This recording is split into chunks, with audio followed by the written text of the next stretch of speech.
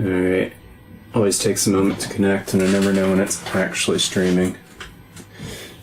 Alright, looks like we're about good. Live 10 seconds. Alright.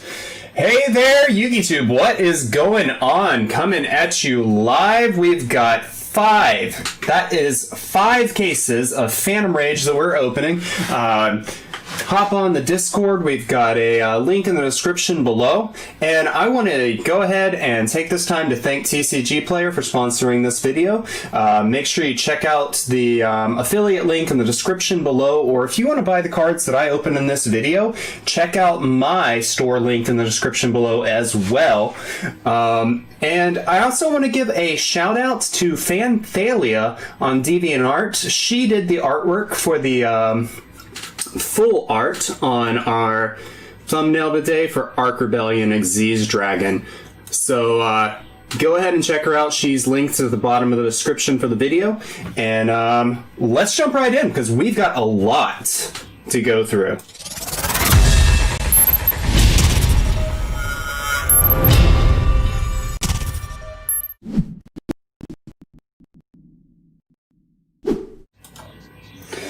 All right. Hopefully 5 or 6. I mean, that's the goal. You want to get one in every case, right? But realistically, it's probably not gonna happen. We'll probably get a few though. We do have 5 cases, so that's quite a lot to go through. And I'm just opening up this first case right now, and that is a beautiful little box right there with the Ark Rebellion Dragon on it. As always, if you are buying sealed product, make sure you see your Konami logo. That's extremely important. That is how you know you are getting genuine product that hasn't been tampered with. And make sure that if you're getting cases, you see that sealed Konami tape. That is really important for you guys. Alright, so let's get this first box going. And Liam, you just opened pretty good on your end over there. Well, I did alright. I opened 6 boxes. Sadly, I pulled 4 ultimates. Might go up when it gets 1 to 4, but right now it's like 6 boxes, right? Yeah, not too exciting, but you got those 2 Zeuses. I opened my last box and I pulled the second. Yeah, so that's awesome right there, because that is the money card. Also, surprisingly, I pulled 3 Oh, nice. Honestly, I think Prank Kids right now is really underrated. I mean, we were just in the local Discord the other day, and somebody was saying, "Oh, they're trying to rip me off with this Prank Kid deck," and everybody in chat was like, "No, they're not. Look at the prices; they've gone up." And so I think the Prank Kids support is actually really exciting. I don't know how competitive it's going to be, but it definitely makes the archetype stronger, and the archetype surprised people in the past, so I would expect to see something happen with it. I was really mad at my first box. Well, I did pull the first Zeus in it, but like my ultra res were the exact same. 2 of my ultra res. Oh, that's always a letdown. That makes me wonder how bad clumping is in this set. I haven't seen any reports on ratios yet, so yeah. I wanted alphas and I got Well, the Zeuses are more expensive, I think, aren't they? I know the Zeus is the most expensive prismatic right now, by over $100. Yeah, it is. The prismatic is the most expensive card in the set by over $100 difference. Alright, cool. Did you go to the Premium Gold tournament they did the other day?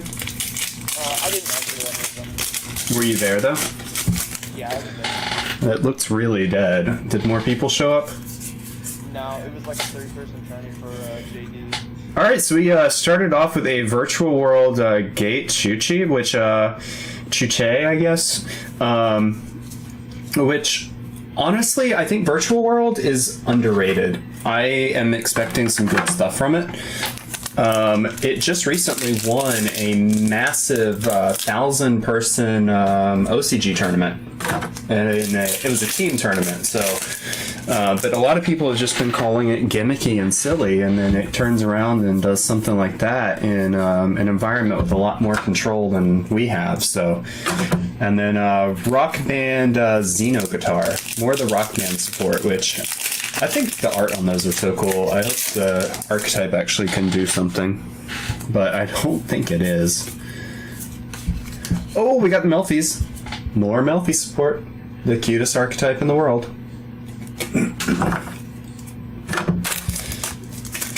So, you're still sleeving what you got? I've finished sleeving it. I'm putting it in my manga now. Yeah.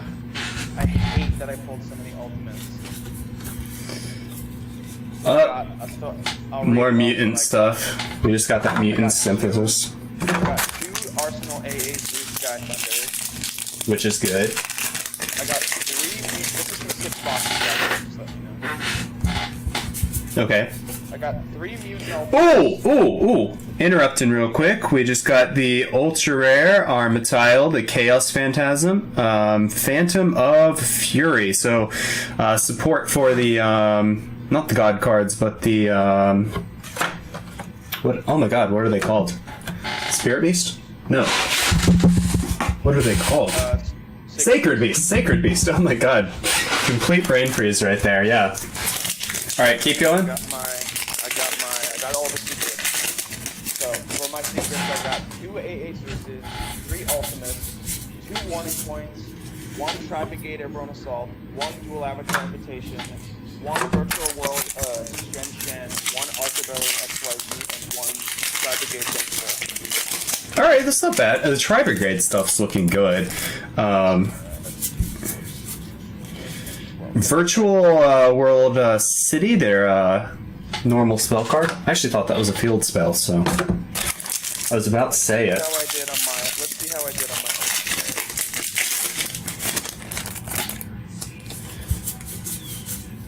Oh, alright, we just got the Tri-Brigade Secret Rare. We got Shureg, the Ominous Omen, and I am really excited for this because I think with the cards we're seeing in this set, we're going to see some really cool stuff happening with Tri-Brigade and Zoo. Let's do that so we got them in order. Alright, and for my ultra rares, I sadly pulled 4 Raiders, right? I pulled 3 Mutant Evolution Lab. I pulled 3 of the Armatile Fusion. I pulled 2 Fractals, really good ultra rare. I pulled 2 of the new Dogmatica cards. Oh, how much is that going for? Have you seen? I'm not sure. And I pulled 2 Empowered Kyokyo, and then these are all the single ones that I got. I pulled 1 of each of the Mutant Ultra Rares. I pulled the Virtual World Lulu. Nice. I pulled Raider's Wing, the Rank Up Spell, and Fonfon. Oh, we just got our Ultra. We got the Mutant M05, so the Mutant Ultra. Yep. So I don't know much about mutants. Have you been looking into the deck at all? Not really. Oh man, I rely on you for knowing the obscure stuff. What's wrong with you? I actually haven't looked at any of the decks. Oh really? Yep.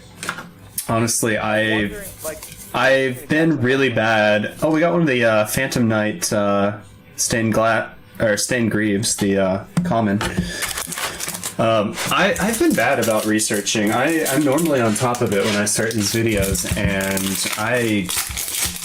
being entirely honest, know very little about this set, just because I haven't been able to play, and I've just honestly been losing interest, because it's looking like probably another year before I'm going to be able to play at this point. And, Yo, I got a question for you. What's up? So I have 25 packs still. Uh-huh. I have not opened yet because Right. I put them aside because I already pulled the secret rares. Right. I know there's like 2 ultra rares. Let me actually count those. So I have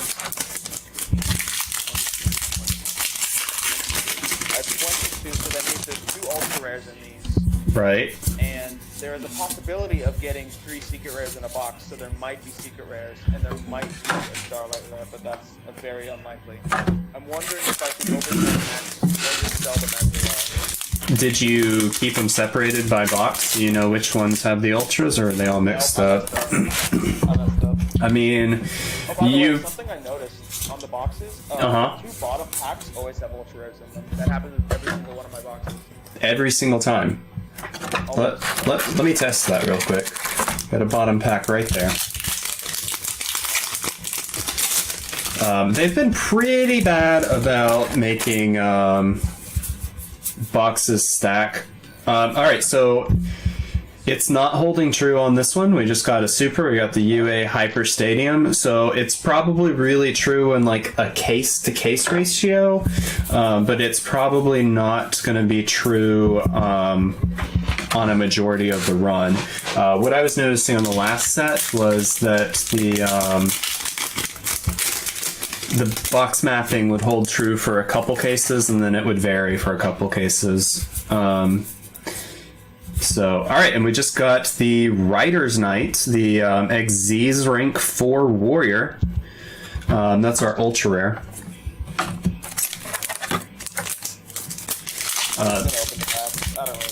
Yeah, I mean, you might as well. You never know what you're going to get. And if you get really good ultras, I mean, it could pay for them right there.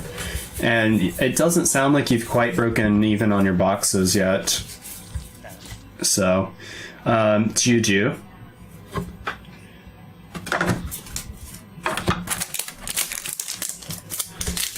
Psychic Synchro Air. Alright. Arcana reading. I actually really like the art on these commons. This set has really good artwork in it. Infernity Doom Archfiend.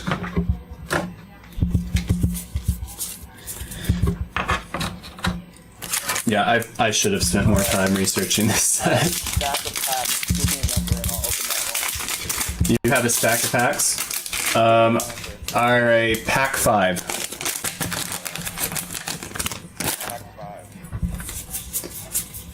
Oh, we just got the Tri-Brigade Secret Rare Airborne Assault. That is pretty nice. Alright, cool.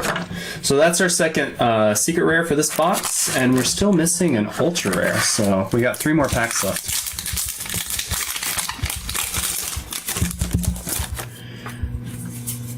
Alright. Alright, we got the Hime, the Nyan Nyan. Still haven't gotten which one? What did you get on number 5?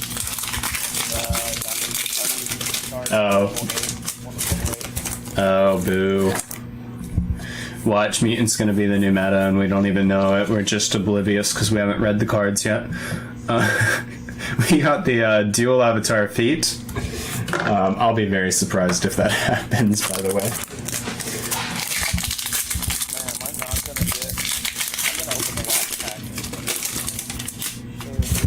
Watch, it's not. No. We got Poo Poo Man. I'm alive yet again. Welcome to the video, man. We got the Tri-Brigade for our Ultra, and that was our last pack. So for me, it was my second to last in the stack. So we'll see if that mapping holds true for the case.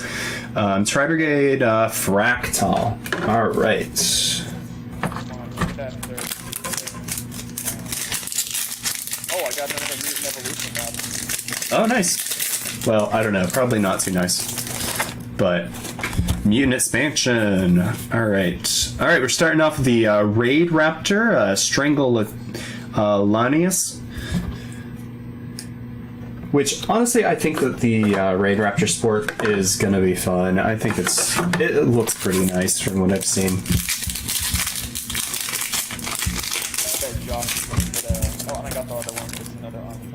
I bet Josh is gonna get the Starlight Rare. Where is Josh, by the way? Is he at work? Yeah, I don't know. Probably. If you watch the stream a lot, Josh is normally in the voice chat. He just recently got a new job, so. He has classes 7-1, that's why. Oh, he's doing class too. I didn't know he was in school this semester. Oh, we just got the AA-ZEUS secret rare. Unfortunately, it's not the Starlight, but that is a beautiful card. And that is probably paying for that box right there, so that is nice.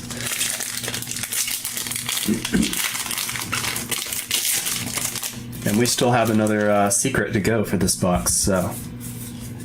Alright, we got the Meow Meow Mew. You know, it always blows my mind that people can't pronounce grandkids' names.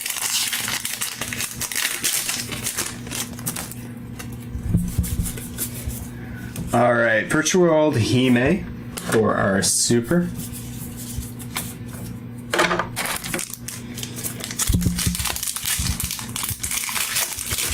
What do we have next? Alright. Alright, we got the Fractal again. Nice. That is the best ultra rare, I think.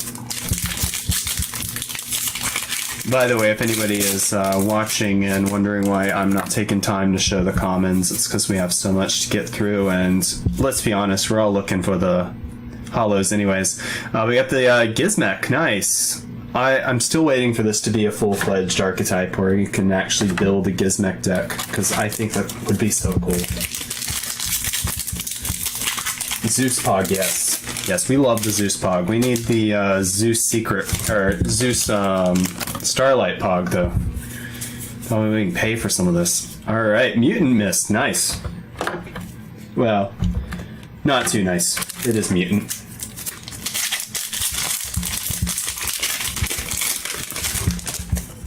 Alright, let's see here. Oh, nice, we got the Captain Oliver. I actually didn't realize there was Infernoble support in this set, so that is nice to see.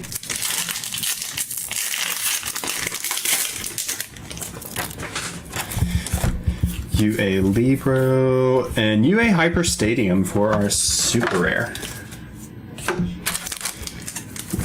Are you still opening? No, I think.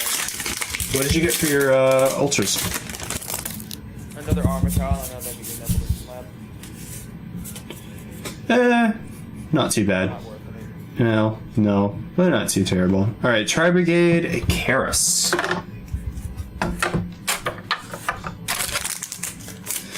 I'm kind of disappointed we didn't get a Starlight Rare in the first pack this time. Zeus Snow walking evenly matched. Yeah, no, that card is so overpowered. Mutant M05. Yeah, I don't know what they were thinking when they went into their little creation meeting and they're like, hey, let's make this card. Wipe the entire field. OTK. Alright, Virtual World Beast Juju. Unfortunately, I'd really say there's only like 3 cards in this set that I know of that are just like OP broken that you have to have. Everything else seems kind of okay. But I think the Tri-Brigade as a whole is going to perform better than people... The Starlight link too, I think. Oh, nice. Pell _ hey man, they printed Dragoon. Can you really be surprised? What do you mean they printed Dragoon? In this set? They printed... Oh, no. I understand what you're saying now, yeah. Yeah, no, you're right. But honestly, I don't think Dragoon's that big of a problem, because you have to basically run 3 bricks in your deck, and then if you get to it other ways, it's not as big a problem to get over. And we just got the dual avatar invitation here. Overall, well, yeah, no, I mean, overall, the card is amazing. If you manage to get it on the field, it doesn't screw up your play style or your consistency for your deck, which is pretty big if. I think it's better in 60 card decks, but I don't think that it's worth making a deck 60 card to run it.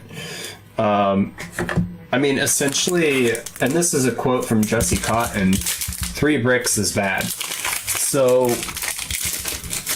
that's kind of how I view the card, and that just not to take anything away from how degenerate it is the second it hits the field, because it is broken on the field. It's a consistency hit just to run it, and I think that there's better ways to control the field than hitting your consistency. All right, we just got the ultra rare Tri-Brigade Ferrigite, the Baron Blossom. So we've got the waifu Tri-Brigade. That was actually a really cool card. I like the artwork on that. Dragoon is a balance problem. 3 bricks is bad, but when 3 bricks wins you the game immediately a significant amount of the time. Yeah, I mean, the thing is, how consistent, though? How much is the significant amount of the time? And there's other broken cards in the game right now that are basically insta-wins. It's really, right now, the entire game is power crept. And I think a lot of the issue right now is that basically every deck has a insta-win condition right now, and it boils down to the fact that Konami is afraid to ban stuff that people haven't played in tournaments, because if people are going out and spending money on cards and then they don't ever get the chance to play them, they're not going to buy new cards until the pandemic's over, and so that creates an issue. And so right now, the power creep is just going up, which is entirely an issue in and of itself, because people aren't playing because they don't like what you're saying. You know, when something just immediately wins the game, they don't like playing against that, because that's really just like, oh, well, I won the die roll, so I get to win. And that's not fun. That's not a fun format to play in. So it's an issue on a larger scale than a single card right now. Yeah, I mean, people like playing Yu-Gi-Oh! It's an amazing game. I think it's one of the most skill-intensive card games out there. Yeah, people by contrast don't like playing Yu-Gi-Oh! And that's exactly what I'm talking about. You know, I think some people even stop playing for entire formats just because they don't like a single play mechanic. So that's kind of what's going on right now. I mean, I was talking about how I've kind of started to lose interest over the past couple months, and what it really boils down to is I don't really like getting on Dueling Book and having to do the type and scroll and doing all of the stuff that it requires to play on DB, when it's so much more fun to just, you know, sit down with a deck and play your friends. Yeah, they don't like not being able to play the game, and they decided to play. And see, and there you go. And you've got other people who really enjoy the format. So it's really a toss-up, and it's one of those things. Konami does their best to make everybody happy, but it's never going to be possible. Especially in a situation like we have going on right now with COVID. You started 2 months ago and can't force yourself to play every day. Yeah, I mean, that's the thing. It's understandable, and you know, some players have been playing for 16 years, and some players have been playing for a couple months, and I know people that are really getting to that point. By the way, is this Pell from DA in chat right now? Because I do know a guy that just recently started playing, and I know he's kind of been in the same boat, and his name's Pell, so I'm guessing it's the same person. Dual Avatar and Powered Congo, nice. That one is a really cool artwork too.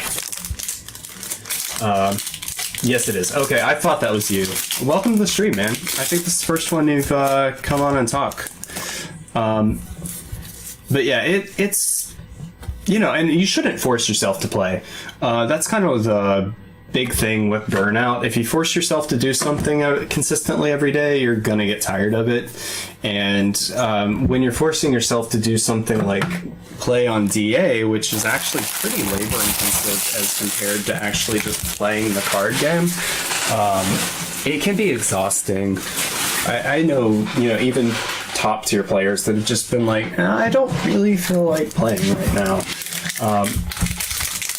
Usually try and catch these. Yeah. Well, we just recently started, so you haven't missed too much. You just missed a box or two. All right, we're on a new box right now. We just got a Virtual World Dragon Long Long.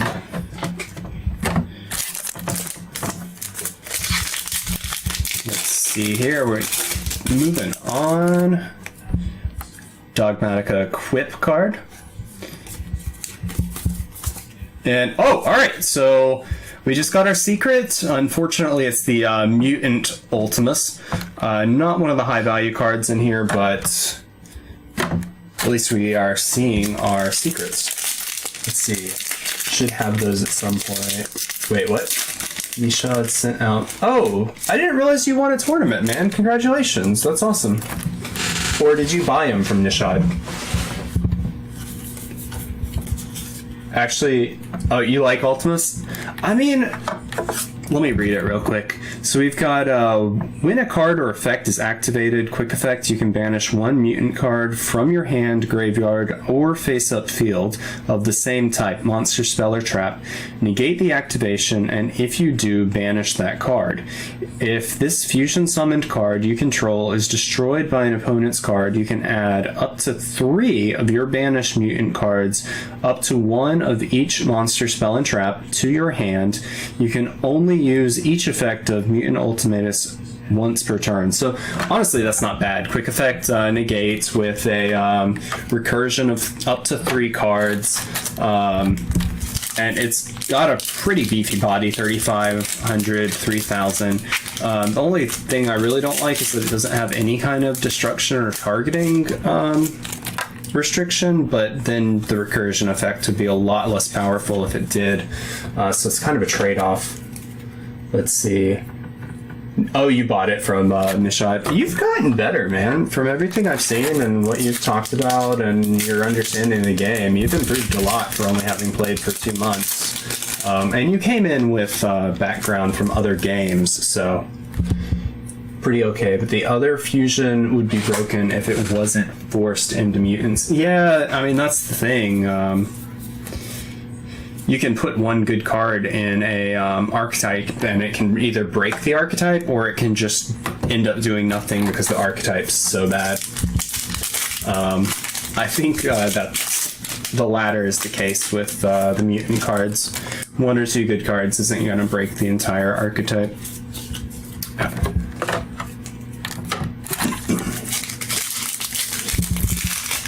Do we still have Liam on Discord? Yeah. You're being so quiet, man. Not used to that. Oh, I'm sorry. It's gonna be okay. There's other boxes. I probably negged, like... I mean, honestly, that's not too terrible. You negged the cost of a single box. I bought my boxes for 60. Well, you know what I'm saying. That's still under the MSRP of a single box. So... it's not a terrible neg, and you know when you're opening small amounts of products, you're always taking that risk, so... I mean, if Mutants is ever playable, Mutant Anima is the reason it'll be playable.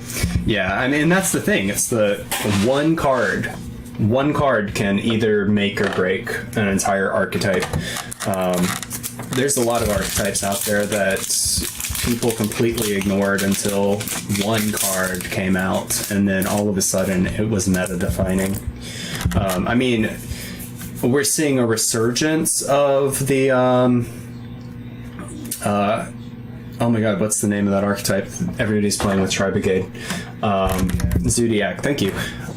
We're seeing a resurgence of Zodiac, but you ban one card out of Zodiac and all of a sudden it's a dead archetype, and has been for like 3 years at this point. So, and the only reason it's becoming playable again, oh, we just got the Ocean, the Dogmatica Ultra Rare. The only reason... Oh, is it seriously that low? I mean, I knew it wasn't going to break Dogmatica and make it into a playable deck, but that makes me sad. I thought it'd be a little more than that. Mutant Beast is supposedly really good. Is that one in this set, or is that coming out in the future? Just got the Mutant Arsenal, speaking of mutants. Let's see. Oh, nice. Yeah, I have spent hours and hours and hours doing that. I still haven't even finished pricing my personal collection. I was going through, I got through like 2 boxes, and I still have like 30 left to go through. Let's see, Tri-Brigade Oath. All right. Oh, sweet. We got the Warning Point. This is definitely one of the best cards in the entire set, and that is just insane for the fact that it's a normal trap card. Definitely. Only going for like 10 right now. I should go up to 1. Well, I think it's going to become a side deck staple. So I think it's going to go up, but it's also one of those weird cards. People know it's really good, but they don't quite know what to do with it yet.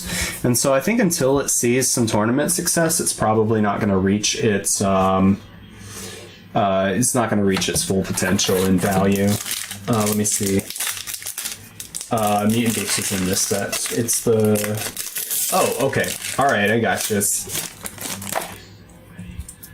Like Prison. Yeah, I mean, Prison was so underrated. It was like $2 on pre-sales, and I missed the boat on this. I wish I had caught it when it was that cheap, but I know like Jesse Cotton, for instance, said he bought something like $108 or 100 copies of Ice Prison, and then they went up to like tens the week the set came out. Like, he made so much bank on that. All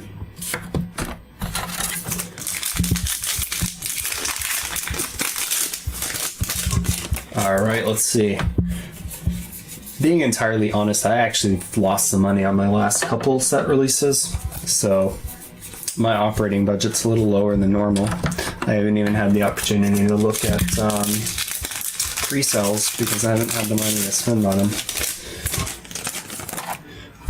But that's definitely one of the best ways to play the market. If you are really good at determining how good cards are and determining what a future value is going to look like, going in and buying pre-sales on like just mass buying a single card if you think it's going to go up in value. God, something I love about the level 3 mutants is the names remind you of what they interact with. Yeah, Sag. Yeah, I know it's Sag. Definitely not Pog. Though I have a lot of stuff I'm sitting on. I still have some boxes of Legendary Duelists, and I haven't even listed those raws because I thought they were too low. But I might have to bite the bullet and just sell them and take the loss just to have capital for upcoming sets. Alright, Virtual World Beast Juju.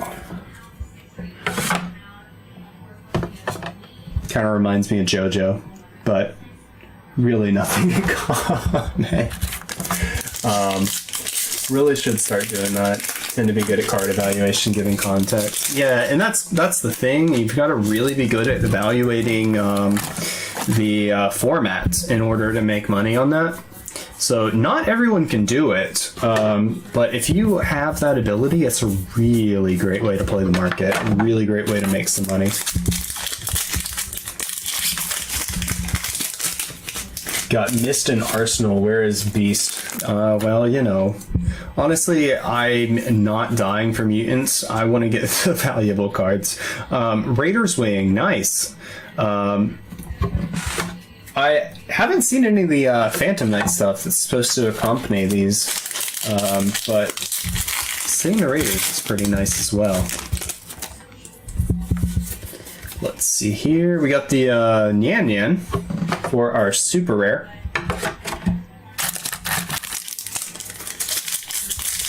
Just token, yeah. I mean, I typically keep 3 copies of every card from my set openings and save that for personal use and future investment.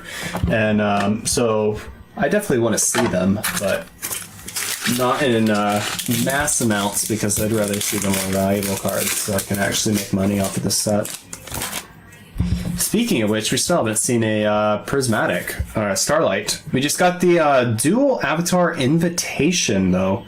I don't know if you noticed this, but our secret rare slots changed on our second box in this case. So the mapping is not holding true throughout a whole case. So it's a little weird, Liam, that you got yours were mapped on every single box. Second invitation? What does that mean? Oh, the dual avatar invitation. Yeah, that's my second one. Let's see. So far, we've gotten the dual avatar invitation, warning point, mutant ultimatus, another invitation. We've got the AA-ZEUS, Tri-Brigade Airborne Assault, and Tri-Brigade Shureg, the Ominous Omen. That's an oof on the invitation, though. That's the cheap. Yeah, I know. I want to see more of the Zeuses. That's what I really want to see. I wanted alphas and I got Zeus's. Hey, I mean, you got the most expensive card. You can't complain about that, too. You're sad that you lost $80, but you wanted to pull a cheaper card. That doesn't make any sense, man. It's like $3. I mean, it's still cheaper. I think that Zeus is going to maintain price or either go up, as it's really good. Virtual World Phoenix Fan. That is our first Virtual World Phoenix. This is actually, I think this is one of my favorite Virtual World arts. I don't know if you can, looks like that's fairly clear on the camera. It's really nice in the holo foil, first time I'm seeing it in person. Going through my cards and pulling out playsets the dual avatars, Virtual World, and Tri-Brigades. Oh, what are you gonna do with your bulk? Probably sell it to Demon, I don't know. Yeah. That's another thing I need to do. I need to bite the bullet and pack up my bulk in 100 card lots and actually sell it. Or I need to actually just sell it to a vendor like Beeman that's gonna do it. But that's such a humongous hit. Because I've got something like $4,000 at least in bulk commons. And if I sell it to Beeman, I'm gonna get like half of that much. And I think I'd get even less than that if I sold it to Troy, so definitely makes more sense for me to just... I thought it was 55. It might have gone up, but it was 55, which is not a lot. Let's see. Dual Avatar Fist. That's the good one. Wait, which one's the good one? The Raid Raptor? Oh, let's see. I recently played against Raid Raptors. They're not bad at all. Sets up at least 6 interruptions. Yeah, the Raid Raptor stuff looks really nice. It was getting a lot of hype a few months back, but I haven't really heard anything about it recently. Everything I've been hearing people talk about is the Tri-Brigade and just a few really nice chase cards in the set that are more generic. Mutant Fusion. Let's see. We got the Mutant GB88 common. Oh, alright! So we got the Brigand, the Glory Dragon, Beast Fusion effect, level 8, I think. Not too expensive, I don't think, is it? $1. No, boo! Not to make profit with dollar cards. Thinking I should take out all my XYZ imports. Yeah. Basically anything that interacts with Xyz monsters has potential. Same thing with synchros. Because they just come in and out of formats. You switch into a synchro format, switch into an Xyz format, and then anything that interacts with links, because links underscore all of it. That's the one. The mutant fusions for Tri-Brigade? That I'm not sure about. Oh, we just got our secret. We got, speaking of Tri-Brigade, we got a second Tri-Brigade Shureg, the Ominous Omen. The Trigun's looking really... Yeah, they are looking really good. What box are you on? This is 4, and we have just a small stack left, so... We're about a third of the way through our first case.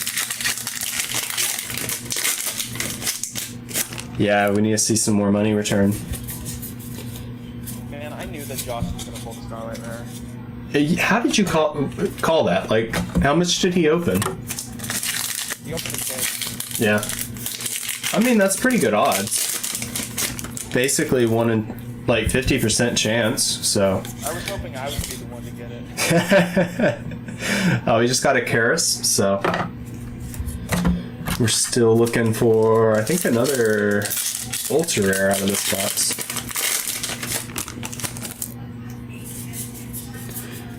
There it is. We just got the Armitile, the Sacred Beast card. Tri-Brigade, yeah, no, they are broken.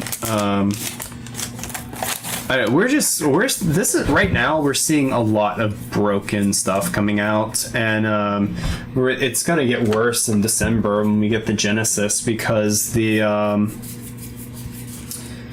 new ritual support is just insane. Oh my god, Dreadtrons are broken. Yeah, I don't think I'm gonna buy sealed anymore. I think I'm just gonna buy singles like I did before. I mean, the thing is, and I'm gonna just put it out there. Sealed is okay if you want to support your game store. If you want to go ahead and buy things like Sneak Peek and stuff like that, it's a great thing to do. But if you're looking to maximize the money that you're investing versus a return on the cards that you pull, sealed isn't worth it unless you're getting it at a significantly reduced pre-sale price and you're opening enough to guarantee the odds. Because I mean, even opening a case, you're still looking at like 50% or sub 50% chance of getting the Starlight, and looking at like 2 cases, you're still not guaranteed to get one. I mean, it doesn't seem like you really see a guarantee until you get into like 4 cases, and then at that point you're really starting to look at a high chance of seeing 2. But I mean, I don't even really think that you've got a guarantee until you're getting in like 6 to see more than 1. I mean, those are the odds that I've seen, but typically with 5, I'll get between 3 and 4. That's been my track record, but it's definitely not a guarantee. I think 5's kind of a tipping point to where you almost always are going to see more than 2. But it's still, sealed is a big gamble, and unless you're opening a lot of it, it's really not a good gamble.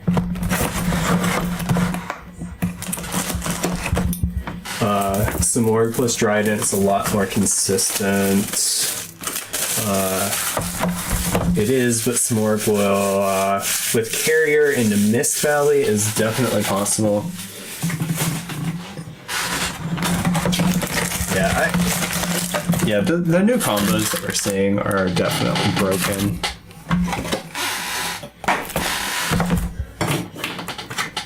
Or if you just want to play around with Smashy Rock, you can go just Smorg Statue.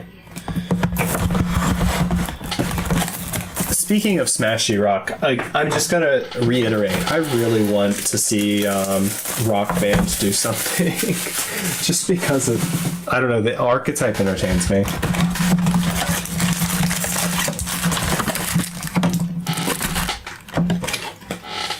So my dog recently learned how to open doors.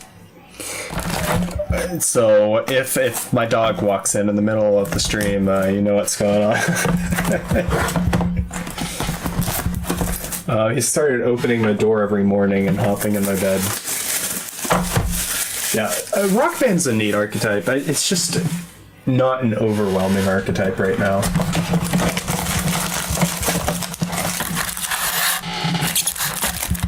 Alright, so this is the 5th box that we're jumping into right now.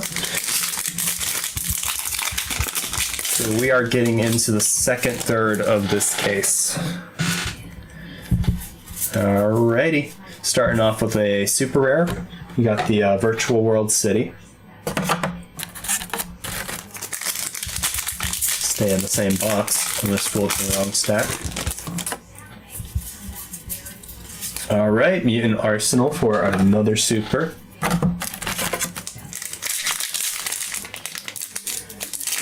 Honestly, yeah, it's kind of hard to say it is an archetype just because there's so few cards for it. But, I mean, it's definitely an archetype because, I mean, they're all named Rock Band. They're all rock type. They all go hand in hand together. It just needs a lot more support. No, there's more than one card. There were Rock Band cards in the last set, and there's Rock Band cards in this set. It might only be one card in this set, I'm not sure, but I think there were 2 or 3 in the last one.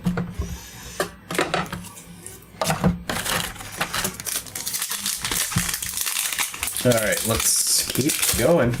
When I say last set, not the Legendary Duelist, but the last main set. Raid Raptor Phantom Knight's Claw. We got the fusion trap right there. When I say fusion, I mean mixture of archetypes, not actual fusion.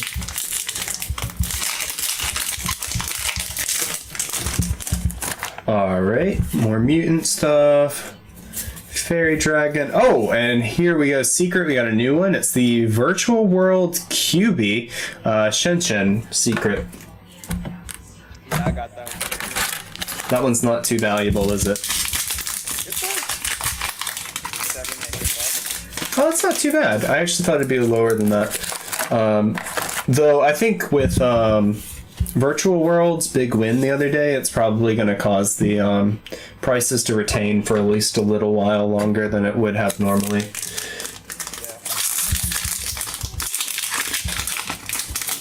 Yeah. Looked at it. Why do I remember opening Rock Bands from the last set then?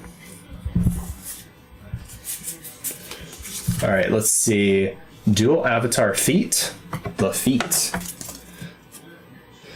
Yeah, why do they have to make a foot card? They already know about Ash Blossom. It's so weird.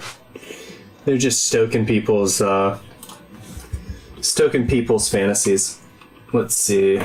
Let's get on TCG Player real quick. So I want to look this up because I remember Rock Bands. Maybe I just read this card and then somehow mixed it up in my mind. Okay, I guess I'm just going crazy.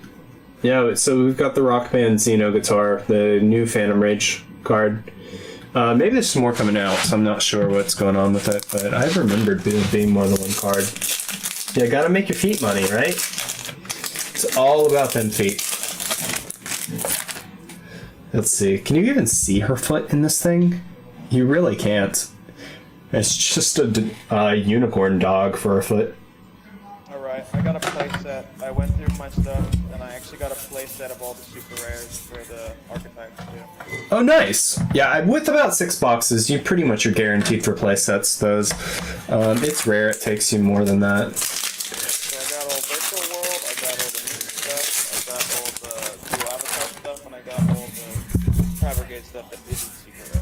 ultra rares. Nice. We got another one of the Gizmek Makami. I haven't read this one yet. Let's go ahead and do that real quick. While 6 or more of your cards are banished, you can normal summon this card without tributing.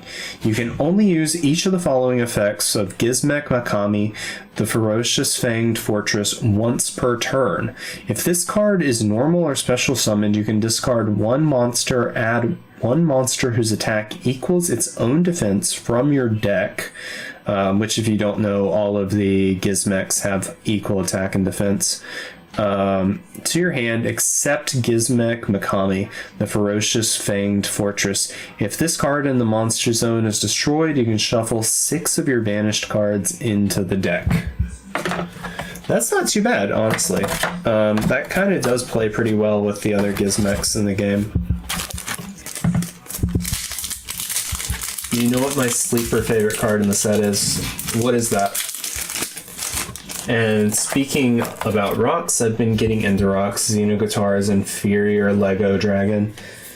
Let's see. Pruffinus, the Tactical Trapper. I don't even know what that card is. It's a common? Yeah, I've ignored the commons completely in this set. Except for the few that like really got media attention, like the Raid Raptor stuff. Geonator also up there. Yeah, the Geonator Transverser, this one right here, the common link to. See, this one is linked cards and monsters it points to cannot be destroyed by your opponent's card effect. If this card points to 2 monsters, you can switch control of those monsters. You can only use this effect of Geonator Transverser once per turn. That's actually really interesting because you could use her to put out a really low attack or a really weak fusion monster, protect it, and then swap it to your opponent's field and steal something of actual value. Sim attack, sim defense. You want to know what that reminds me of?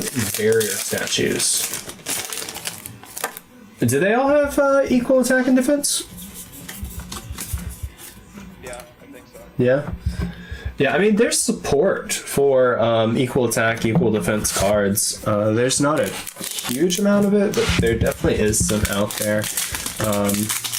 I was actually fiddling around with the Gizmeks for a little while, seeing if I could figure out how to make it into a deck, but I just decided it was better to wait for a few more sets. They're all 1K, 1K. I don't know if there's any synergy between them, though. I'm gonna have to look into them later. Alright, so we just got our ultra rare, nothing too exciting. We got another one of the Phantom of Furies. More Sacred Beast support. Does trap things as you'd imagine? Oh, gotcha. Yeah, barrier statues, yeah, that makes sense. When was that archetype released? Does anybody know without looking it up? Alright, let's keep going here while we wait for an answer. UA Hyper Stadium for our super rare. I think we've gotten one secret, so we're still looking for a secret, and I think we're still looking for 1 or 2 ultras. I think 1. Oh, all right. We got the warning point, so really good right there. Hoping that value goes up because it definitely deserves it. Luca works so well with barrier statues. Oh, Proofiness. Okay, I gotcha. Also, no idea when they came out, at least 5 years ago. Yeah, so that's when I wasn't playing. I've seen some of this stuff around, but I never really learned much about it. That was during my hiatus from the game, unfortunately. Alright, and speaking of Xenoguitar, here we go.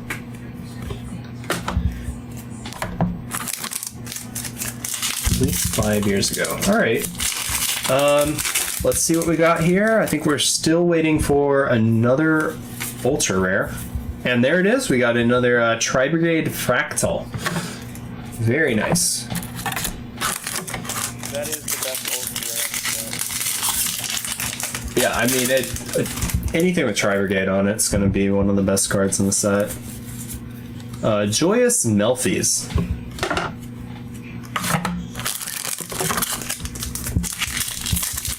You know, Melfies are actually better than I initially thought they were. They've actually got some pretty interesting powers in them. It wouldn't take a lot to actually push them into a really playable archetype. Imagine with Rock Band that they just drip feed us Rock Band cards across multiple. You know, they very well could. They definitely have done it with other archetypes. I mean, speaking of the Gizmek stuff that we were already talking about, they've just been dripping us one Gizmek card every single main set release. We've actually already started to see rarity bumps on some of them and reprints. So I think by the time it becomes a fully playable archetype, if that happens, we're actually going to have some really cool rarities out there. It's actually going to be a pretty sick deck to build. The Melfi's actually pretty sick thanks to Alpha. I mean, Melfi's was pretty sick to begin with. I mean, Melfi Mommy is actually really good. It was really underrated. It's kind of like a not quite as good version of oh my god, what is that card's name? Got banned. Anyways, I can't think of the name of it. Really love a bunch of Gizmek cards. Yeah, I mean, I do too. The Gizmeks, honestly, and a lot of the Gizmeks have made a lot of meta impact.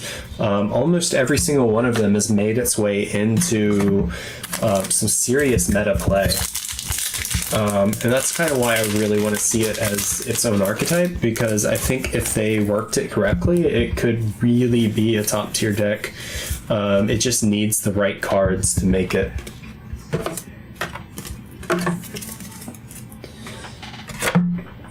All right, so we are on to another box here.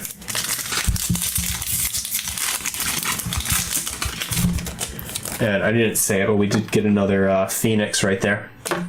That was our last ultra rare for the last box. We got a Mutant Synthesis right there for our super.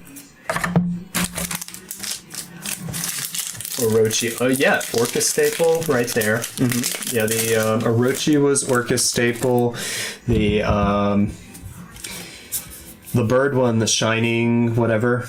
That one was a staple in the side deck. They've actually all just kind of popped up in one place or another, and really improved decks. Oh, we just got an AA-ZEUS. Got another Sky Thunder. Unfortunately, not our Starlight we're looking for. Currently, people running the Fox. Yeah, people are still running the Fox. Fox Fecundity. And let's see. And there's Beast. All right, we got Mutant Beast that you were talking about before. I think that's actually the first one we've pulled. I pulled 3. I might have pulled it and just kind of ignored it because it was Mutant. We got the Prank Kids Meow Meow Moo.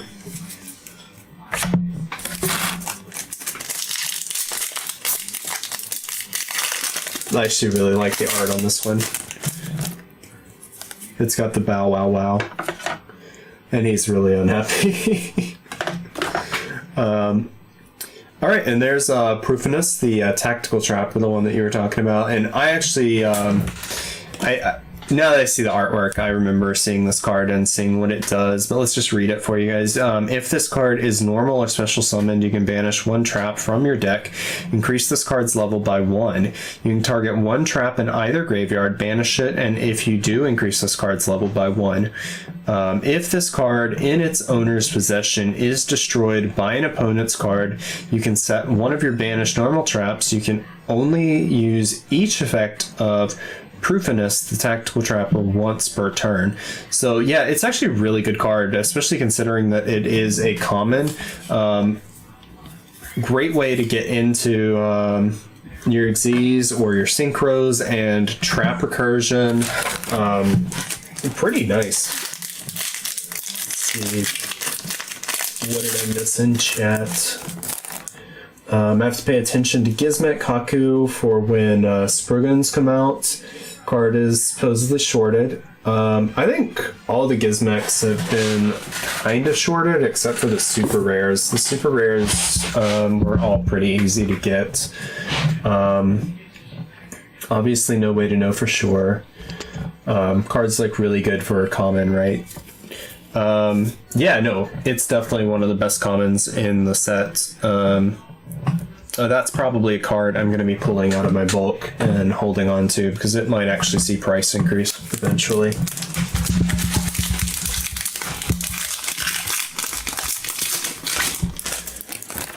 Raid Raptor Heel Eagle. That's another thing. The Raid Raptors are something I'm going to pull out. The Penguin Braves, I'm definitely going to pull out of my bulk. People have been crazy about this penguin for months. Just the opportunity to make a penguin deck for meme's sake is enough to really propel this card into stardom. And we got the another foot card. We got dual avatar feet. Wondering if how Ninja Turtle feels about all these feet cards.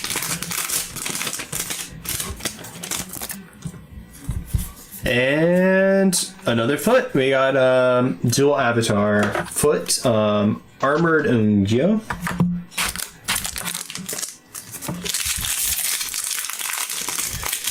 Liam, what are you doing over there? Your pots and pans are very noisy. I don't think he hears me. All right, so we got decent comments in there. Let's keep going here. We're about halfway through this box, so we're actually making some pretty good time tonight. Raid Raptor, Phantom Knight Claw, the super rare trap card.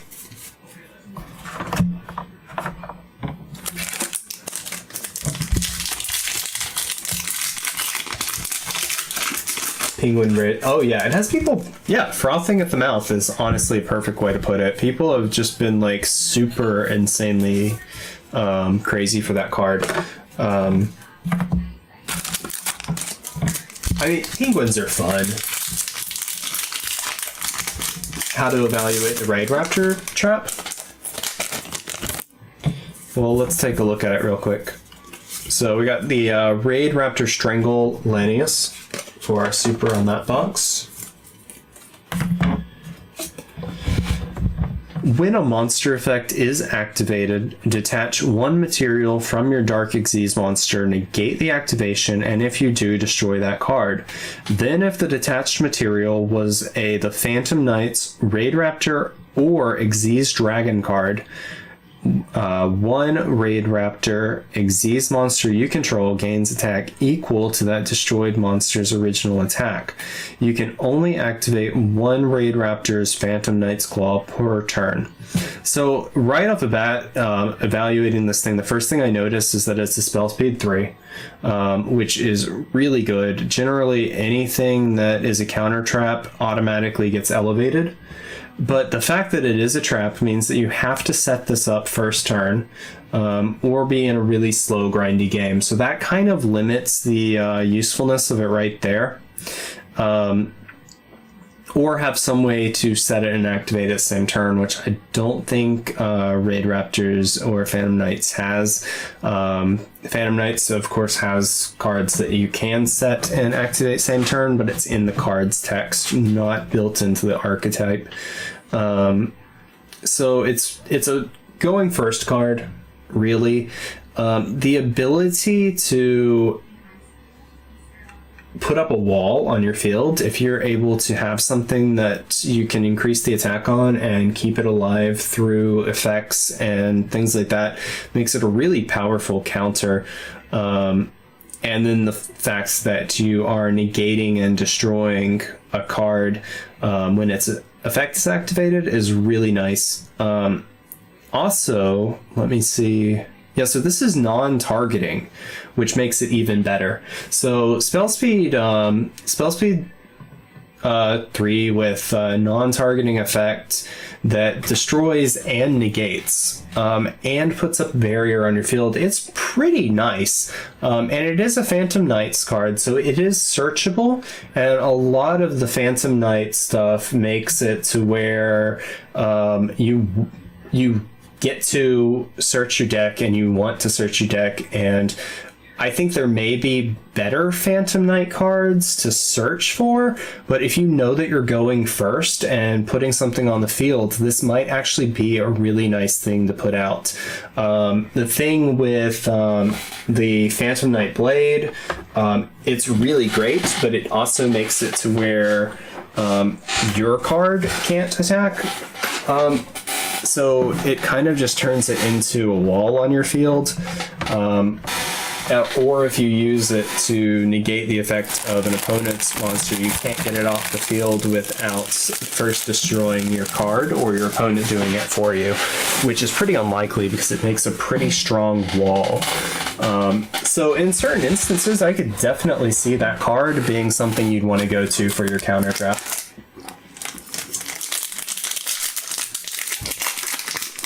Honestly, if you know you're ending on Xyz Dragon and going first, it's not bad. It's actually not a bad card. I wouldn't say that it's a phenomenal card, but I'd definitely say it's worth running in your Phantom Knight deck, especially if you build it for going first. And if you build it for going second, it's not a bad card to maybe put 1 or 2 of in your side deck. I think probably because it's searchable, you probably only want to make put 1 copy in. But I haven't really looked at building the deck, so it might be worth putting more than that. But yeah, I'd rate that as a decent card, honestly. Just knowing what Phantom Knights... Oh, we got Alpha! Very, very nice. Alpha is, I think, the second most expensive card in the set, and like Liam was saying, it's only a couple $1 difference from the AA-ZEUS, and that card is broken. It is such a good card in this set, so definitely one I've been wanting to see. That's our first copy of it too, so we are on our 6th box, and that's the first one we're getting. Virtual World Roshi Lao Lao. Yeah, I don't think we're going to see full playsets off of our first case on some of these secrets, which is fairly typical, to be honest, but it's nice if it can happen.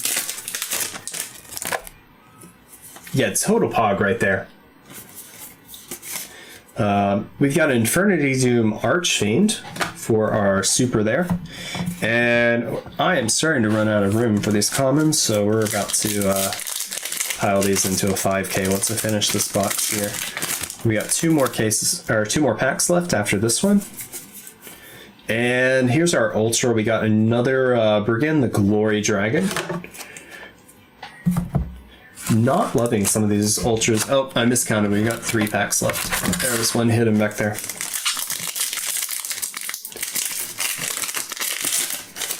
Not sure what the prices on some of these ultras are looking like, but I don't think we have a ton of value built into the ultras on this set.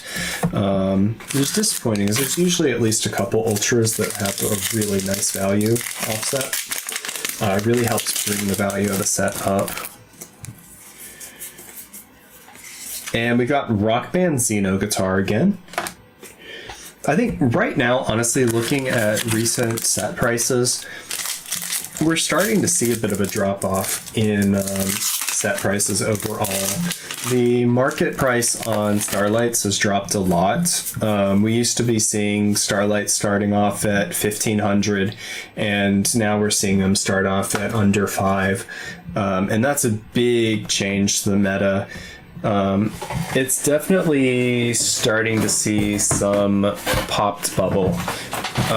But part of it, I think, honestly, is that people have been waiting on a second wave of support for coronavirus support, especially, or coronavirus relief, rather, especially in the US.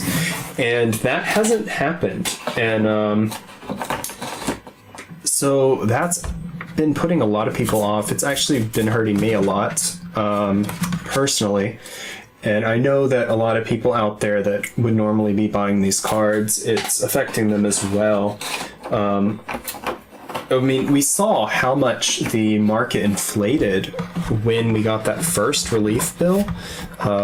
Everybody was spending their Trump bucks and buying out their Starlights and things like that. And now we've really started to see the reverse happen as the virus has gotten worse over the last couple months, and we haven't seen any promise of a new relief bill. So, I mean, looking at this set as an overall, it might be a little tenuous on actually making profit, even in the quantities that I'm opening this. I know that a lot of people lost money on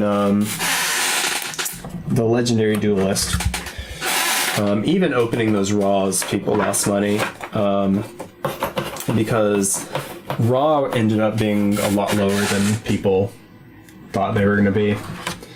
Yeah, stimulus helps the economy when nobody can work effectively except customer service workers. Yeah, who knew? Shocker right there. I've actually been looking for customer service jobs myself because I need something to pad my income. And like I was saying, I've been hurting lately because I haven't turned profit on my last couple investments. So hopefully I'll turn it on this. We need to start seeing some of those Starlights, though. That's a big thing. All right, so we are on to our, what is this, 7th box. All right, Virtual World to start it off.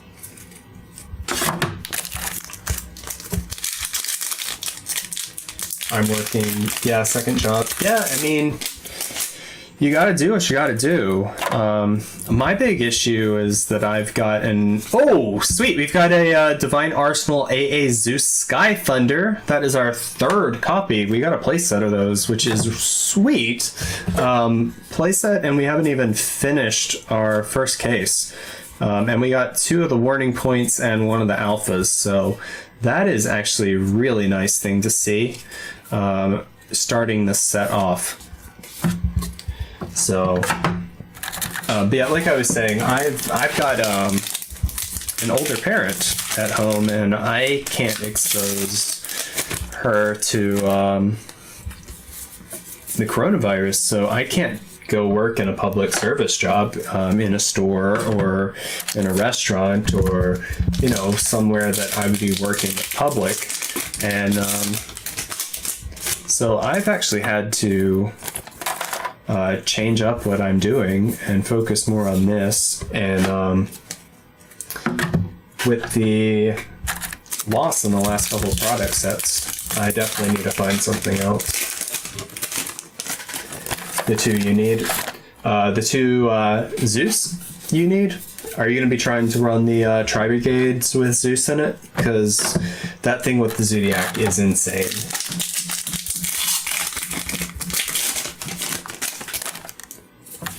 Let's see what we got here. Oh, nice. We got the Gizmek for our super rare.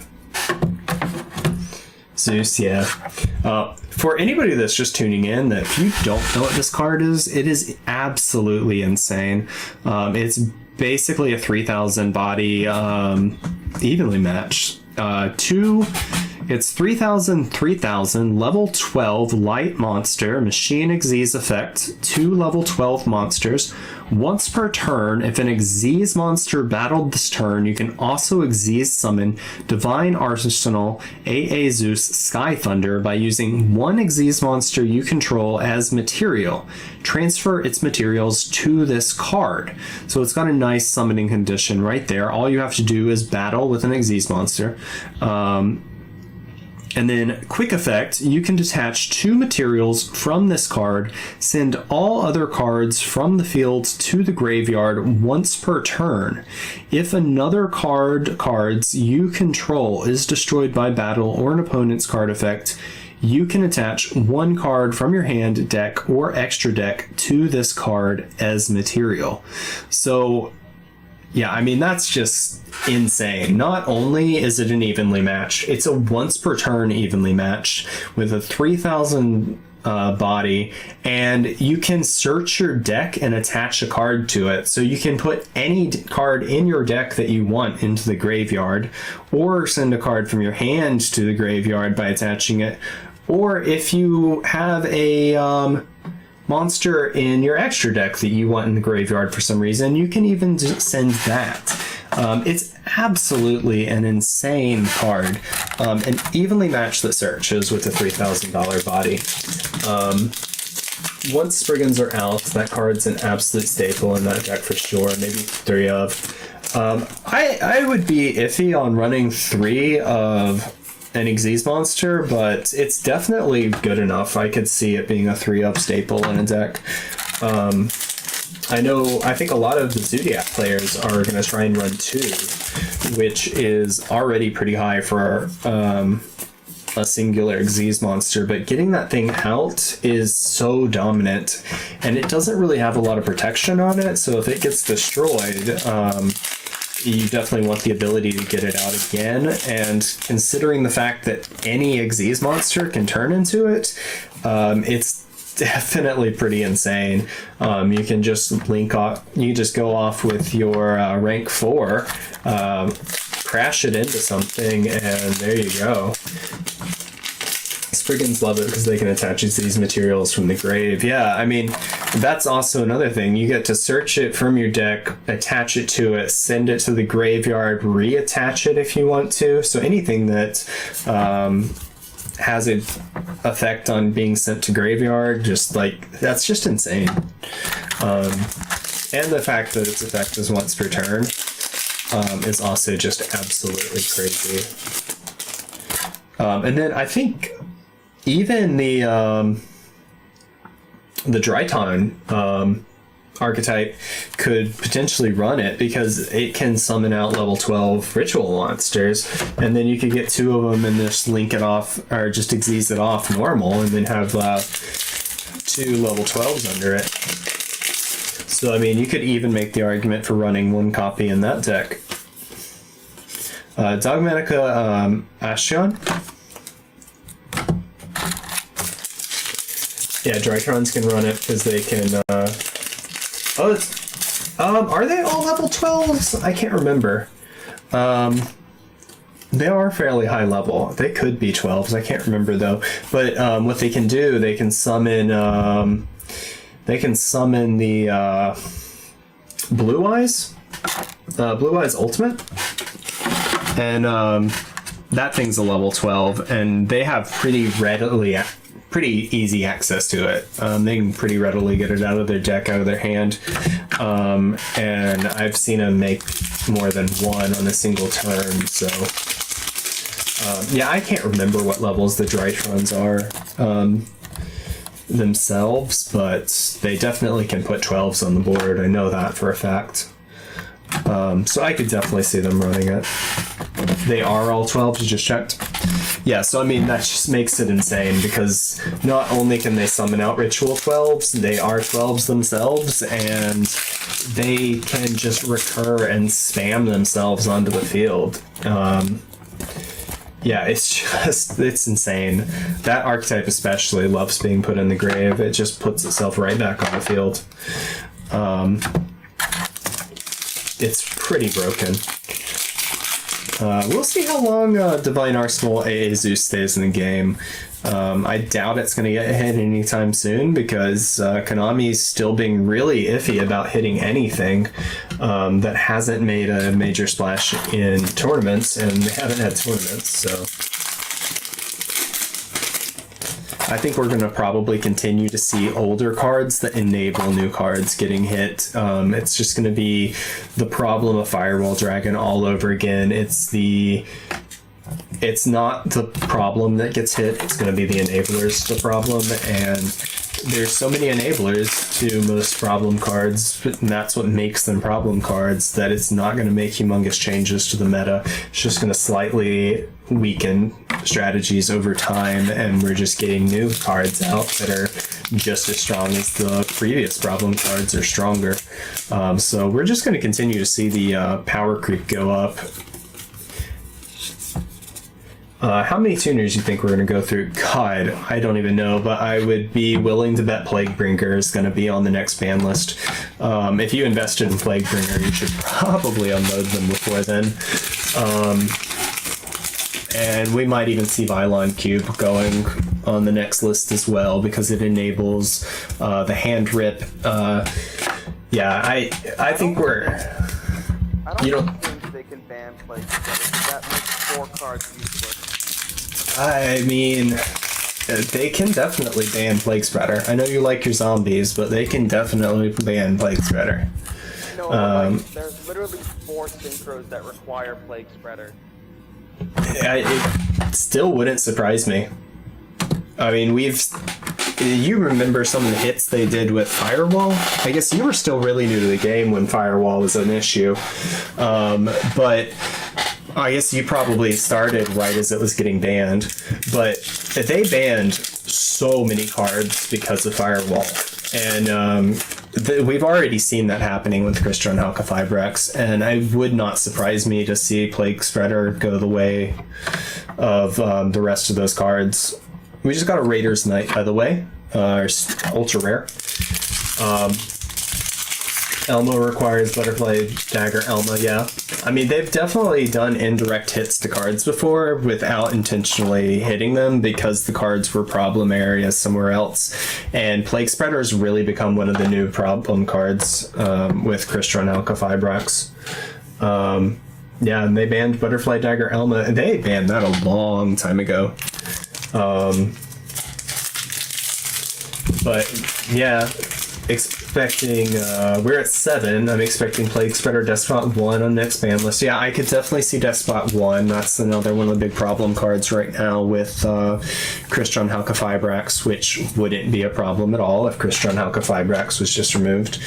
But being honest, I don't think they're going to ban Halqifibrax until it can play in a sanctioned event. And I mean, the events that they've had so far, like the invitational events, are not going to cut it, I think, in Konami's eyes, because just because 3 players get to play it definitely doesn't mean that the tens of thousands of players that spent $30 on it got to play it.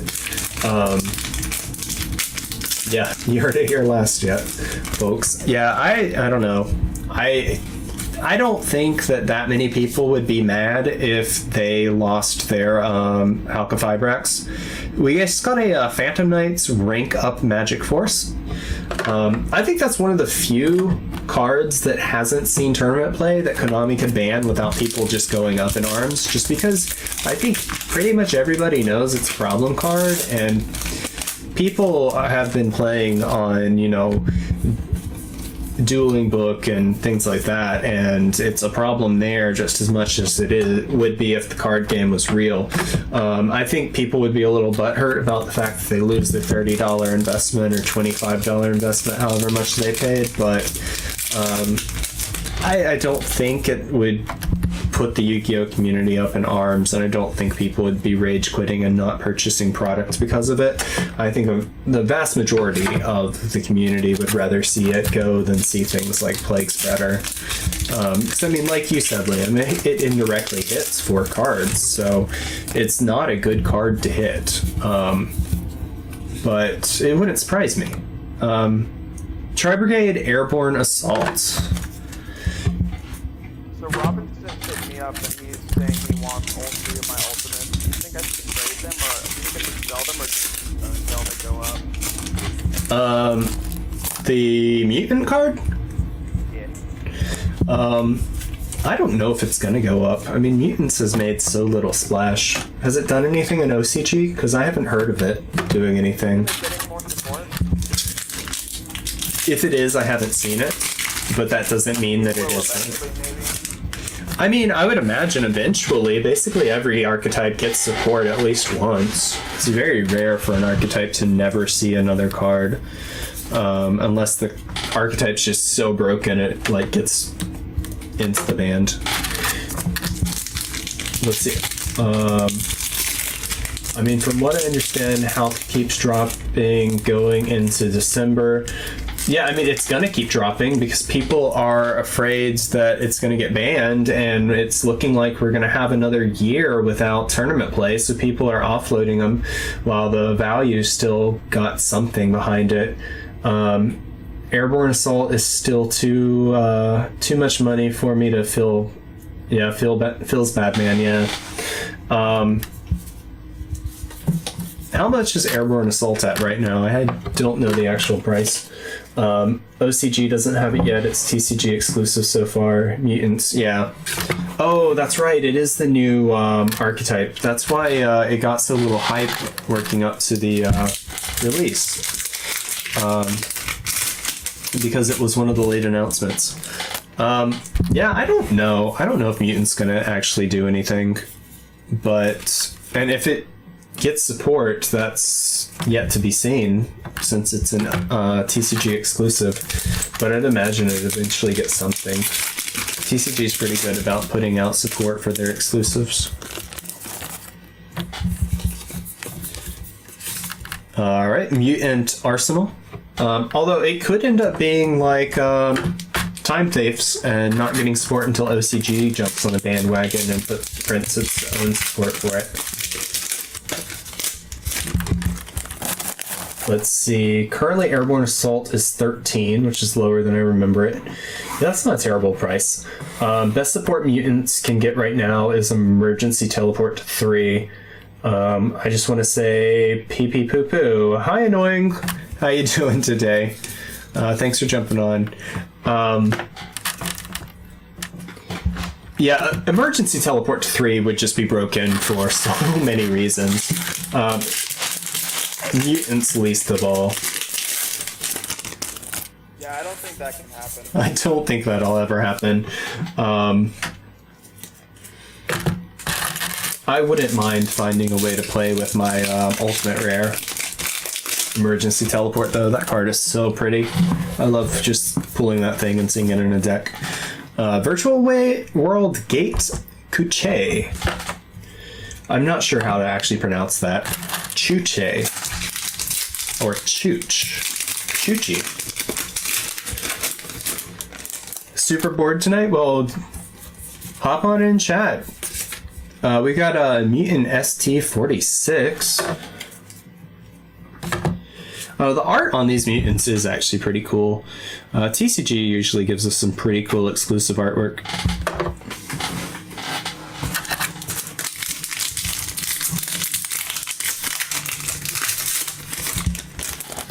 Alright, let's see. What do we have going here? Perfect Sync A-Un. I think this might be my first copy of this card, which is pretty crazy because this is our 8th box, and if I'm still pulling single first copies of Supers, that's pretty crazy.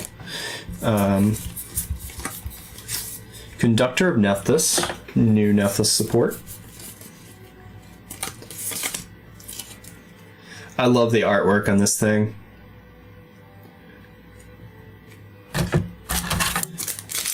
Alright, let's see. Working overtime tonight. Oh, boo. Buddy of mine trying to sell me back jacks. Alright, we got Tri-Brigade Shurig, the Ominous Omen, for our secret rare there. So that's both of our secrets out of that box. We got both Tri-Brigades.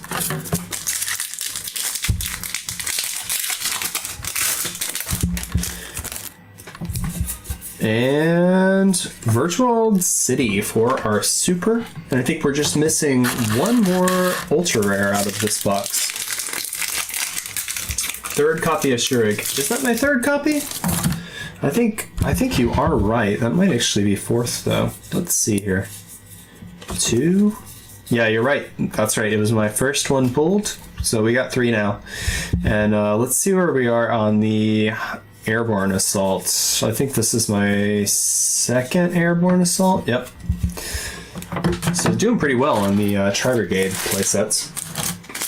And we got a pack here we haven't opened. And Raid Raptor Phantom Knight's Claw. Nice.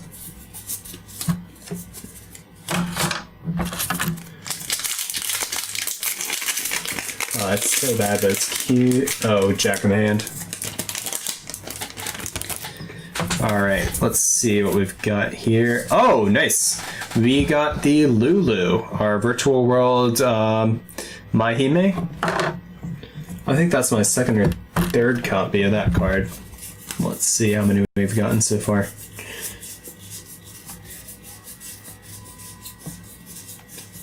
Pretty okay spread of ultras so far. Be nice if we could see some more of the Tri-Brigade stuff. Actually, that is my first copy. That is pretty crazy that we are just now seeing first copies of cards going into the 8th box. Tri-Brigade's falling fast. Yeah. People are afraid to buy into a lot right now, and before you hopped on, Lizard, we were actually just talking about how the economy is affecting the card market right now. A lot of those really high hikes that we were seeing with Starlight rares have basically disappeared because we haven't seen any promise of the virus letting up or a end to it. So looking like we may have another year, and then we aren't getting any seeing any promise of another relief bill. Dual Avatar Fist Yuhi.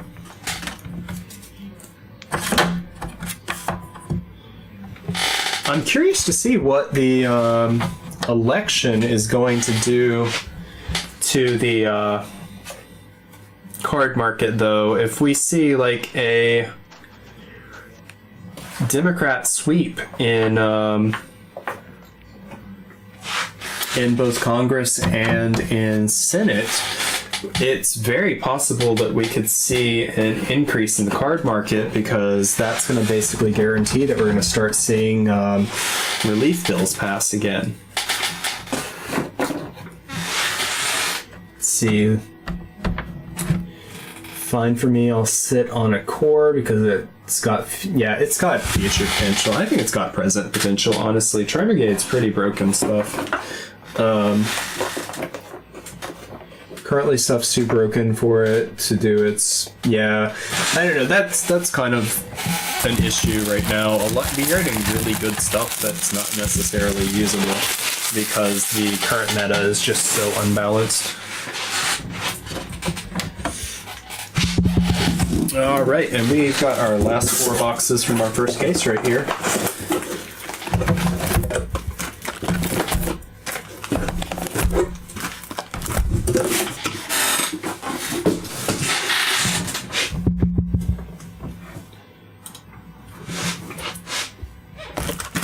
Alright, so let's get these open. And again, if you haven't seen this box artwork, if you're just jumping on, it is really nice. And always make sure you're looking for that Konami on your shrink wrap.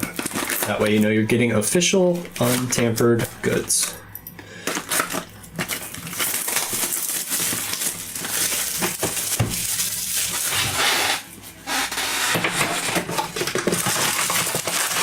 Man, I wish I just bought a case of Maximum Gold instead. I think Maximum Gold is a risky investment, but it's... Well, that's kind of the thing. If we've got a nice print ratio on Golden Lord, it might be a nice set. Honestly, it might be really worth it. Well, I mean, let's be honest, the value needs to be dampened. But I think people are going to want to play the gold over the secret, just because it's gold rare Golden Lord, like, and it looks so nice. I don't know if you've seen it or not. But I really do think that people are going to want to play that version over it.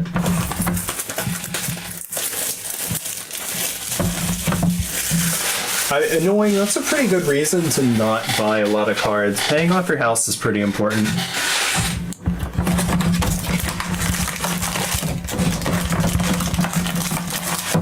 Austin Powers Gold member. Is that what we're calling Golden Lord now? Yeah, Cosmo Dark Destroyers. I don't know, the Blue Eyes, Red Eyes, and Dark Magician look really sweet.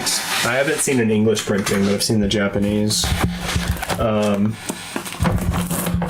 Yeah, I hate to agree with you, Lizard, but I think you're right. I think it is definitely going to be short printed, the Golden Lord.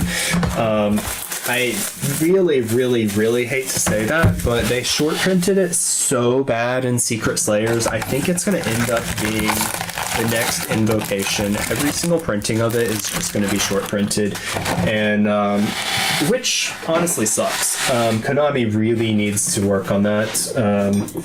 Taking really powerful cards and short printing them it doesn't even really help Konami as much as it helps vendors, and I don't even know that it really helps anyone all that much. It just hikes up the price of the deck. It makes it really difficult for anyone to play if they don't have money. Let's see. Well, no, it does benefit them because more people will pre-order and open the product. But here's the thing. You look at Maximum Gold. Maximum Gold, the pre-orders were due for distributors like 6 months ago. And Konami is a print-to-order company, so depending on how much of a product is pre-ordered, depends on how much they printed the product. And so it's basically sold out already, and then they go and announce that Golden Lord's in it. So really what happens is the product is sold before they even announce the chase card, and they probably would have sold more of the product if they had announced it earlier. So in a lot of scenarios, short printing a chase card benefits the company because vendors are going to open more of it. But if they know there's going to be that really good chase card, they're going to gamble and purchase more of it in the first place, and then more of it's going to be printed, and Konami makes more money. So announcing chase cards really late in the game like that is kind of weird. It doesn't really help them. Oh, we just got an Alpha the Master of Beast. That is our second copy. That card is broken. Almost got the play set. Let's see. People are worried that the Gold Rares won't be Tournament League. You know, I've been thinking about that too, because those things are heavy. It's a heavier card stock, and it's got the indentation. I'm sure you can probably feel that through a sleeve. But the thing is, you can't probably feel it on the back. It depends on how deep any indentions from the printings are, and since I haven't actually held one in my hand, it's hard to say. But I think it's a fair assumption to say that a judge could say that it's illegal just because of the heavier cardstock.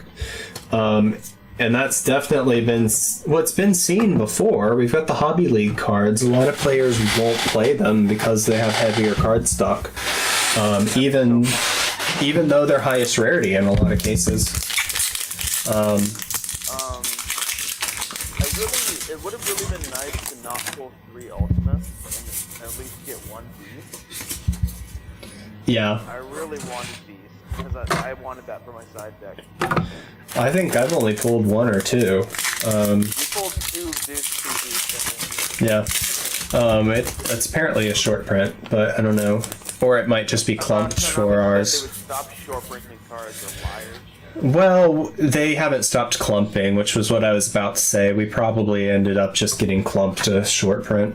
Other people are probably pulling 30 out of a box.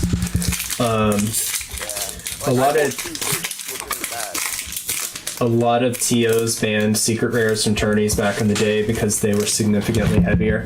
Yeah, I mean, it's happened. It has definitely happened. It's really kind of unfair, though, because especially when you're looking at a card like Golden Lord, it's so rare in the first place. It gets a reprint, and then they put it on heavier cardstock. And if you can't get your hands on the original printing and you take that printing to a tournament, you're risking getting DQ'd. And especially if it's a big event like a YCS and you travel for it, that's a really big risk. That really, it's unfair to players. I think, honestly, though, this premium gold set's going to be a bigger collector set than it is going to be a player set. I think that's where a lot of the value is, because you have these altar arts, you have this amazing gold printing. The artwork on these things is gorgeous. So I really think that's what's going to drive the cost. Also, vendor cost. If you look at the MSRP, the cards are over $1 per piece. You're looking at vendor cost. I think you're still looking at like in the 60 to 70 cent range for every single card, and not every card's going to sell for that much. So that means that there's going to have to be some high price listings. Otherwise, vendors are going to lose a lot of money. So I think you can expect some of the cards in the set to be pretty valuable.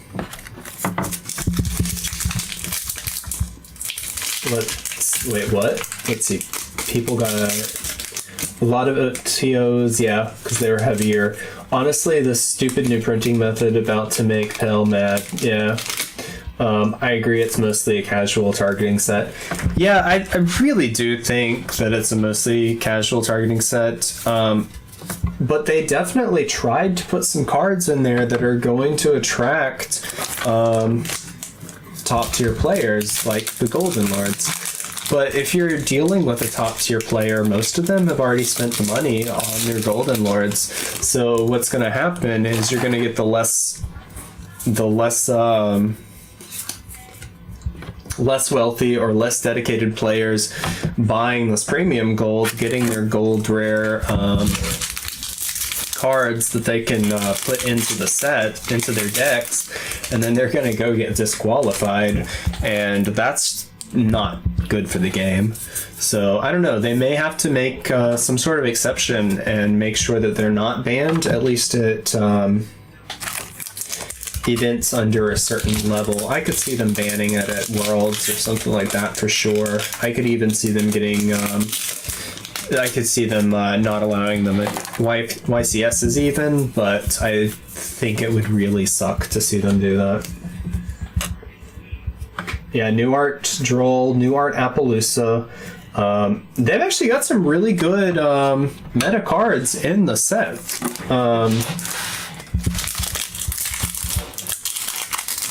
Yeah, I know. I can't believe that leak was real either. That is insane. That was so early, too.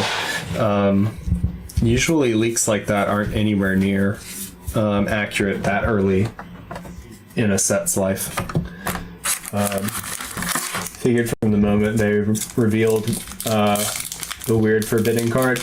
Yeah, no, it's... I don't know. I'm still shocked by that leak, honestly, because that was a long time ago, and usually we don't start seeing leaks until like 2 weeks before a product. I will say, though, Konami's idea to send that product to the top YouTubers to have them open it and show those cards off on screen was a really good business move, because people are going to see them and want to buy them. And it's going to be a lot of, like, casual players, like you were saying, Lizard, and a lot of people that need the cards in the sets that don't have them. It was a really good marketing move, and they don't do it with every set. They usually send a box of something to 1 or 2 YouTubers, but they don't typically do it to the extent that they did with the Gold Rare, and it was definitely a good move. Yeah, Feather Duster. Feather Duster was a really good print in the set, but that's another one. A lot of players don't have Harpy Feather Duster because it's such an old card and it's been banned so long. a lot of the newer players are going to get that set wanting to get Harpy Feather Duster, and then if they go to a big event like YCS and it's banned, that's going to really... The gold printing's banned. That's going to really suck for them. Liam, do you have any thoughts on this? You're not even paying attention, are you? Yeah, I'm sad. Oh, I told you, there's more boxes in the world. There's other boxes in the sea. It's gonna be okay. Glad I supported Blitz. I told you I got 12 lost arts out of it too, right? How did you get 12 lost arts? They just gave it to me. They only have been sending stores 12 lost arts, so they give you every single copy they got? No, they have a bunch of like old ones. Like, Oh, okay, that makes sense. Yeah. I thought you meant like brand new ones. I was like, what? I'm gonna pick up Free Tragedy and Feather X when I go. They're getting... Konami's getting real stingy with their promo cards. Like, with the pre-release events, the sneak peeks, they used to give a promo for every single 5 packs purchased. Every single sneak. And now they have been sending stores like 6 copies and making it a tournament prize when they're not even supposed to be holding tournaments. Which is so dumb. I don't know why they switched that right now. Giving people free stuff motivates them to buy things, so I think that was a bad business call. Oh, nice buy. How much did you pay for the collection, Lizard? Collections are usually a really good way to go if you're buying cards, because you get some really cool stuff. You just have to make sure you're buying it at the right price. Pell, you got yours from an old collection. I actually still have my original printing, so I've been holding on to that thing for a really long time. And oh, we just got a Zeus. Sweet. Divine Arsenal, AA-ZEUS, Sky Thunder.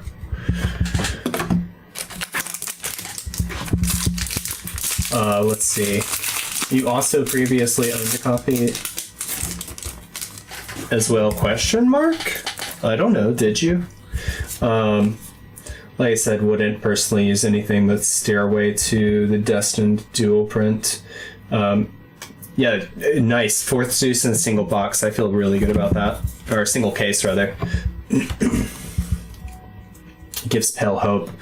Well, remember, Pell, they are apparently doing their same old tricks with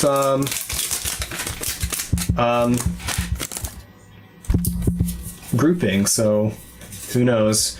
I might be just getting insanely lucky because I don't think the card's that common. I would normally expect to see a card like that 1 or 2 times in a case. 200 what, Lizard? Oh, 200 for the collection. That's a really good price. How big was the collection? Alright, let's see. What are we getting here, guys?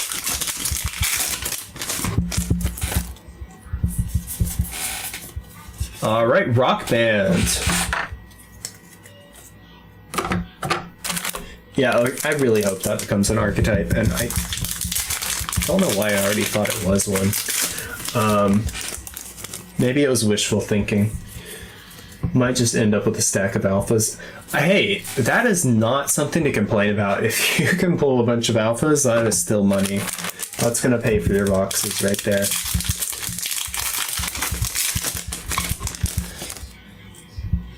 I just need to go ahead and see my Starlights. That's what I need.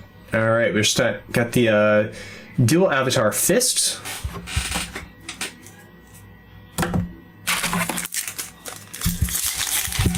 Alright, we're just about halfway through this box. This is the 10th box in the first case. Alright, Gizmek.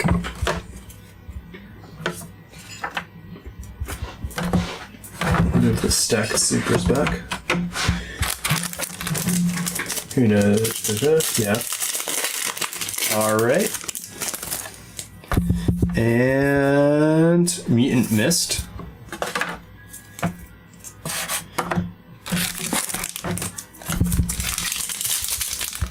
they've really invested a lot into this into these mutant cards, because they took up a huge chunk of this set for mutant, for creating a new set. This is our second Phantom Knights rank up Magic Force.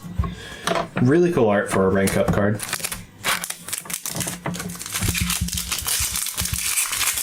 And let's see, Infernoble Captain Oliver. Getting the supers. Should be coming up on another secret rare for this box here pretty soon, or another ultra rare. So UA Hyper Stadium. Got another super there. Let's see. It was Tree Binders and a shoebox and a ton of old anime-related cards, mostly Red Eyes stuff, a few ghost rares. Oh, that's actually not bad. I mean, you can find some really cool finds and that stuff. Oh, we just got Phantom Knights of Torn Scales. This is definitely one of the best cards in the set, and this is the first printing that I've gotten so far, so at least we got one on our first case. I'm not sure where the price is sitting on this, but I think it's one of the most expensive cards in the set, so that's my first one, yeah. That is shockingly my first one out of almost an entire case at this point. Just got the Tri-Brigade Karis. Hey, language. Oh, sorry, I gotta go, I have class. Oh, alright. Have a good one, man. Peace out. Peace out.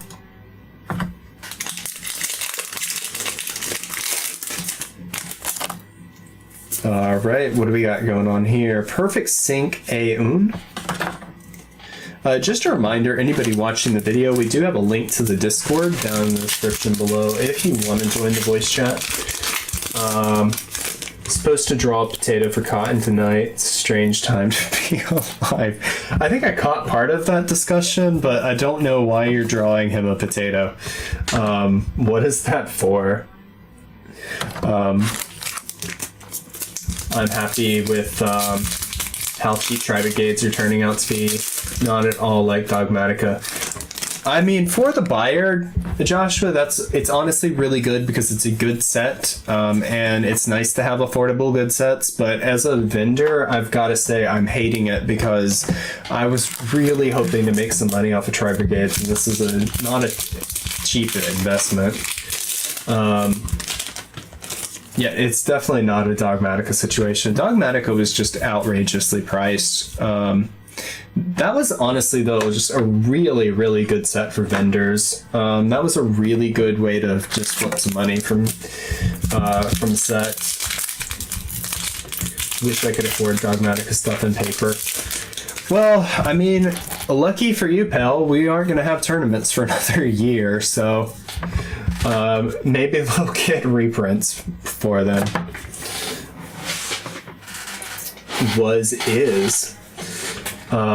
It's for his website. Oh, is he getting a website going for his card sales? That's pretty cool.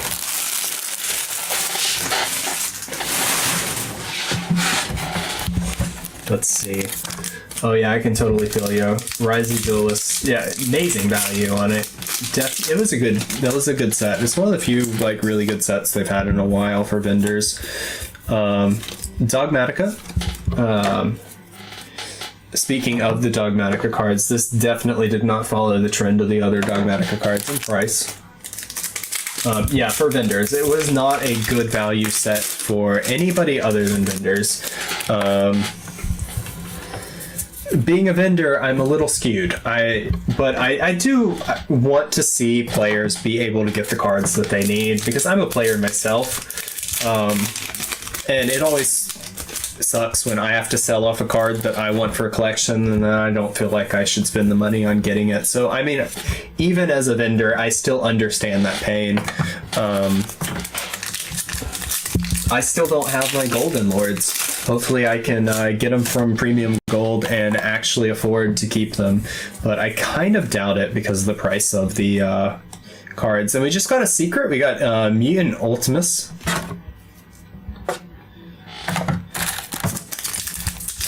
tried opening Rise of the Duelist, but at 120 a box. Yeah, I mean, when you're seeing a set going for 120 and it's the brand new set, that's a bit outrageous. I mean, even looking at MSRP on a box like that, it's only like $96, and almost nobody's willing to pay that much for a box unless it's several years old and there's some definite collector's value to it. So, you know, thinking about paying that much for a brand new box is just outrageous, especially when you can just turn around and buy the singles.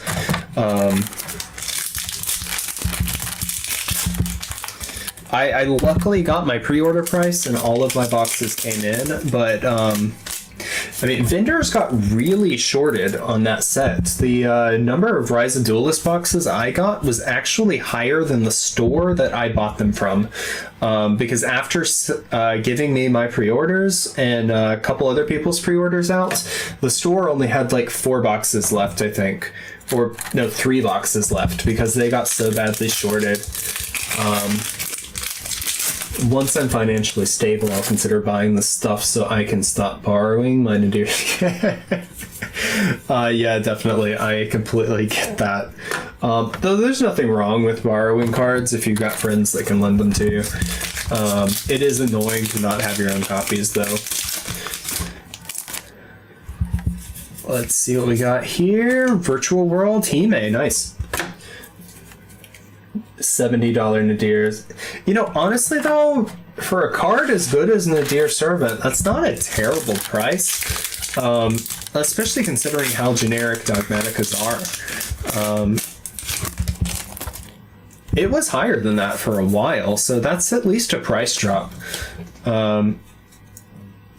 Like I was saying earlier, I think the market is in for a rocky road, because I think if we do get a another relief check or a good stimulus package for individuals, we're likely to see some real price rises again. But we are really starting to look like we're in a declining bubble for Yu-Gi-Oh! So I'm not really sure. Lots of, oh my god, yeah, Raw was not a good product for vendors or players, honestly. I'm hoping that because of the Raw, it's going to go up over time, but I still have basically an entire case of boxes that I need to sell. Yeah, and that's, a lot of people stayed away from it. Because unless you get that Raw or like the 1 or 2 other good cards in the entire set, like, it's really not a great product to open. And usually, you know, one of the appeals for Legendary Duelist is that you can open like 1 or 2 cases and have a playset of every single card in the game. Or, I mean, in some cases you could even open a little more than half a case and have every card in the set. And but when you add a super rare card like the Ghost Rare, it's not the case anymore. And also because the past Legendary Duelists have done so well in terms of long-term investment, a lot of stores over-ordered that product and then just got screwed.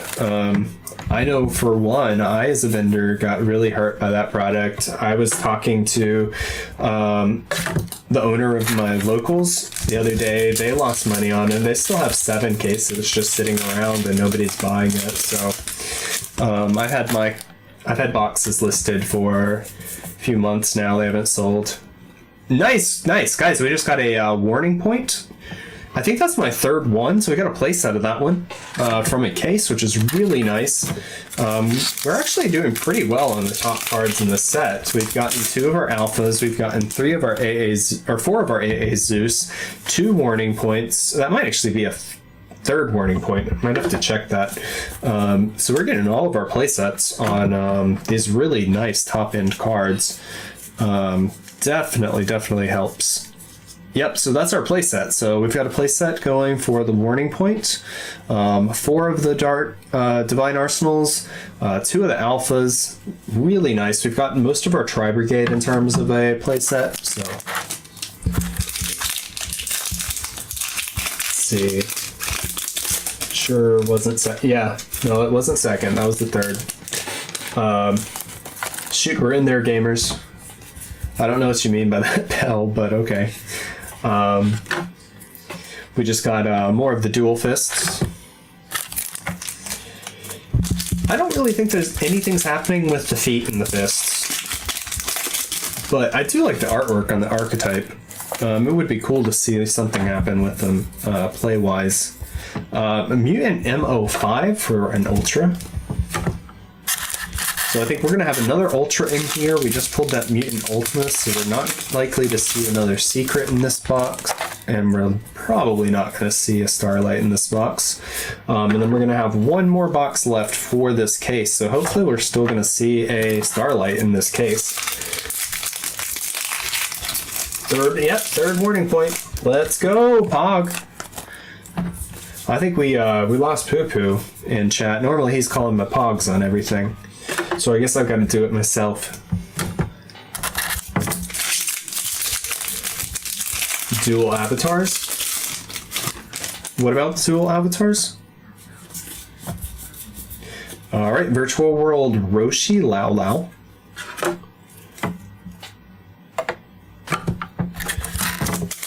They would be busted if all their fusions weren't trashed. You know, isn't that the case with so many things, though? Alright, Virtual World Dragon Long Long. I'm hopeful for Virtual World. I really do hope that it can do something in the meta, but I think right now our meta is just too overpowered. But it did manage to do something in OCG recently, so we all might be surprised. And we're just getting into our last box of our first case, so cross fingers. We still need to see a Starlight. Virtual World Gate Chuche. Not bad. Raid Raptor Heal Eagle for one of our commons there. Mutant Banquet of Millions, Dogmaticism, and Perfect Sync Aun. Aun? I guess if it's Japanese, it would be Aun. See, Phantom Rage has a lot of potential. Tri-Brigades and Virtual Worlds have the ability to top.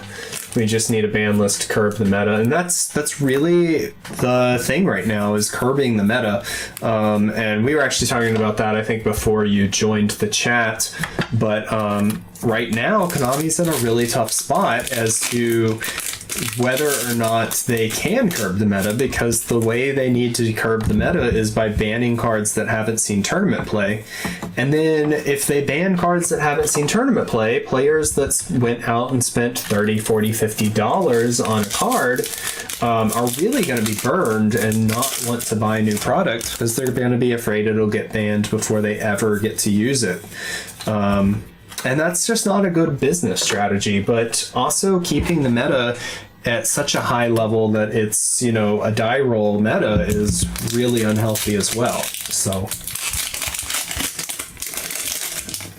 and with Virtual World, it might surprise some people, just because you look at it in the OCG and they've got a much more difficult environment for combo decks to go off. They've got Max C in the meta. It's really, their meta is much more slow control than our meta is. And Tri-Brigade, Virtual World just won a major tournament there. Third Airborne, yeah, that's my playset for the Tri-Brigade Airborne. So that's actually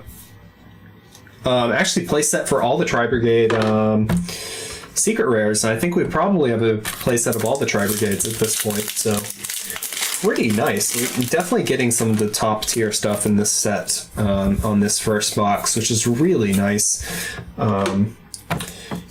More Avatar Fists. We got the Fusion Monster there. I'm a little confused as to whether this is actually supposed to be Japanese, because AH is not a Japanese word. Aha. They don't have a freestanding H letter in their alphabet. So it could be an American translation. gone wrong, or it could be based on Korean. I'm not sure. See, did I get third Farigite or whatever? Farigite is an ultra, right? Or is it one of the secrets? Actually, I think I do have 3. Let me see. Yeah, I thought it was an ultra. Okay, 1, 2. I think we got one pretty early on. Yep, there's the third one right there. Yep, so 3 right now. So we got a playset of it. She is an ultra, yeah. Yep, so we got that playset. So we're looking good on the Tri-Brigades so far. And we just got a mutant synthesis for our super rare. Alright, one moment, guys.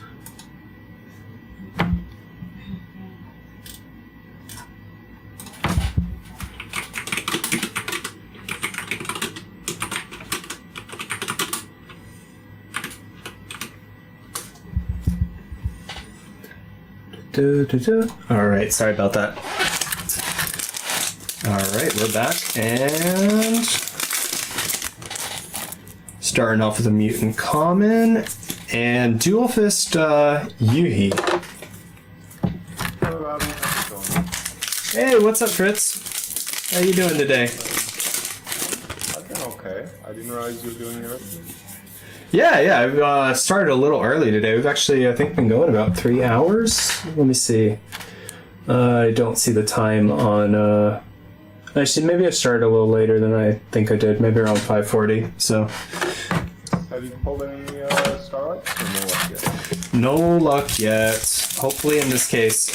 This is our last box for the first case. Okay. So still some hope for the first case, but it's getting pretty narrow at this point. It's not looking good. I'm a build Brox.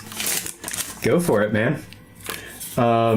Yeah, we've gotten some really good secrets though. Mutant synthesis. We were just actually talking about before you hopped on. I've gotten a playset of the Tri-Brigade stuff. I've gotten 4 Divine Arsenal AA-ZEUS. I've got I think 2 alphas or 3 alphas. 2 alphas and 3 of the warning points. So doing really nice on the secrets. Oh, that's good. By far the best ones are definitely there. Yeah, I've only gotten one of the Phantom Knight secret though. Need to see some more of those. Raider's Wing for Ultra. What have you been up to? I saw you chilling at that tournament the other day. I've been searching for a new job honestly, so. Yeah. You're not still with that programming job you had? Nope. No. So left that one. Just been looking for a new one. It's been okay. What happened? Just some internal company stuff. Nothing too interesting. I gotcha. Give me that pure adamantipator, baby. Yeah. Have Adamantivators done anything recently? I haven't really heard anything about them in a while. They're good. They're not what they were before, but they're still like a competitive level back. Yeah. That's good to hear.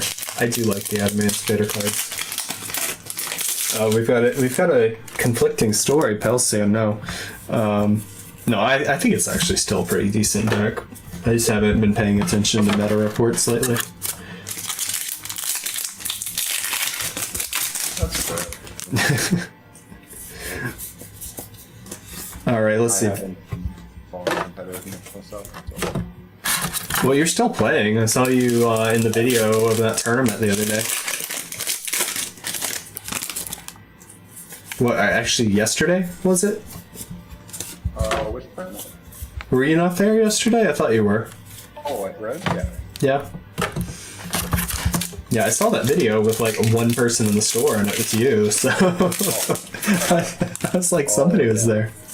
Me and Steve. It was funny because everyone then like did actually show up eventually. It was just right at the beginning. Well, I mean, We were having that big argument in Discord for the longest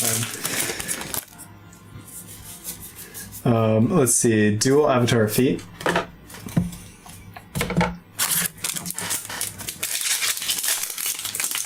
All right, last pack. Come on, we need that prismatic. Come on. Heart of the cards, guys. Heart of the cards, baby. Oh, we got the Gizmek, so that's at least good for our super slot. So have you noticed? It's at least some of my friends who are opening boxes noticed that these boxes for whatever reason seem very often have like not the standard two secrets. There's always like 3 or 1. Do you notice that at all? I have heard that some of these boxes have been 3, but I've been getting consistently 2.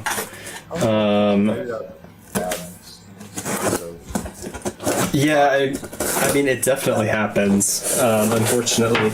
And Konami's quality control in terms of actually, like, matching what they say is going to be in a box has been pretty bad lately.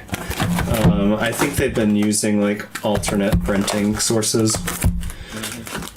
Just to make sure they have the inventory, because they want to avoid those massive underprintings that they were facing a few months back. Let's see. Nobody's playing it because it's not free anymore. Oh yeah, with the Adamantipator. Yeah. I mean, do you really want to play a free deck though? There's something to be said about skill base. It's not. There are people still playing it. It's just like not the premier combo deck right now. Right. Yeah.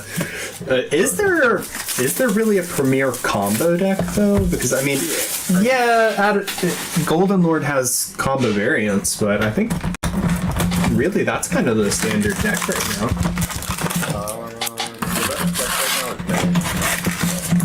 Oh, well, yeah, and that's definitely a combo. You're right. Yeah, and Dinosaur is pretty combo heavy too, so I don't know what I'm talking about.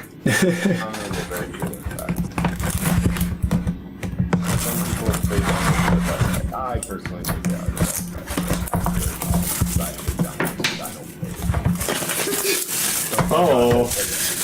I'm definitely telling Josh you said that. Let's see. My music turned off, apparently. Let's make a little change here. And there we go.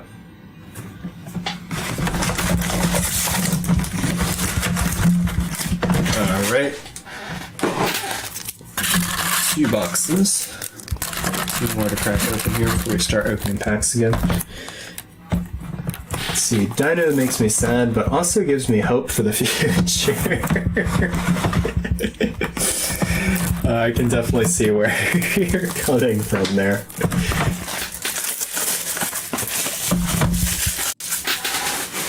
I guess Lizard, we're gonna lose you in a little bit with dinner. See, dinosaurs are only good because the best deck is a combo deck that does extra deck lock. Yeah. Yeah, I can see that. I don't quite agree. One of the best decks because they're like the combo deck thing helps, but they're also extremely hard to interact with, and especially in the cards that are like good versus them are just almost unplayable versus combo right now. You just end up like one shot for one versus, and then you stop five cards for both. You're just gonna end up with worse matchup.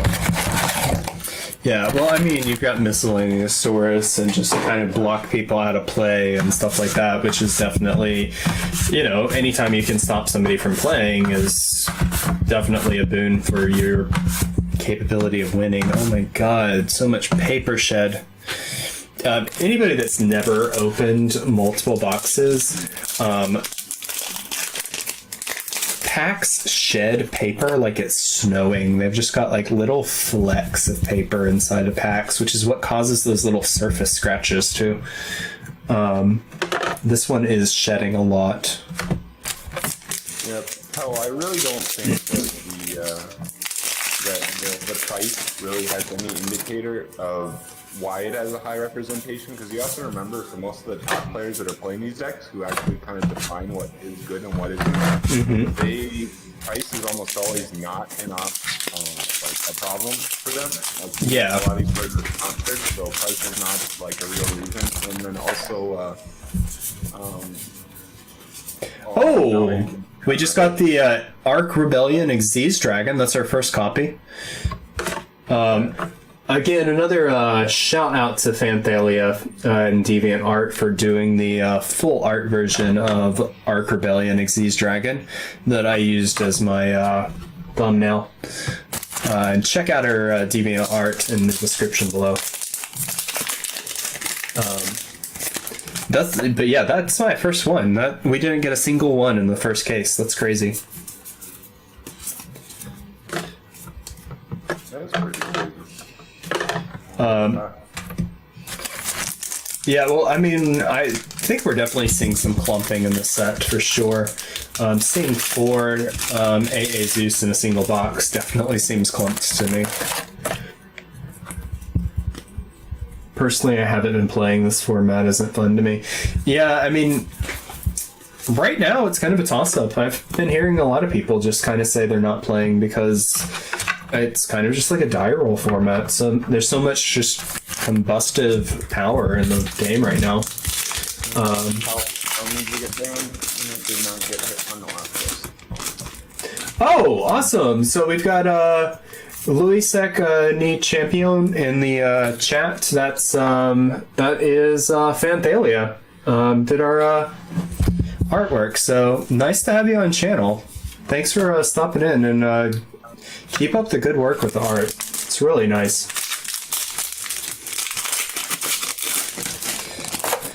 But yeah, we've let's see, Raid Raptor's Phantom Nightclaw.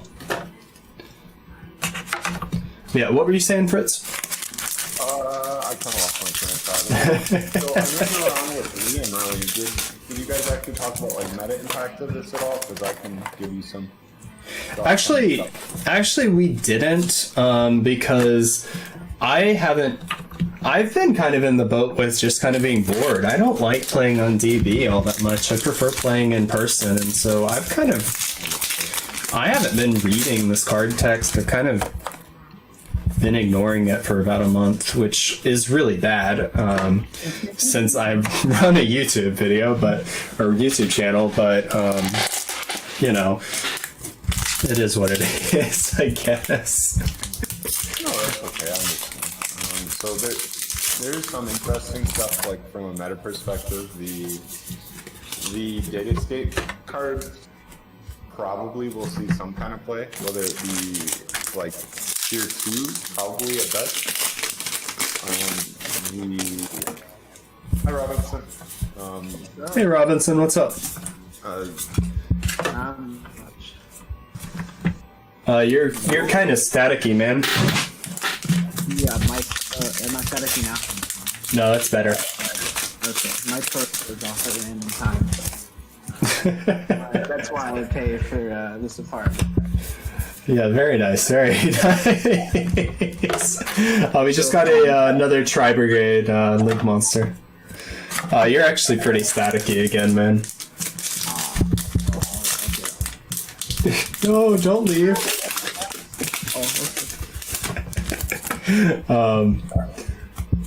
But yeah, what were you saying? Datascapes, Fritz? Oh, I was going to say that of this set, like the big winners are again this new archetype. Datascape is probably playable at a competitive level in some sense, and then Zodiac is significantly stronger with Zeus. Yes. And with Tri-Brigade as well. Tri-Brigade really is a boon.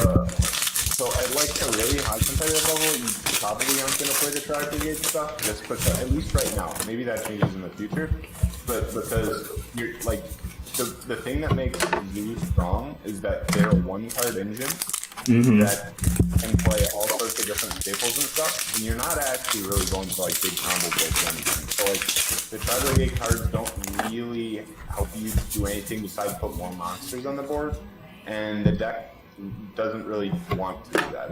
It just kind of wants to sit on Dryden, maybe like a goop, and then hit you with a million hand traps and traps.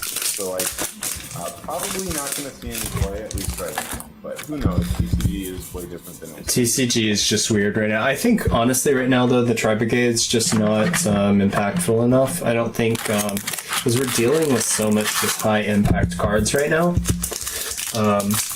Have to head off. Oh, I didn't realize you're in EU. Well, thanks again for stopping in, and thanks for the artwork, and have a good one. Mutant Evolution Lab. I think that's my first copy of that one as well. But yeah, I there's so many just super high impact cards in the game right now. It kind of puts a lot of potentially good cards under the table for the time being until we see like a really impactful ban list. Is Robinson trying to talk? No. I just had to let's see. Mutant Evolution Lab. Wait, but did I pull one earlier? I couldn't remember. No, Robinson's trying to build those. Oh yeah, definitely. They're artwork. I don't expect. Are you gonna make it with anything, or are you just playing like a pure version? So I was thinking of playing a really like sacky casual version, like Necroface, and so you can banish Necroface from your hand with it, and you banish off your deck, and like you can. It is a Nemesis card that just adds itself back to his name Hispanic, and you can like keep looping that, and so like it's super sacky. Like I feel like with that deck, you have to roll if you want to win. I mean, honestly though, it sounds fun, so definitely nothing wrong with playing like casual fun decks every now and then. Yeah, I mean, I recognize it's not good, but it's like I'm not fooling myself. Oh god, that was me and Infernoble Knight, or not Infernoble Knights. Oh, what is that? Fire Pendulum. The Fire Pendulum Warriors. The Ignites? Yeah, Ignites.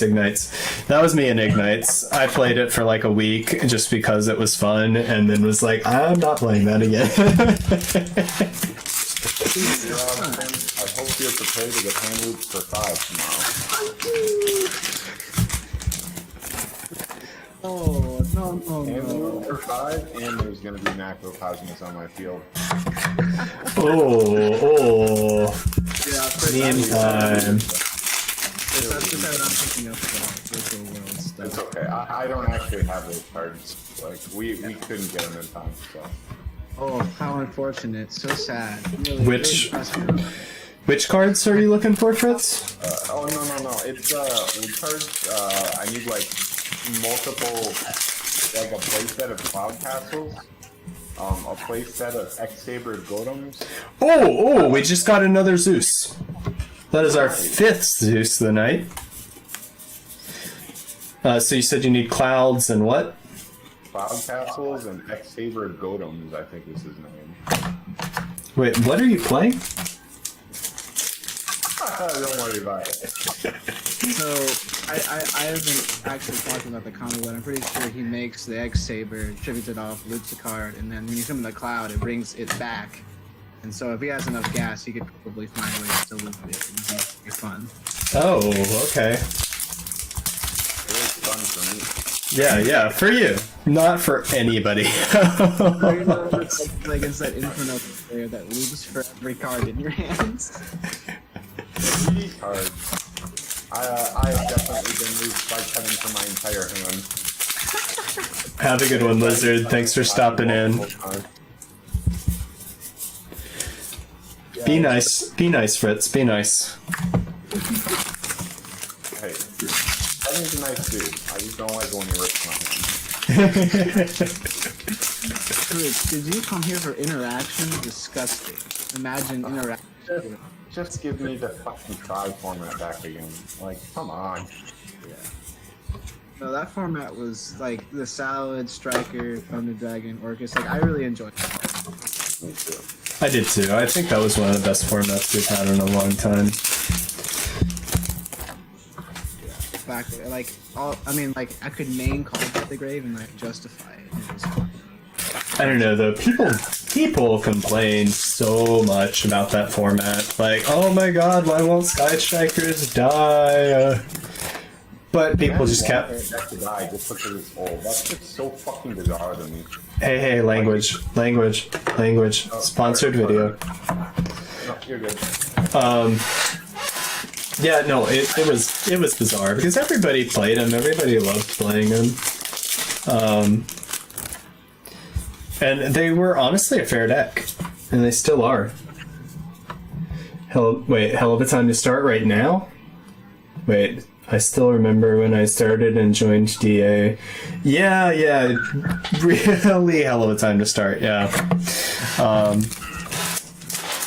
But, I mean, you get all this free time, so...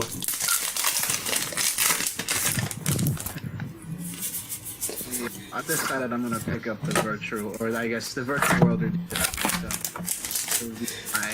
I think the virtual world stuff looks promising. Yeah, it's just like I need to play a deck with an engine that's not bad right now. It's not what right now? Like bad, like Oh. I have a lot of like very average decks right now. I mean, I don't know if it's going to be good right now, just because we have so much explosivity in the meta, but it's not a bad deck. I think it gets less credit than it's due. Yeah, virtual world data state, that's a good deck. Yeah, it'll be tier 2, it works. Yeah. Yeah, and considering like the best deck now is, and I've played that for so long, I just really need something else. Yeah, I think Salad's heyday is over. I think it'd be fun to see them come back at some point, but I think their heyday is over for now. Yeah, without selling, it's not really consistent enough. But you need a setup turn and then an actual turn. Mm-hmm. And that just doesn't happen. Like you said, you came for interaction, too bad. So expecting 2 turns is really not a good strategy right now. Hey, Plunders, nobody knows what they do. It's fun. Plunder Patrol? Yeah. Well, I mean, that's the reason they win things, is because nobody knows what they do. But I guess that's a winning strategy, right? Yeah. Well, it's just like a lot of people like beating Plunder is a lot easier when you understand how like interactions work in the game and like just like generally speaking. Yeah, for sure. Like, for example, they'll change punishment and target a Plunder monster, and then I just take it out, and it's like does nothing. Like, you just have to like be aware.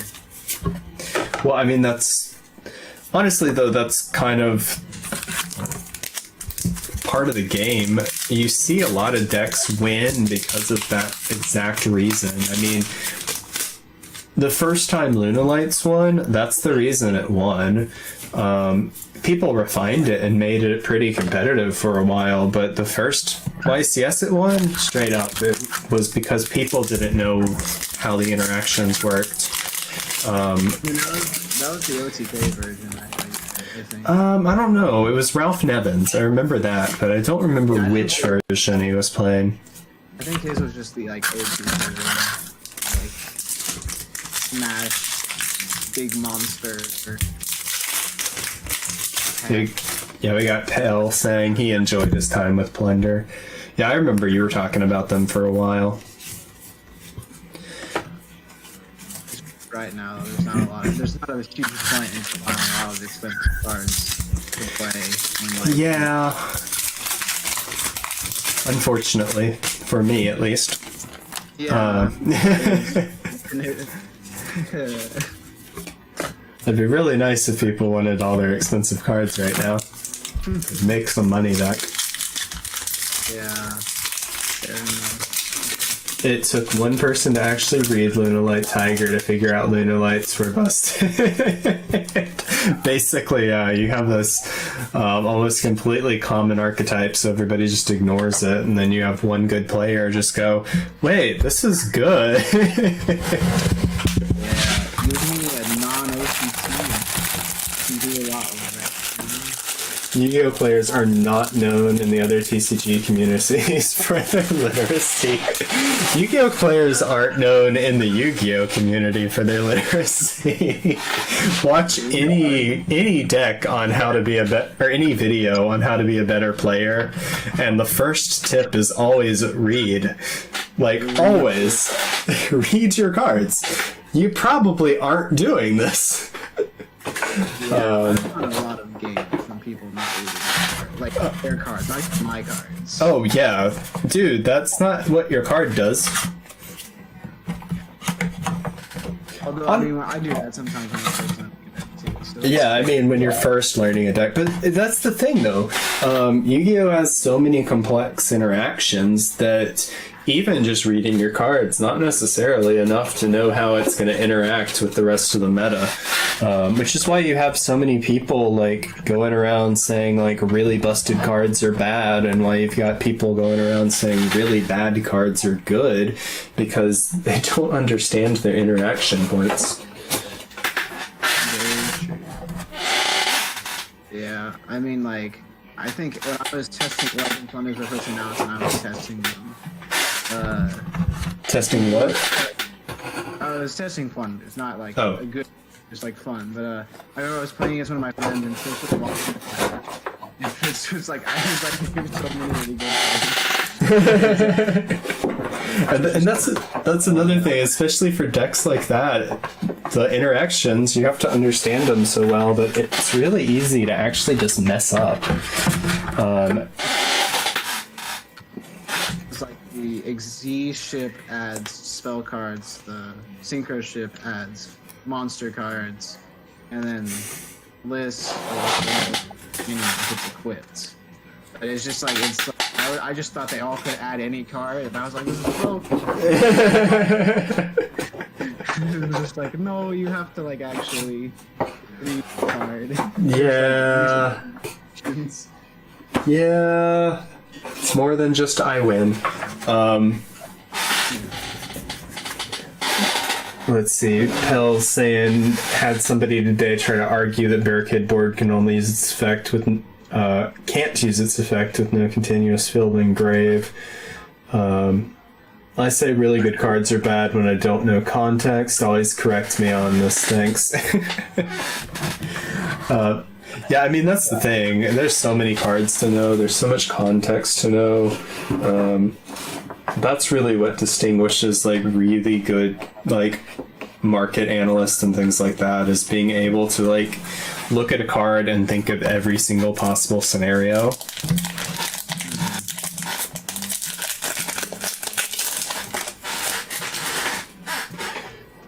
Did we lose Fritz? I think we lost Fritz.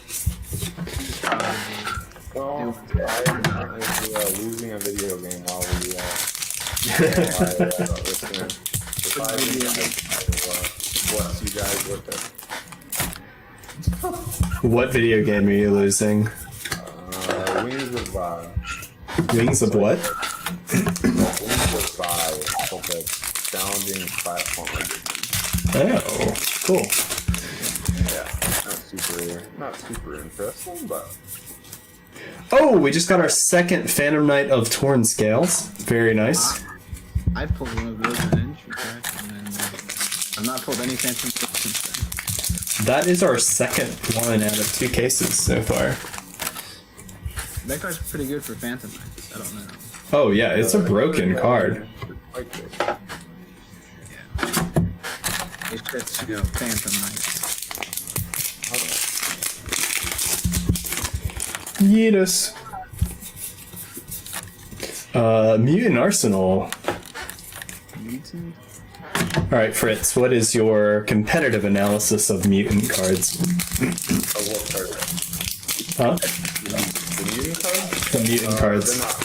They're not playable competitively, but Yes, the deck. They're, they're kind of fun. Like they have cool art. I think people will collect them even if they're not good, just again for the art. So. Yeah, no, the art is really cool on him.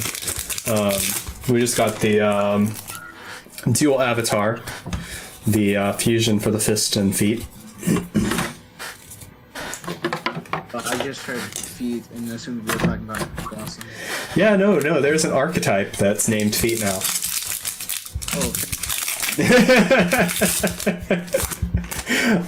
No, it's Avatar of the Feet and Avatar of the Fist or something like that. I'm forgetting the exact name. Avatar. Yeah. And so like half the archetype's feet and half the archetype's fist. And then you fuse them together. Dan Schneider. Yeah, Virtual World City. Nice. I love how it's like a virtual world, like a weird localization. Oh, what is the Japanese localization? Datascape is what it was. Oh, Yeah. yeah, I knew that. I was thinking Datascape would sound Datascape sounds so much better, honestly. Bobby, I just thought of this. And Yes. I think when events start, we could do this. If you get me, like, or get me, or I'm sure there are other people who do it. If you just get some of us like t-shirts with like your like stream stuff and stuff, I'll wear those for evenings. Okay, if you want.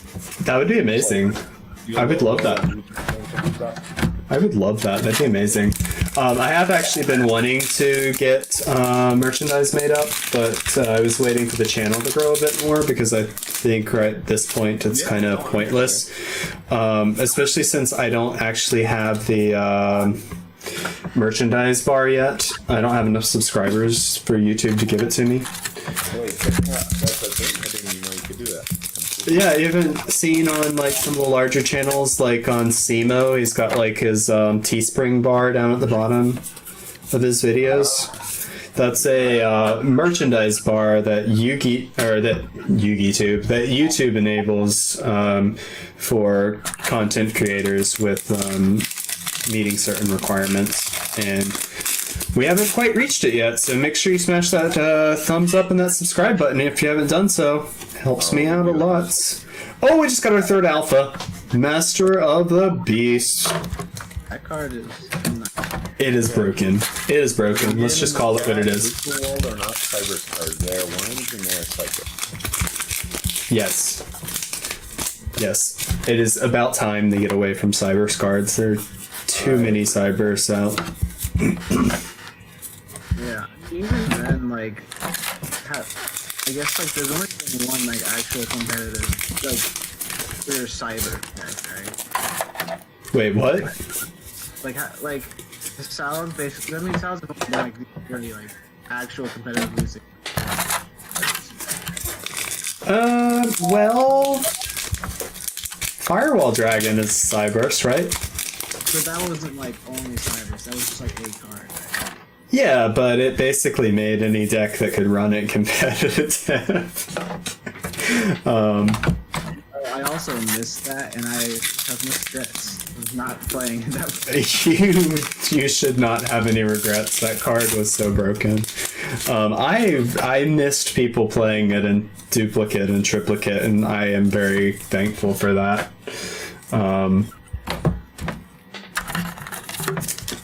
Oh boy, I like Cyberse, but if that archetype was all Cyberse.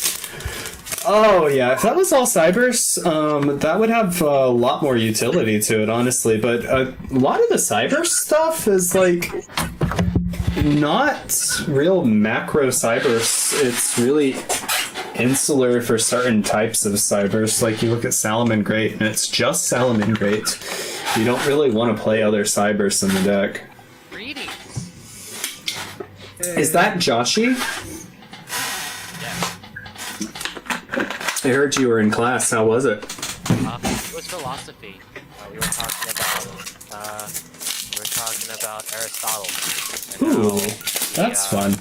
And and he was talking about like the idea of money in a system, and I was like, aha, let's spit some facts about capitalism, shall we? But I'm not. How about you talk about how dinosaurs could have all died to the meteor? Oh yeah, Josh. Fritz has a message for me, Josh. He hates all dinosaur players. I don't really matter. Look, I'm here to dissociate myself from the election. Right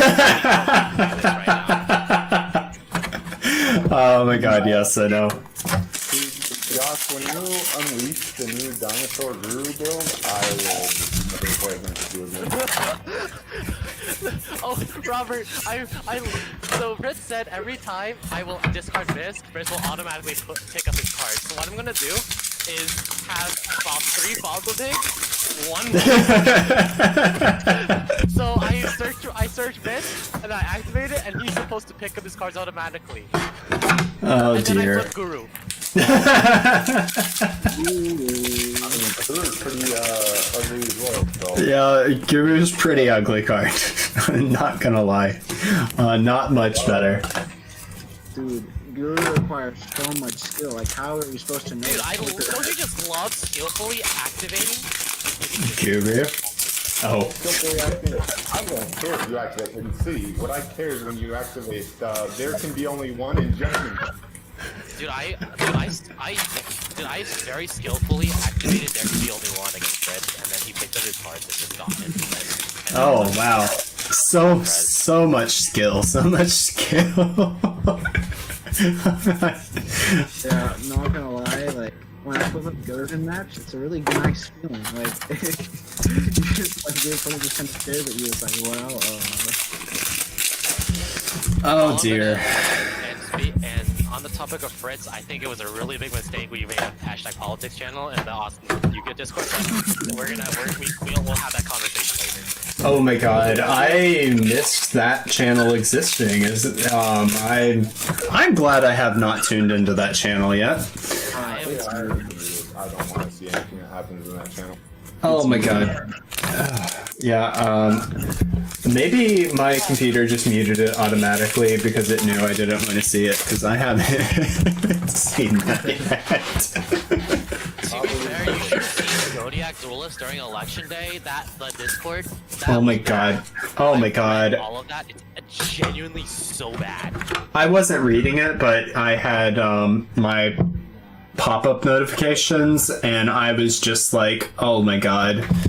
Well, half that community is trolls in the first place, so even if that's not their political views, they're gonna say what they think is just gonna upset people.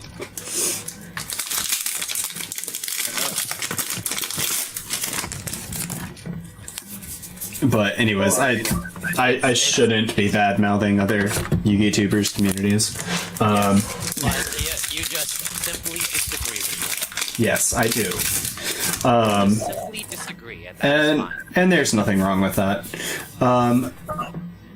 Oh, we just got the Farajit. Did you get any Starlights while I was not here? No, I didn't have my good luck charm. You were in class. Oh well, you're gonna pull one soon. I hope so.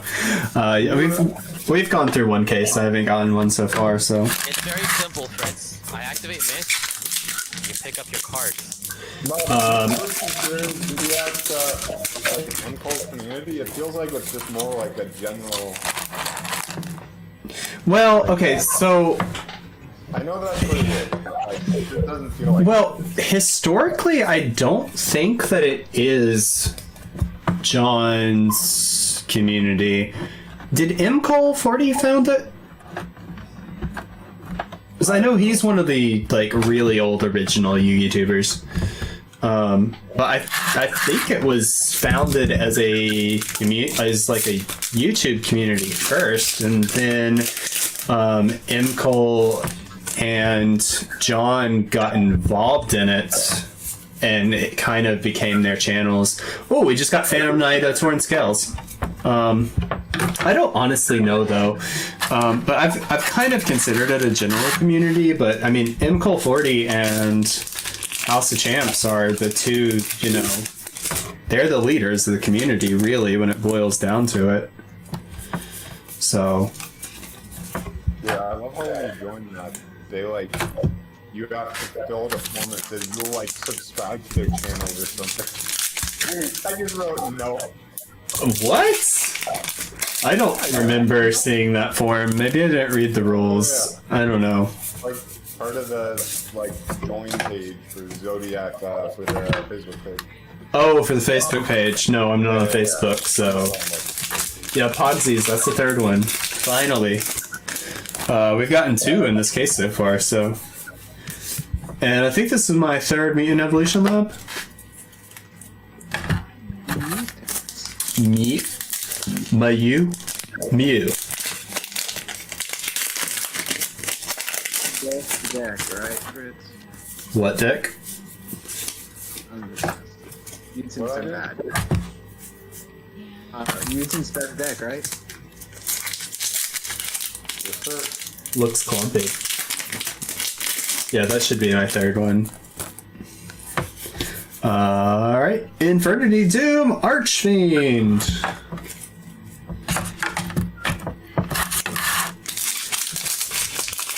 Yeah, so I've definitely become obsessed with World of Warcraft again. It did not take me much to rekindle that addiction. I mean, that happened with me in League not too long ago, unfortunately. So I'm You wanna just play?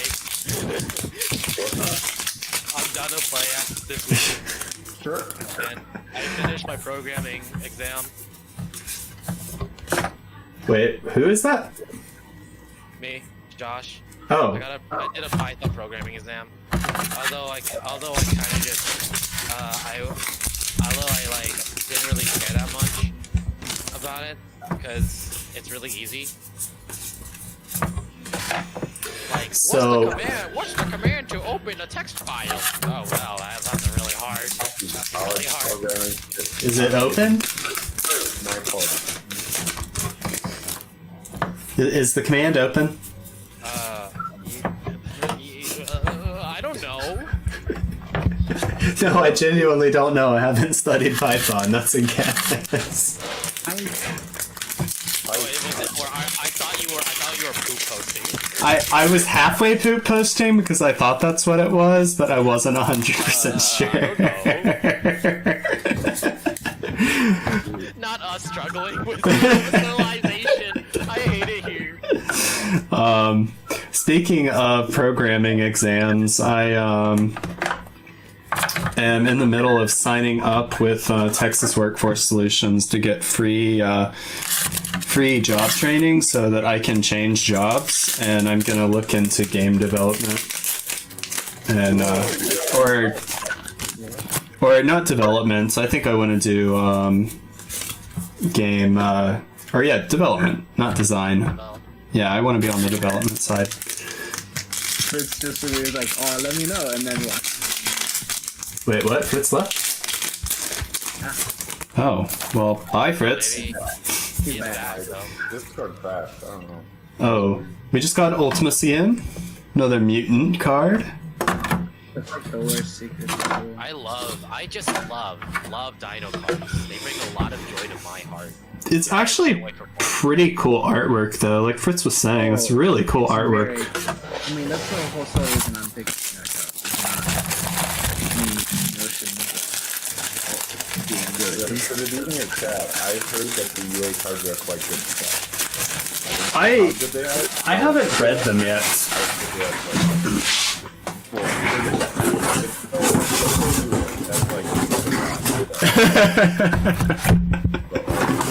It makes the deck significantly better. All right, we are getting to the halfway point on this case. Getting into the second 4, so this is going to be box number 5. I'm opening right here.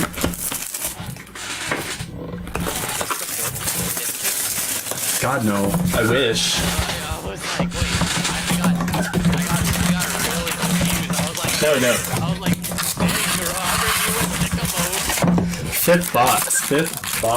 Not case. This is the second case.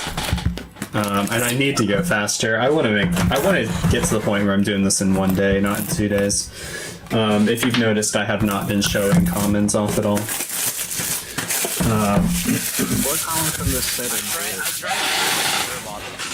Are you proud of me, Robert? Drinking? Sure. Oh, it's upside down. I tried to do them last night till like 5 a.m. and I was programming. You had to study open? Yeah, I just wanted to make sure I was right. A lot of stuff. Plus, I didn't really have much to do. Not to mention, You could play well with me. I could.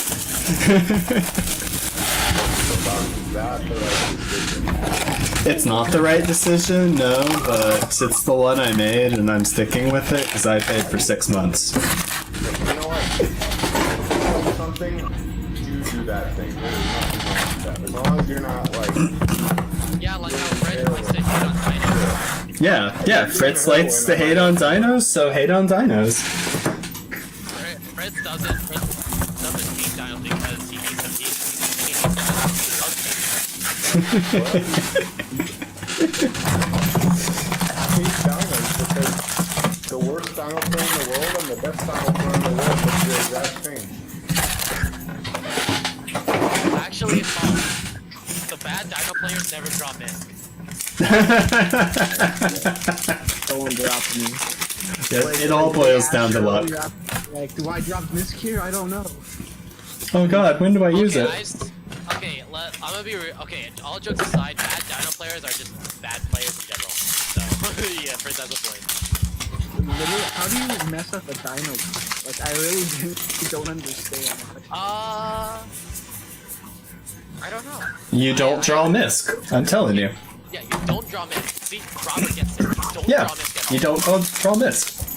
You get to misc at some point in the comp. You have, like, Now, I mean, Aaron said this though. Like Aaron said, it requires a very minimal amount of skill, and I agree with that because you actually have to learn the combo. And other than that, it's fine. All you have to learn is matchups, which is not really a dino skill thing. It's a matchup thing, and that's what divides bad dino players and good dino players. It's just fundamental set. Well, I mean, that's any player, though. I mean, Yeah, that is any player. you can understand your deck and intimately, but if you don't know any other cards in the game, or you don't know what the other decks in the meta are, you're not going to be an excellent player. And Like, I'd say like a bad dino player would not know how to use his negates after like going. Torn Scales! Oh, Yeah! Oh! Yeah. so yeah. Speaking of decks, Fritz, what's like the hype with Zoo? The what? The hype with Zoo with the Zeus.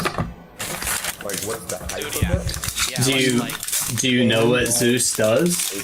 I don't know what Zeus fully does, besides the fact that he has Zeus. So, What happens? You normal Zeus, summon your zoo monster, you go battle phase, or sorry, you normal summon your zoo You have monster, to- you overlay, what's the fucking, or card, sorry, what's the one that attacks directly? Orbital? I think Yeah, so. you attack Yeah. directly, and then you stack every other zoo monster on top shot, and then you stack on Zeus, and then you can use his effect like 4 times or something. yeah, you can use his effect every turn, and he has a recursion ability that continues to add cards to himself. Oh yeah, he's not even one and per body. he's Not even once per chain. it's once per chain. No, But it's once per. Not even once per chain. Wait, let me read this real quick. Yeah.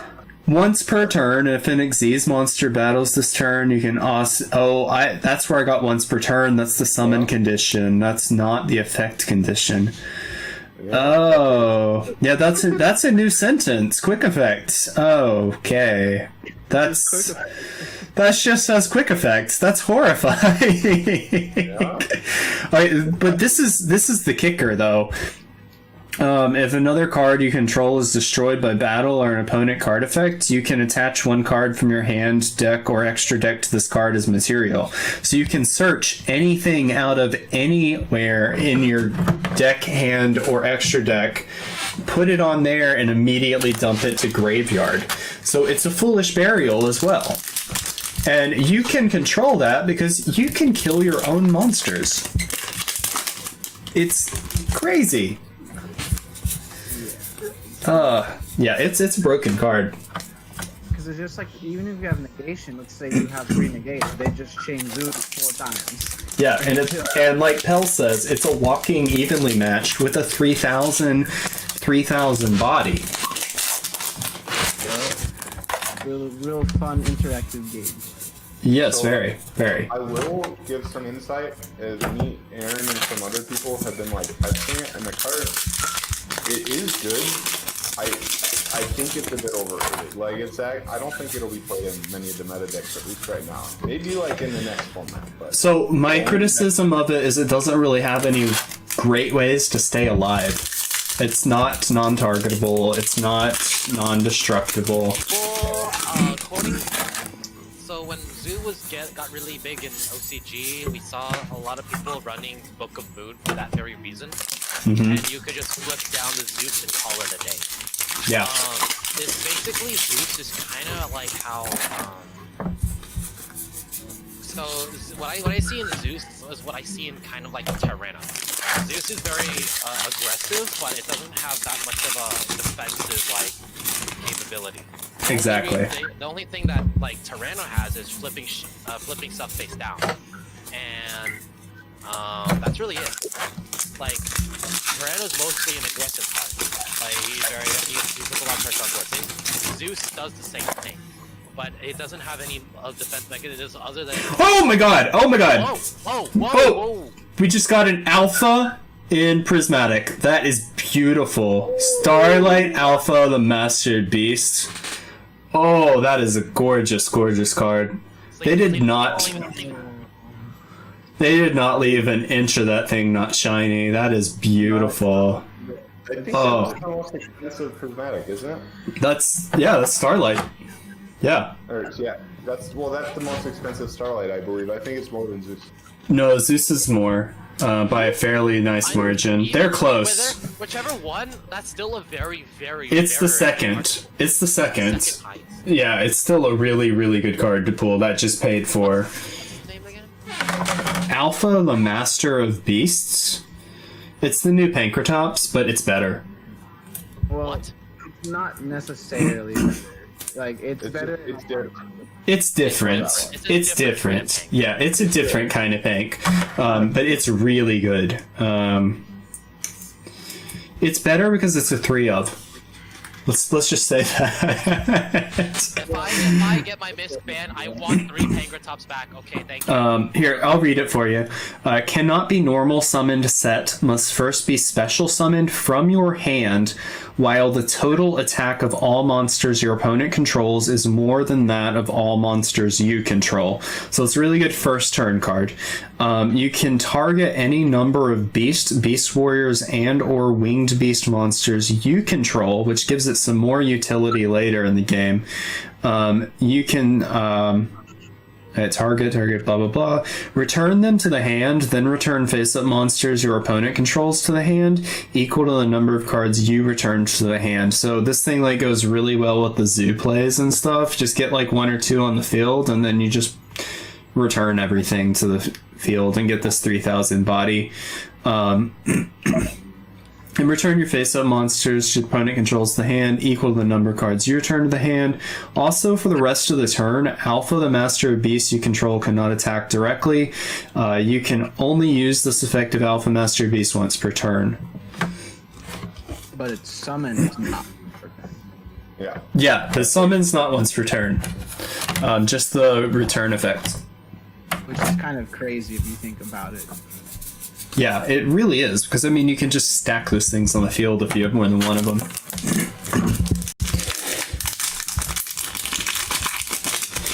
But your opponent has to have more attack on the field, though. Yeah. I mean, Vlad said the card is like just average. I don't know. I think it's really good. I mean, it's one of the most hyped cards in the entire set, so... Okay. Hell, it is not a strictly better Pink. Pink is a better card overall because Yes. Pink is a quick effect and it is not limited to getting rid of monsters. Yeah, because Pink can hit back row. It's a different version of the card, really. I definitely dislike Pink. Alright, so... I think I might have not got shorted any secrets, because I got a secret in the next pack. So... that might have replaced a super in that box, which is amazing if that's the case. Okay, if Konami is doing that type of stuff, then that's more poggers than anything. Yeah, no, I'm all for poggers. I need pogs. And it is not... Okay, yeah. Strictly different, I think, is a much better way to play it. Yeah. It's just a comparable card because it's a similar functionality. Yep.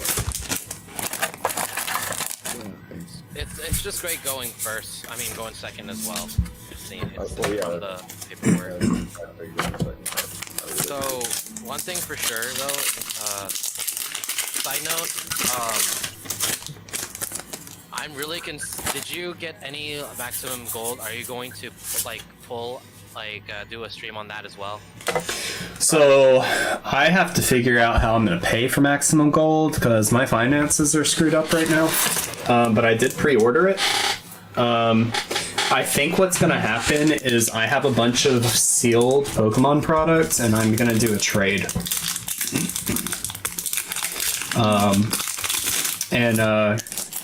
But then as far as opening it, I'm torn.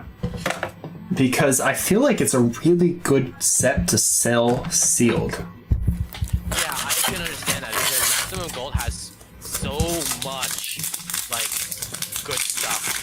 Well, it has so Probably much. Won't go anywhere because there's alt arts, there's the fact that the gold rares look much better than any of the gold rares that's ever been printed by Konami. Well, so the thing is, it's got a lot of really good cards in it, but when you break down the cost per card on MSRP, it's over $1. It's like $1.20 or something.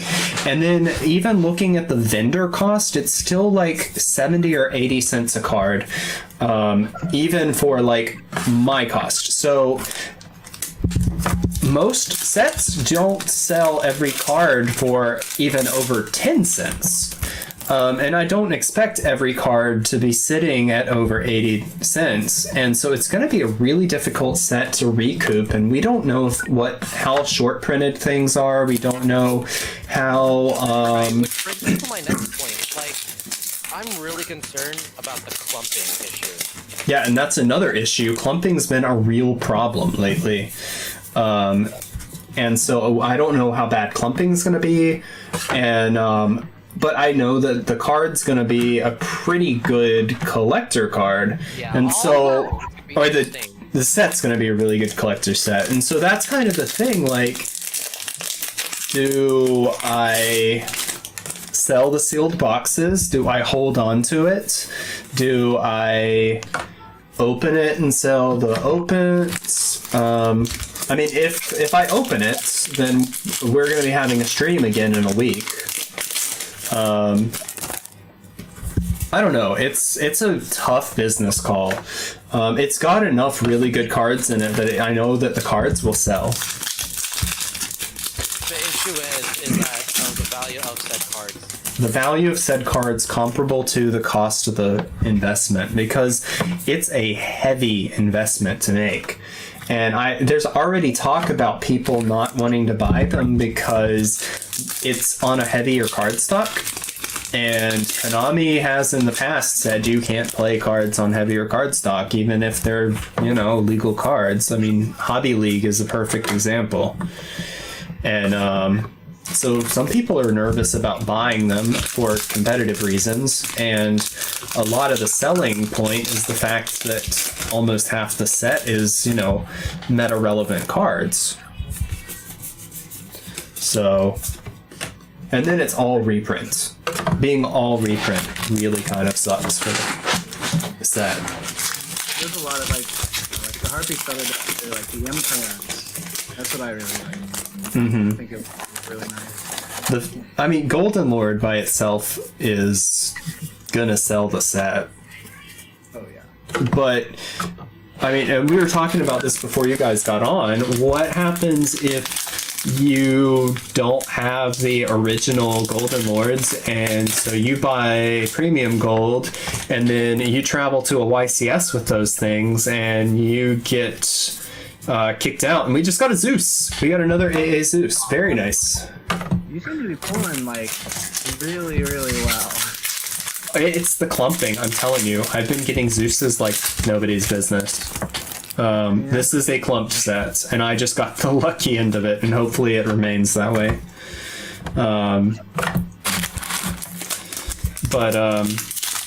Yeah, it's yeah. So I mean, that's the thing. Like, what happens if you take something like that, like $120 card? I know it's dropped recently, but you take that to YCS and you can't replace it. You just lost out on a plane ticket and an entry, and you know that's not cool. So I think we're gonna have to see what happens with those cards, and I don't think people are gonna know whether they're really considered high playability until like probably a year from now. So people are, I don't know how shy people are gonna be with it. Yeah, I mean, the thing is about my case is that I know people are going to buy a lot of stuff from me, but I'm just not sure it's going to be like where I'm gonna get my value back, or at least break even. Although I am okay with like getting 80% of what I got, or like hell, even 60%, because I'm getting cards that I want as well. Yeah, and that's the other thing. I don't know if I open it, if I can keep cards that I want. I think I may have to sell them to break even, which is another thing that kind of scares me, because the reason I started vending in the first place was because I wanted 3 of every card. And, you know, on a lot of investments, I just don't have that luxury if I actually want to make profit. And it's one of those things, I've kind of gotten to a point that I need to make profit because I'm buying so much. Yeah, so like I don't think you have an option to. Yeah, and so it's kind of defeating the whole purpose of me doing it in the first place. But, you know, I've started a business at this point, and we just got our second Ark Rebellion Xyz Dragon. Very nice. I think we might be getting 3 secrets in this box, because I still have almost half of it left.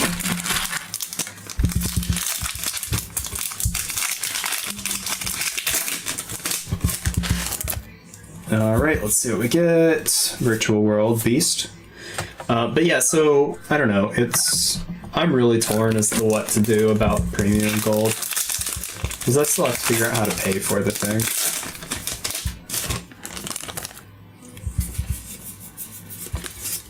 I also don't want to default on, you know, something I said I would buy.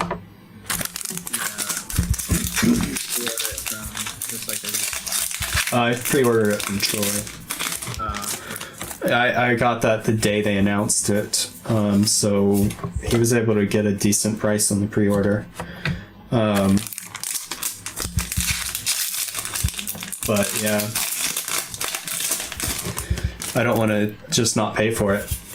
But I did say I think I'm going to do that trade for the Pokemon tins that I've got, and then pay the difference, and I'll have the money coming in from this as well, so I should be able to pay for it. It's just having the money before it gets released. It's a cash flow problem. It's a cash, yeah. It's having the money when I need it, not necessarily having the money. If it had been released when it was supposed to be released, I wouldn't be having this problem, but Konami keeps pushing products back, and it kind of screws me. Yeah. It's supposed to be out like right? It was supposed to be out last month, yeah. About a month ago. But instead they're doing it a week after a major set release, which is just not good planning. Have all the money, right? Yeah, exactly. Oh, people just spent all their money on Alpha the Master of Beasts. Let's release one of the most expensive sets of the year.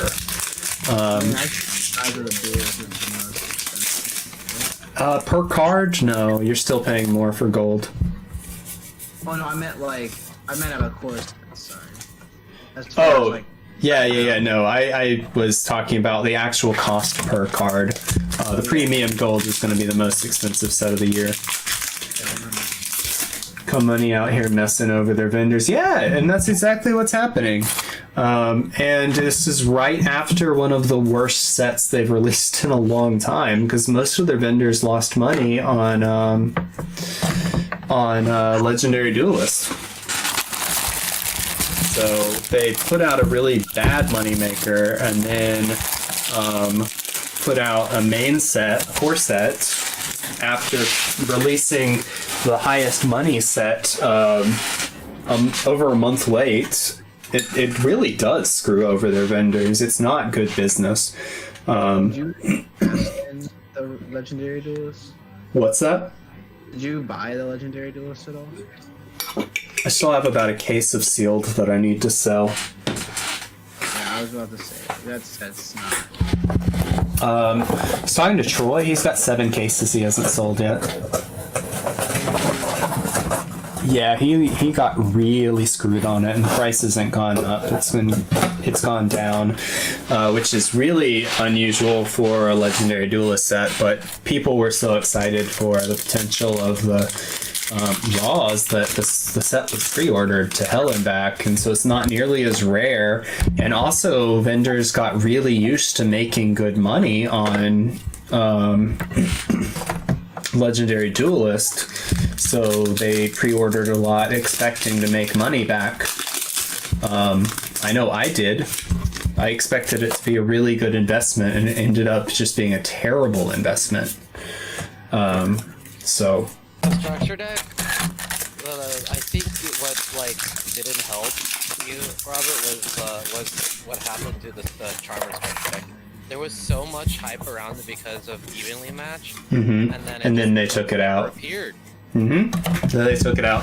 I actually forgot all about the Charmer structure deck, and I guess Troy forgot about my order for the structure deck because neither of us has said a single word to the other about it. You just went with it, knowing that you might not. I honestly forgot. It was just got another AA-ZEUS. This is crazy. Yeah.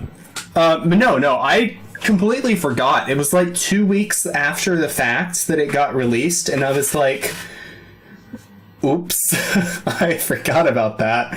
And Troy never said a word to me, and I was like,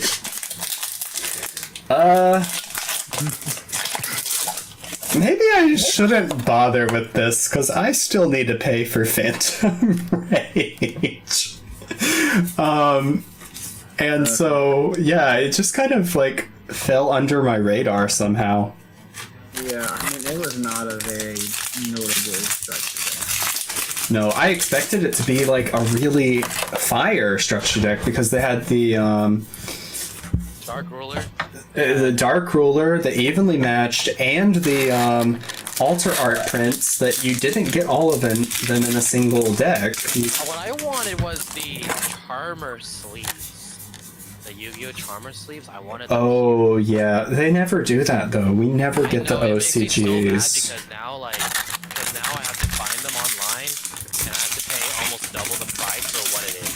Yeah. 150% retail of a normal. So, same goes for KFC. I would expect you to spend more than 100% of retail because the import cost. 150%. That's the most, the lowest you can get. If you get it for that, that's a really good price. But a lot of the international shipping right now is so screwed up, and people have had to switch to DHL, and DHL is more expensive. And the OCG deck sleeves are usually at least 200% retail. They're usually double. So if you can get it for 1.5 times the normal cost, that's pretty good. So I'd bite it because that's gonna go up. It's trap bait, or not trap bait, but lolly bait deck too. So Yes, it is, unfortunately. which causes the price to go up. I mean, you're right. It's true. It's true. People pay more money for it. There is a tax on lollies. I won't say it's not true. I just shake my head. I'm looking at Fritz. What's wrong with you? You like I'm the just looking at you. entire like Rez group just thinks Fritz like they think because of Ray. Yeah, I was gonna say it's Ray. It's all Ray's I fault. don't understand that at all, but you know, I just like say okay, whatever. I'm pretty sure she's a teenager. Just I'm saying. pretty sure I'm. What about them dragon mates though?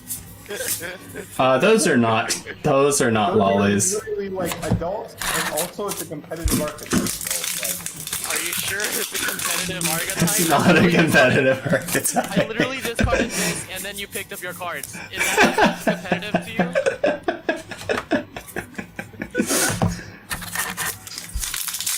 Misk scoop. Hey, that is a competitive strategy to move on to the next game so he can win. All right, John. Ark Rebellion! Alright, we're getting all the XZs. This is crazy. We've gotten like nothing but XZs for the last like 2 boxes or 3 boxes. I think this needs to go. I really just don't think that card should. Okay. Here's my stance on this. I believe that card is broken. Without a doubt. There's no argument that. what do you mean? There is argument. There's definitely an argument. Plenty of people say it's not broken. They're wrong. They're wrong. Your objective, no, I'm not.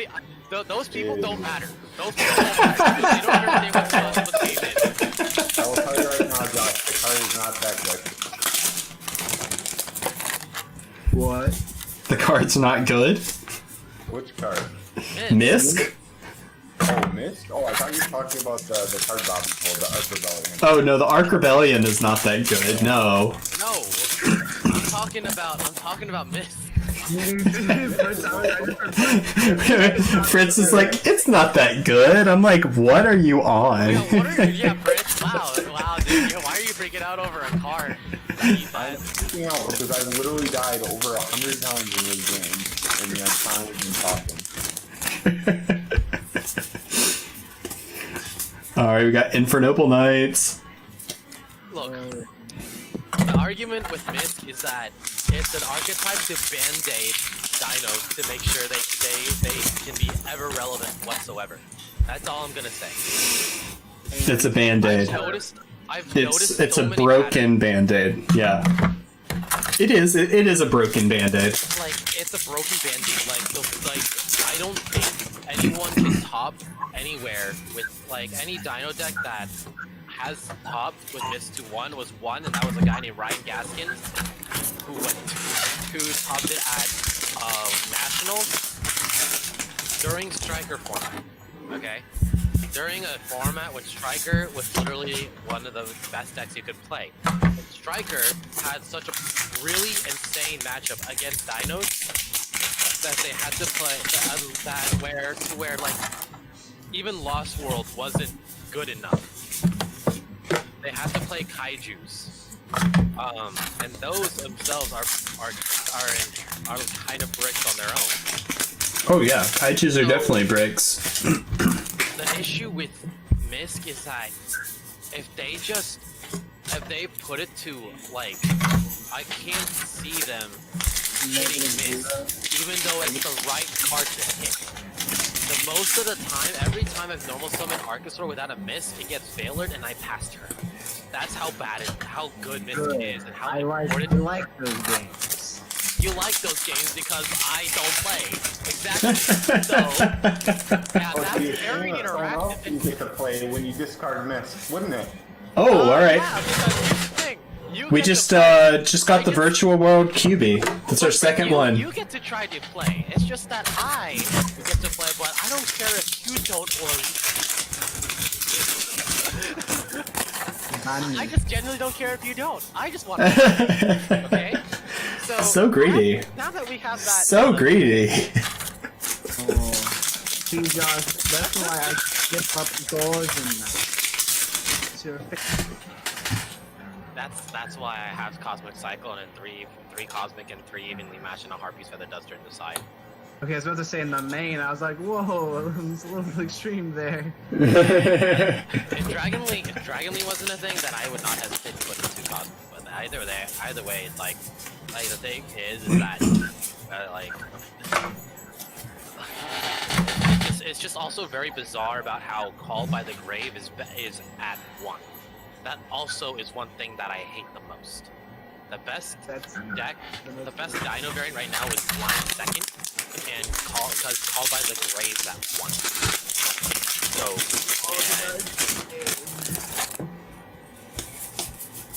the reason why, and what Aaron said this, and I think he's correct in every way possible. Misk is degenerate going first. No, Misk is degenerate going second too. No, Misk is okay. Let's assume Misk had. Let's assume you had 3 Call by the Grave. Okay. Wait. I just want to. I just want to stop you real quick here. The statement "Misk is broken going first" is 100% true. It just happens to be broken going second as well. It's not mutually exclusive. You cannot Call by the Grave. See, you can Call by the Grave. It's at 1. Yeah, but look, what if they Call by the Grave during Government Phase 1 as a quick effect? So okay, so wait, so you've got a 2% chance of countering the card? That's not broken at all. That is broken at all. That's why I say it's just broken. It's just more broken. Okay, let me rephrase that. It's okay. So all jokes aside, it's broken. It's most broken going first. It's most broken going first to me. It's literally just as broken going first and second. Like. Well, okay. Because at least going second, you're able to react to it. That's why. When's the only time that I get to hear, like, what am I reacting to it with? That's not just like making me neg. what do you mean making you neg? I've checked the prison is a card. I've literally lost so that you deck. start your turn by discarding Misk. I'm immediately forced to activate IDP, and then you just normal summon Overactor and send him. Like, what? I can't activate it more than once per turn. Josh, Overactor sends cards to the graveyard as well as adds them. Oh my god. Okay. Let me remix the Lady Sword because it seems that I need to think about this real quick. wait, so we just got warning point. Nice. So the great Dino player doesn't know what his Dino cards do? Is that what I'm hearing? No, because I automatically go autopilot, so it doesn't really matter. And also that I've come to learn that the Dino player thing is just like was just me just trying to be cool and not really much as like, oh, I'm a really good player in general. Oh, okay. But So I do say that I am above average. I will say that. So it's not your identity anymore? Don't think, Josh, but I'm not going to bring this up behind your back now. Excuse me? Can you repeat that, sir? Exactly. Anyways. Oh, we just got a fractal. Fractal, what? Tribergrade Fractal. Tall. Fractal. Wait, where was I? Oh, yes! Yes. Bandit, that was where we were at? Is that what we're doing? If you Ash, all I'm gonna say is if you Ash Overraptor, then you deserve to lose to Dinos. All I'm gonna say. Josh, here's the thing. Like, is it the fact that you just have a quick effect from hands, those unstoppable tower monsters, just like. Oh, it's that. Like, imagine if Gazelle also just said, like, Your opponent can't respond to salad effects for the rest of the turn. What if Gazelle said that? I'm about to look up multi-roll right now. Okay, but like in the striking, they banned strikers good cards. That's the difference. You see, like they banned in games. Why don't they ban? Why no ban these? They probably won't. Honestly, I'm not saying Here's- that Dinos will go free. Here's the I'm gonna say thing. that- I'm gonna say that they will hit other things, and it'll be really stupid.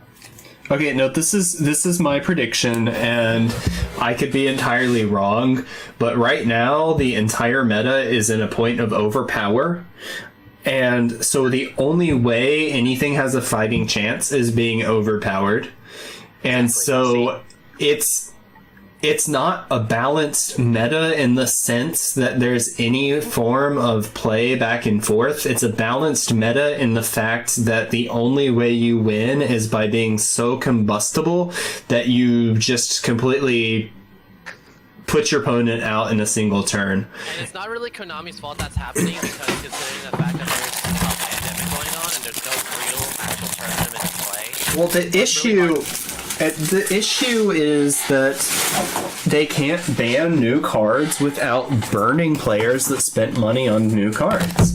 And if they burn players for spending money on new cards, they're not going to spend money on new cards. And then Konami just doesn't sell product for the next 10 months. And they can't afford to do that. So they're really stuck between a rock and a hard place. And so if they want dinosaurs to be playable at all, which is the decision, do we want this deck to be playable? And I think they do, because it's one of the only affordable, powerful archetypes in the game right now. So they want it to be playable. And it's also an accessible archetype playable by less skilled players. Then they can't hit Misk right now, because it won't be playable if they do. See, now that's what something that I couldn't get for is exactly for the past months. And so My issue with that the- is because, like, the issue is they need to hit new cards and they can't. Their hands are tied. yeah, it's like, yeah, you're right. That's what I was trying to say. Their hands are tied, and their hands are tied behind their backs, and they're driving a car blind. So I think the solution is honestly to make counter cards more accessible, like unbanning Maxi. And then as soon as the pandemic's over, they could reban it. But that's honestly the answer. Just make the formats powerful in both directions. Because right now, the format's just powerful in that massive just explosion combo. Or that just degenerate direction. So... But would Maxi hurt Dino decks? no. This is Nope. Not at all. I have Maxi as well. yeah. I just Now, know that. age back to 3, okay. Oh my. If I see engage back to 3, I am not playing Dinos anymore. You're playing Sky Striker. No, I'm playing Sky Striker ABC. You're not gonna play Sky Striker Misk. I'll only play Sky Striker Misk if I'm only going against friends. I can only switch out my little locals. Really get deep.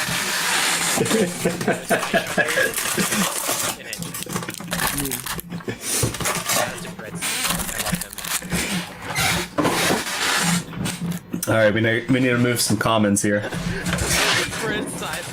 Silence already speaks enough volume. I'm playing a game and I'm dying hundreds of times, unfortunately. Oh, Fritz. Smiling. I would love to watch you die in it. What game is it again? Wings of Vi. Oh yeah, Vi. that game is hard. Never mind. I take back my statement. Vi. VI? Okay. Let's see, what else? You could play World of Warcraft. I do admit that, like, so the thing is about Myth is that in order for decks to be good, they have to have like at least 2 or 3 broken cards, and Myth is like that broken card for dinos. So it's overwrapping. What are you talking about? Not the dino cards are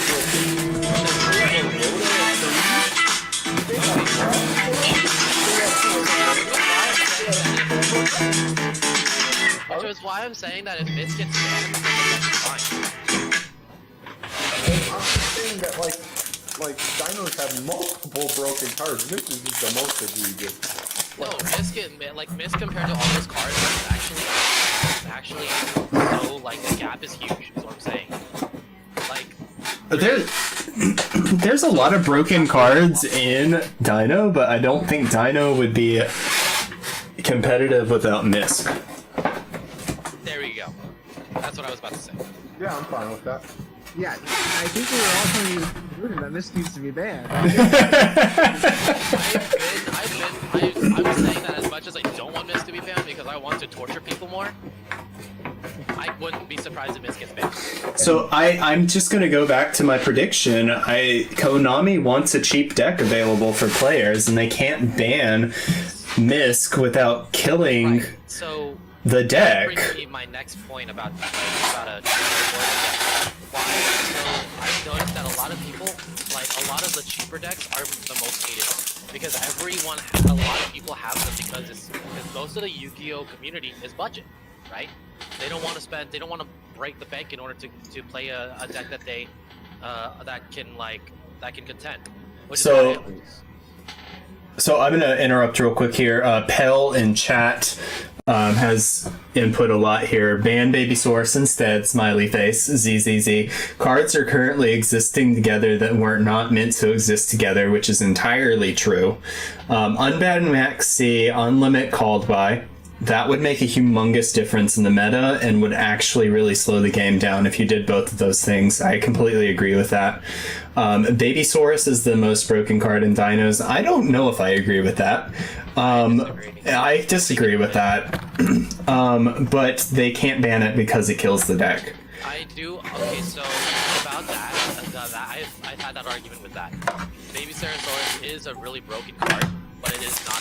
But like, people will just replace it with the Pteranodon. Although the thing about the Pteranodon is that like they're supposed to summon like level 4s or highers, which is fine. But like the game will change, but the next is also be like a Gold or a Microsoft or something like that. And it's gonna be and that's already whatever. Yes, Like, they do. I think they do. Why was that? Just Yolka Pang Cast. That's some deck. Wait, what? What did you say, Robinson? I said just let the men on Dolka and Tank and then call it. I think that's great. Like an acceptable board, but not like What else? Petite can search itself. It can search animals. Yeah, that's true. But it can basically search out Overraptor, and Overraptor is another broken card from the deck. Which brings me to my next point about Fossil Deck. When has a good dinosaur archetype come out that makes it to where Fossil Dig Limited is right now. No, I disagree. Because the only thing that uses Fossil Dig is literally just Overraptor or Myth or any of that stuff, and that those are generic dinosaurs. I'm talking about like archetypes. So the reason let's break it down real quick. So the reason I had it compared to Rhoda, and I think that's a bad comparison because Rhoda has like Rhoda is a card that supports literally like every warrior archetype that has ever released, which is pretty much a lot of archetypes. Warrior has gotten so many archetypes for the longest time, and at this point, so it has every right to be at one. Now, if Dinos had a lot of archetypal support, then by all means limit Fossil Dig. that is actually the right play to do. But the only reason why it's at 3 is because there's no real good dinosaur archetype that has been released that can justify, oh, I can play 3 Fossil Dig in this and abuse Oh! We just got an AA-ZEUS Sky Thunder again, and I don't think I pointed this out. We got a warning point recently, and I didn't turn my alarms off, and I apologize about that. Let's see. I think I just turned off the camera. I know. I know. I just turned it off too. Oh, let me get my video back. But yeah, but Pell, I definitely understand where Pell's coming from about the baby dino, because I've had the same. We're trying to lose logic here. You're trying to say, well, there's no archetype. I don't care about logic. I want to see dinos murdered. See, Robinson, you're the same exact people that keep telling me the same thing, so it's okay. I'll give you a kiss on the cheek, and I'll activate Miss, and then kill you for game. It's just gonna be the same thing, alright? You're just gonna have to sit down and enjoy the roller coaster. I want to spit out every little baby Ceratosaurus, Petite Pteranodon. If we just banned every dino card, it would be fine. We wouldn't have to worry about it anymore.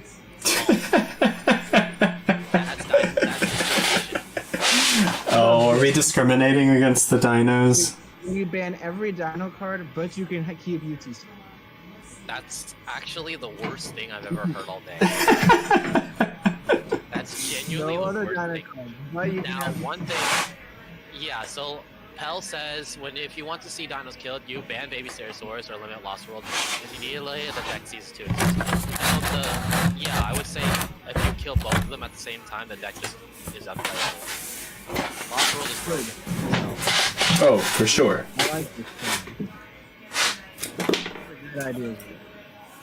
Hey guys, it's Red Bull time. I waited for y'all's conversation to get a little warm, just so I can make my entrance. What's up? What's up? How are you tonight? I'm tense. I'm sorry. As someone who is going to get heavily involved in the politics in the coming years. Yeah, I'm here because I want to disassociate from politics. I'm here. I just want to disassociate from the election. This is a more wholesome route that I'm taking, at least. Are you running for Senate next? Are you running for Senate, Michael? I'm probably, because of the county that I'm in right now is starting to turn blue, I can maybe win a house seat if I try in the future. I'll take my lead, thanks. Yeah. Let's. Fritz be like politics. Fritz here is politics. Like he hates that even more than Nick. Yeah. Let's not discuss politics. It's too heated a discussion right now. People are just really. Yeah, tense. That's why I'm disassociating. we don't need politics. We need Yu-Gi-Oh cards. Yes, we need Yu-Gi-Oh. We need Yu-Gi-Oh. Apologies. Even though I wanted to take a more wholesome route, goal-wise, on what I wanted to do. But yeah, sorry, just bad timing. Yeah, it's just really just not a good time. I'm re-inviting Fritz to the discussion. We can talk about Yu-Gi-Oh stuff. Maximum Gold, how are you feeling? Just in Best general. deck. Just in general. Maximum Gold, best deck. Just the people who All have I'm gonna say. vested interest in the set. Which is basically all of us in the chat right now. Has everybody invested in it? I know I have. Josh has. Robinson, have you invested in it? I have a case coming in. I have a case also. I have enough money to buy the bad archetypes that don't cost them. What if I just up and gave Robinson a full case of Maximum Gold? Haha. See, John. Then we could keep this. If you're gonna give people free premium gold cases, give me one. I need a break even. I'm here to agree. I If Robert, you're this back in the isn't. chat- This isn't. We're not living. This is I'm not Oprah Winfrey, okay? You get premium gold. You get premium gold. Everyone gets To be fair, premium though, gold. I'm really happy that they took this route with gold because I was really scared that the gold rares were gonna look terrible, but they really don't look. Oh my god, they look amazing. What are you talking about? Not bad. They look so good. I have very high expectations for rarities now because I went to Japan and saw the rarities there, and I was blown away.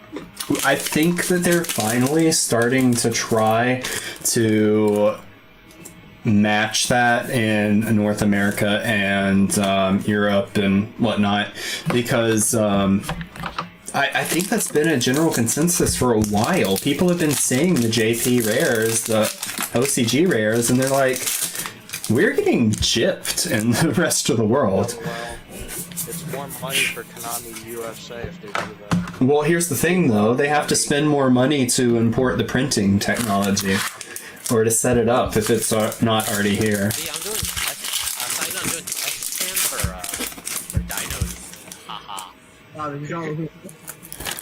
Yeah, Pell's saying he's they look good, but he's iffy on it because of how thick the card stock is, and that's kind of my fear too. I think a lot of players might feel that way. How thick the card is? Yeah, so they're using a thicker card stock, which is how they're able to get that embezzled edge.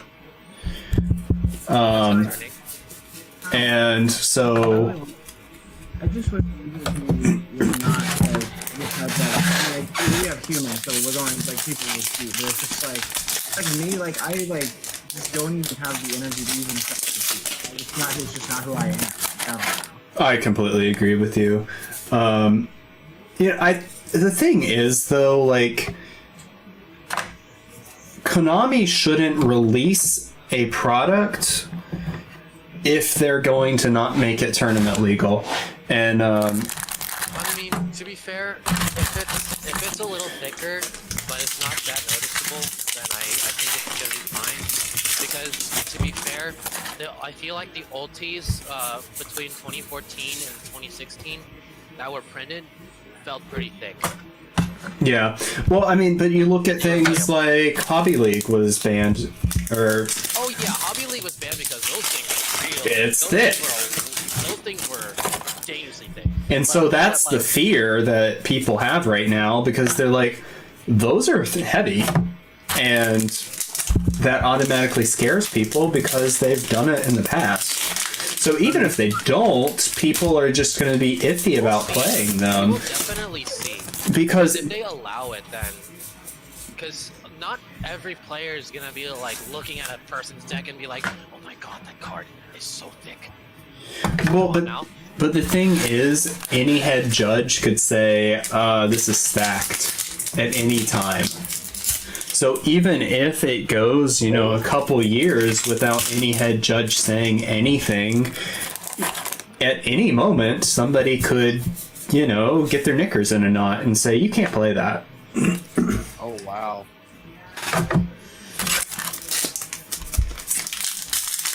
That's crazy. What, about the card stock? Nah, just people getting their panties in a bunch. Well, I mean, it happens, and you never know what the head judge is going to say, and that's kind of the fear I think people have. Be more exact, what you said, knickers. Knickers, yeah. Yeah, I don't know. It's a fear thing, and I understand it. How founded is it? I don't know, but it's it's happened before, so yeah. At least hoping that the secrets can go down for like a temporary period of time with this new gold, because people prefer the original art-wise. The gold looks good on the art for Impermanence and Infinity, like the alternate art. Oh,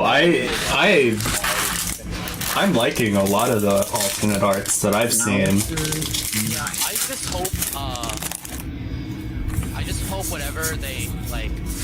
I don't see what they look like. Did people actually weigh the gold cards? I don't know if anybody has. Okay, because maybe it's 2020, so I do believe that advanced technology might make it look like it is heavy, but in reality it's fine. So here's another concern, and I haven't seen them in person, so I don't know if this is actually a concern or not. But if you can discern... Really hard to, pinpoint it, right? Well, but here's another one. And it is. It's very hard to pinpoint it. But if you have, like, scuffing or dog-earing on the top corner of a card, and your opponent can see that, your deck's considered marked. Because then your opponent has an unfair advantage. So playing old cards is dangerous. You could be disqualified for that. If the gold border edge is thick enough to be discerned by your opponent, that's another issue all on its own. And oh, we just got an alpha. Master of Beast. Nice. But again, I haven't seen them. I haven't seen them in packs or in sleeves. So I don't know if that's even founded or if that's an unrealistic. For ourselves. Yeah, exactly. And I mean, that's the thing. But that's where I'm kind of fearful of the product, because as a vendor, people are going to want to see it before they invest heavily, which means that the prices are going to start off pretty low, poo-poo, and may not rebound. And considering the cost of the investment, that could be really bad. Also, I think a lot of vendors have invested pretty heavily in this set, and so the cards may not be all that rare, which means, again, the investment becomes a little riskier. This is a product you can sit on long term if you have reservations. Well, and that's very true. Me personally, though, I can't afford it. So, but, you know, for any vendor that can afford to just, you know, tuck them in their back room and leave them there for 2-3 years, it's an amazing investment for collectors. Pell's saying Imperm was as low as $25 a few days ago. So that's a pretty nice drop. People are looking forward to the gold rare. Yeah, and plus, like, that's on the recent. The Imperm always drops when you read something else, but It usually rebounds. Yeah. Oh, the secret's as low as 50. Yeah, that's like an all-time low. Is that for first ed or for on limb? It's damaged, never mind. Oh, okay. Yeah, no. It's still at like 74. Oh, 7. Actually. That's actually still a good price. What's a near mint first ed looking? Near mint first ed, full AHP. Oh my goodness. It's like $105. Oh, so it's actually gone up a little bit. Very small, but it's gone up. It is a very stable card because it's so good. What party are you talking about? Infinite Impermanence. Oh, secrets?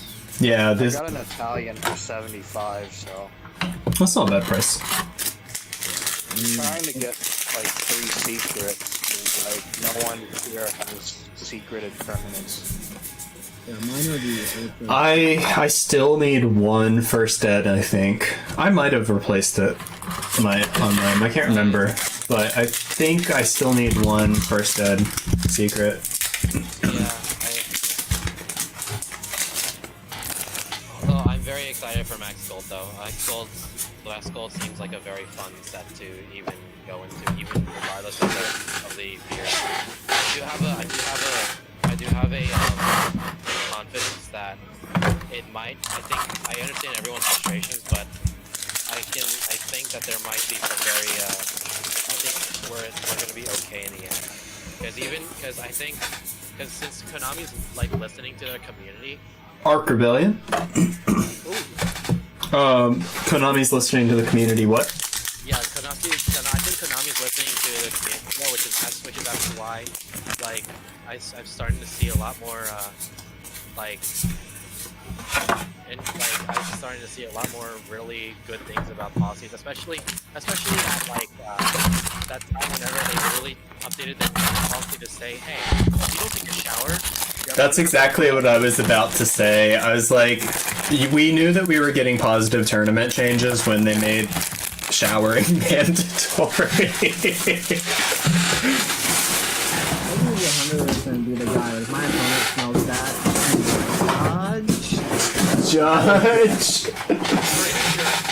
I'm pretty sure the first one that I can see doing that is Will. Yeah, I could definitely see Will doing that. Calling Judge on an opponent that smells bad. Yeah. I could see Will doing it in a heartbeat. I mean, gotta shame him.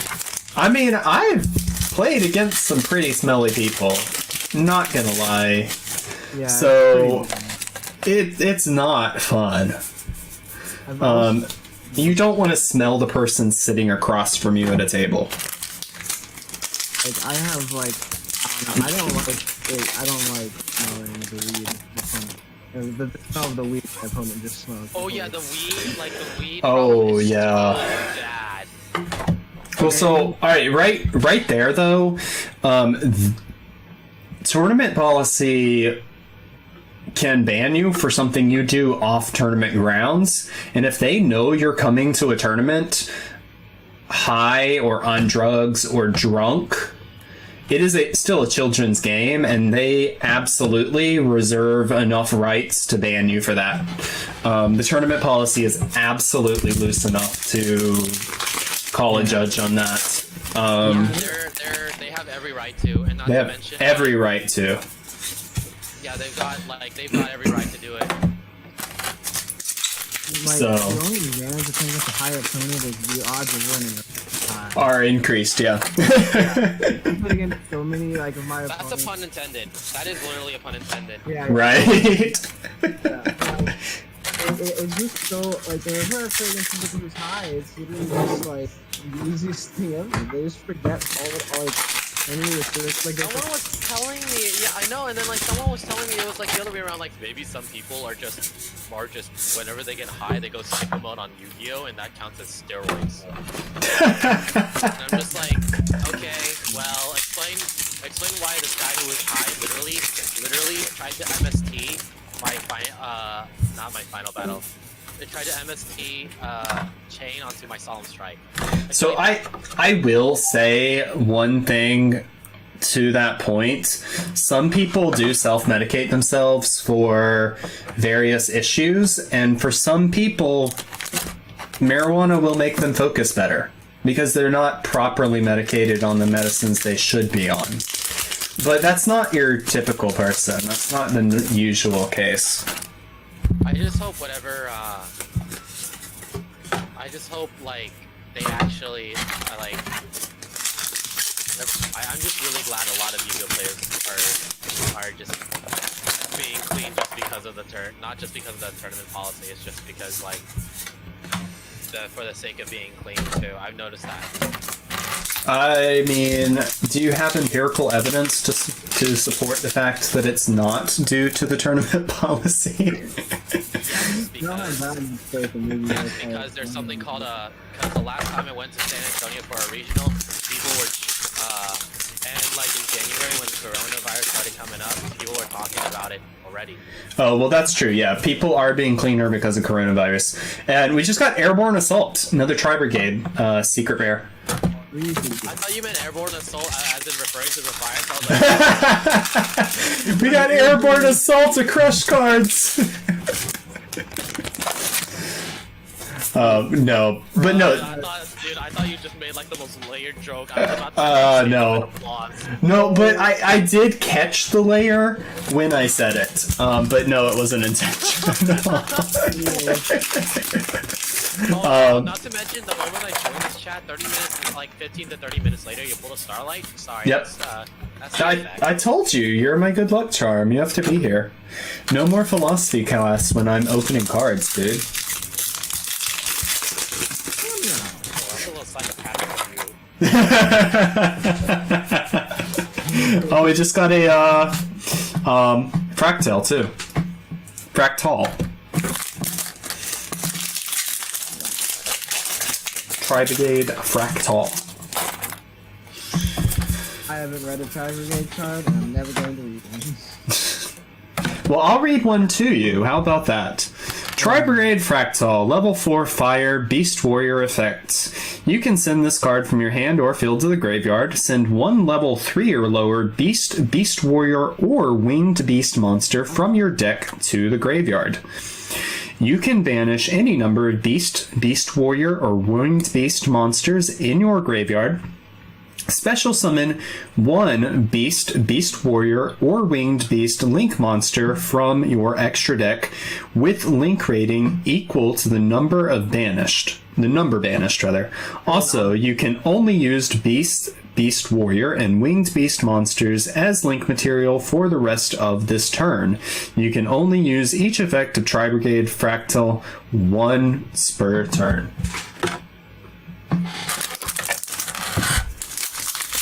How you feel about that, Robinson?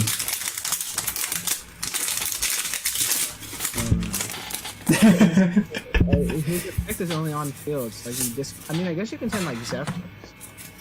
Yeah, you could send some pretty cool stuff with Zephyrs it. have always interested me despite being a part of Absolutely degenerate. Yeah, it's been associated with some very degenerate strategies. I just wanted to play, like, it's just funny that Blackwing incidentally has a few good cards, and all the rest of the cards are just like a pile of cards.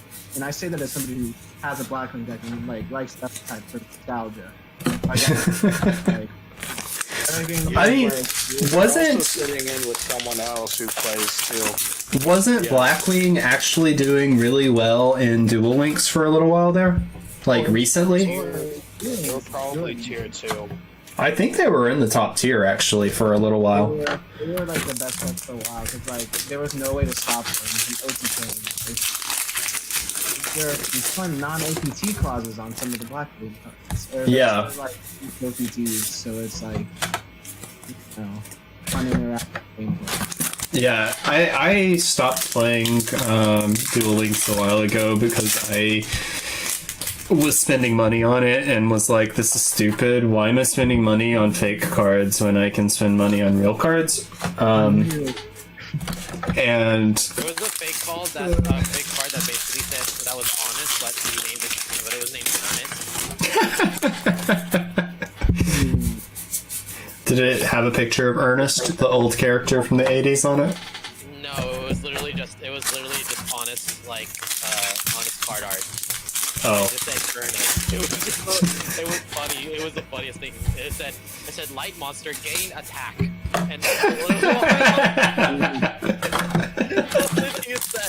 was the funniest thing I've ever heard in my life. Ernest, light monster gain attack equal to attack. I was like, good job. That was a really good review. I mean, I feel like that's kind of what the text on Yu-Gi-Oh cards in the original season were like. Really open to interpretation. Yeah. My card gains attack. How much attack? The original, like, we read the original Relinquish, like, that card is crazy. The text on that is so long and so, like... Oh my god, yeah. I've got it here somewhere. I'd have to pull it out of the box, but... Yeah, it's pretty ridiculous. But, I mean, like, on the anime, because nothing ever did the same thing twice. Oh, yeah, exactly. And, like... Well, I remember, like, in the very early animes, like, the field spells would, like, do percentage decreases or increases for, like, monsters attacks. So, like, they'd be like, Valkyrie, my like Harpy's attack is like 1563, and it's like, what? It's just like, I'm just like, oh, I just don't understand. I'm like, why? Because it's anime. No, the first season was ridiculous when it came to card text. It wasn't until about the third season that they actually were like, wait, maybe we should actually make this reflect the game. Maybe we should like keep Misk at 3. I don't think Misk existed in season 3. Misk was always there. It was always there. It's one of the ancient cards. It is a skeleton. It is a skeleton dinosaur. It is a skeleton dinosaur. You are correct. It's at least a few million years old. To actually get more good support, so the community doesn't whine about them giving Blackwings more pack filler. I mean, I don't know when that's going to happen, because Blackwing's kind of had its heyday, and they've already banned so many cards. Yeah, and not to mention that like Blackwings have almost won back-to-back world championships. If it weren't for Frog FPK. Yeah. I don't see it getting really solid support anytime soon. Blackwings, they already have like more archetype than any other archetype. Like, They already have what? Heroes?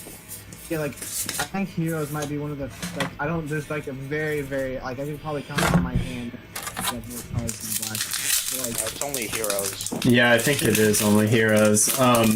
Heroes has a ridiculous number of cards, but it has so many hero archetypes. Yeah, like Destiny Heroes. Destiny Heroes, Evil yeah. Hero, like, But I mean, they're all heroes, and we know they're all heroes, but they're all kind of intended to be these different archetypes at the same time.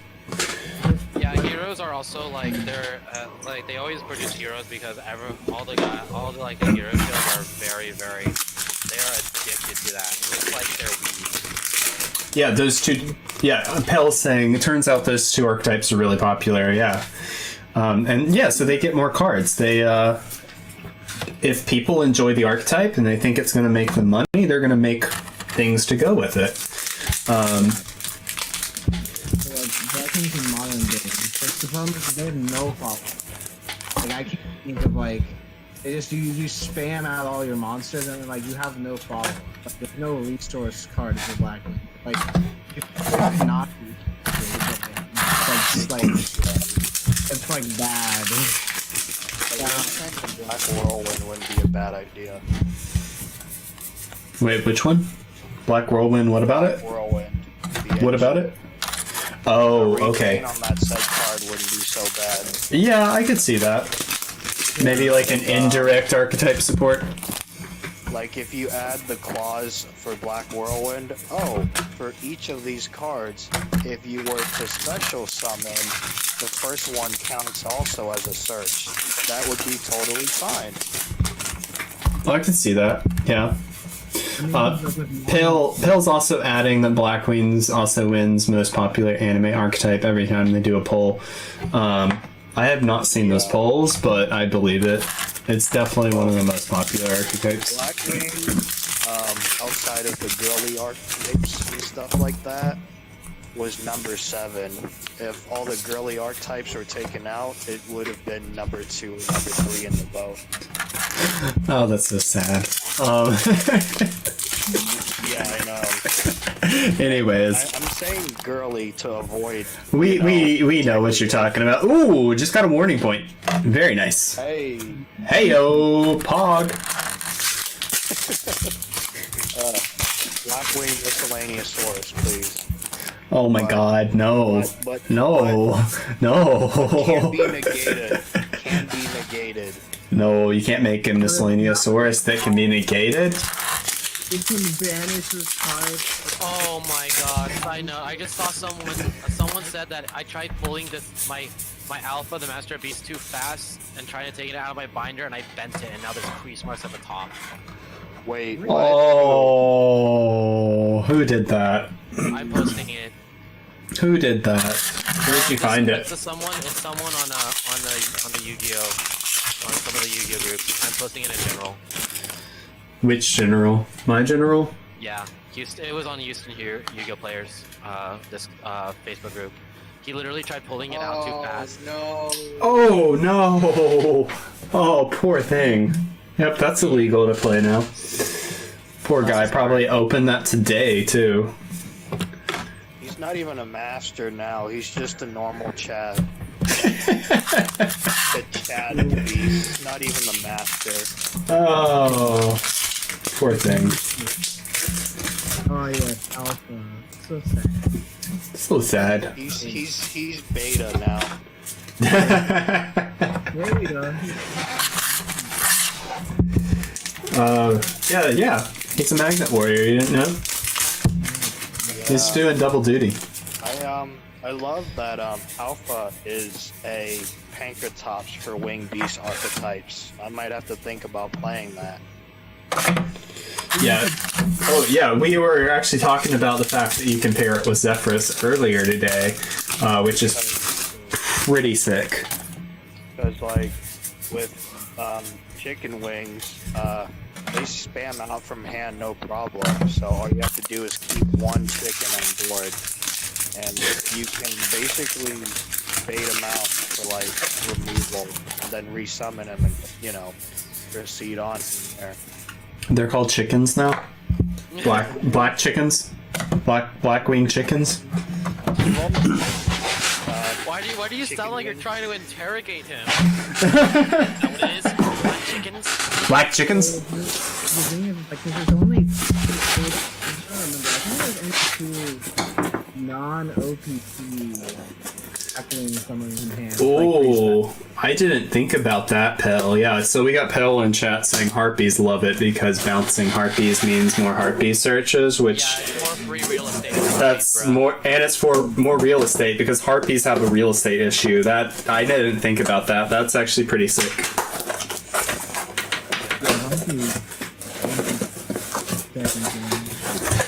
All right, guys. So we are opening the third case right now.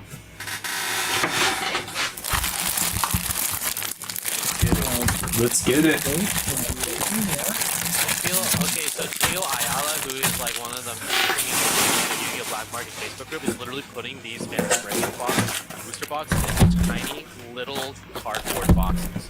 That is big brain. I was like, don't you need a little bit of like room for bubble wrap or something? I mean, if it fits, you don't necessarily need it. It depends on the crush ranking of the box. I've actually seen them use the box, like inside the box, and it's actually pretty secure. Tested it by chunking that package at the wall, and the box was, it was secure. So, Nothing was wrong with it. cool thing that you can do with USPS postal stuff, so long as you are using, what's it called? The flat rate boxes or flat rate packing material inside and with flat rate, you can package flat rate however you want. So it's more expensive to send a flat rate box than it is to send a flat rate bubble mailer, but you can put a flat rate box inside of a bubble mailer, flat rate bubble mailer, and mail it out for the rate of the flat rate bubble mailer. So you can actually package your cards inside the small flat rate boxes and then put them in bubble mailer and mail it for cheaper, and it's more secure. Oh, I see what Yeah. I think I'm just very, perhaps I'm just overthinking the packaging stuff. Cause I've already had like multiple like card damage to stuff. I mean, I'm gonna just be completely frank on this point as well. The Postal Service has hiked prices to a point that's detrimental to vendors like card vendors, because if a stack of, if an envelope is thicker than 1/4 of an inch, you have to mail it as a thick envelope or as a package rate. And a lot of times you mail something as a thick envelope, they're going to just call it a package anyways, even though it meets the standards for large envelope. And so I've had a few cases where I've sent cards out as large envelope, and then it gets to the customer and they're like, they just charged me $3 when they delivered this, and so I'll have to do like refunds for stuff, and it's like really messed up, like it's screwing me over. I mean, it's really rare, but it happens enough to be a problem. And USPS is increasing the prices again. They actually already did it. They're increasing the rates through the end of December for holiday rates. And then it's going to go back to the latest increased price. But it's really screwing people over. Like, it's really difficult to send something under like a $30 price range with tracking because you lose money on it. Yeah. That's dangerous. It is very dangerous. But I mean, that's kind of what they've forced on vendors because it's so expensive. Because I mean, it can cost like up to $4 just to track a single item. That's like well over your 10% mark for shipping.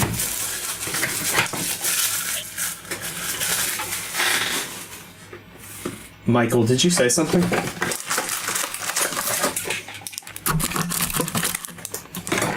Okay, I think somebody has an open mic. What? Greetings. Hello.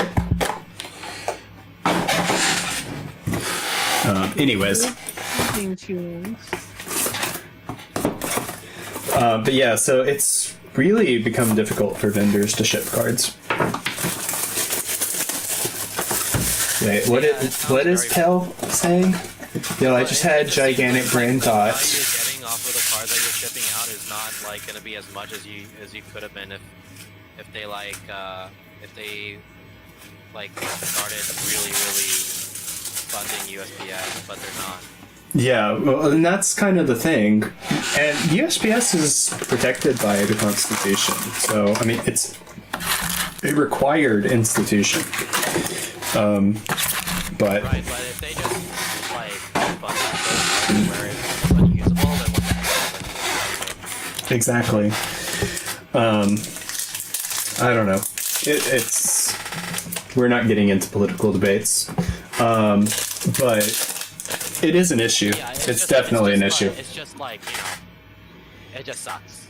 It sucks, and that's I think where we need to leave it. It sucks. But yeah, the price increases definitely affect vendors in a very negative way.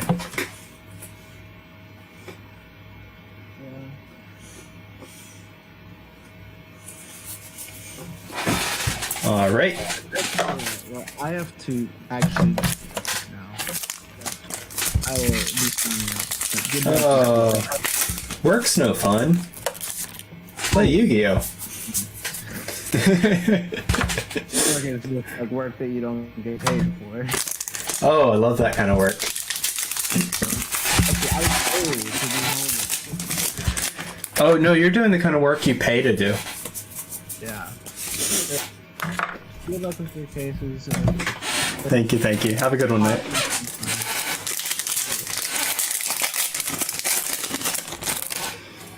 All right. Ooh, Virtual World Phoenix Fan. So I kind of missed what Pell was saying in chat about BES Big Core MK3.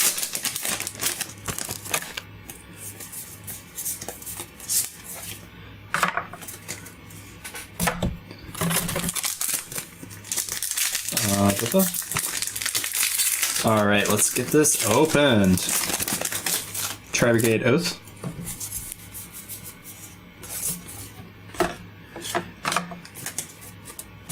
Joshy, Michael, are you still there? Yeah, I'm here. I'm reading up on people getting rule sharked. Oh, that's a fun topic. Yes. YCS Niagara Falls. Last year, a player was pretty reputable from a pretty reputable team. Sharked an opponent for not having banished the correct orientation that he wanted, that he specifically wanted. Some going left, some right. So I think, and then the Shark player got game lost.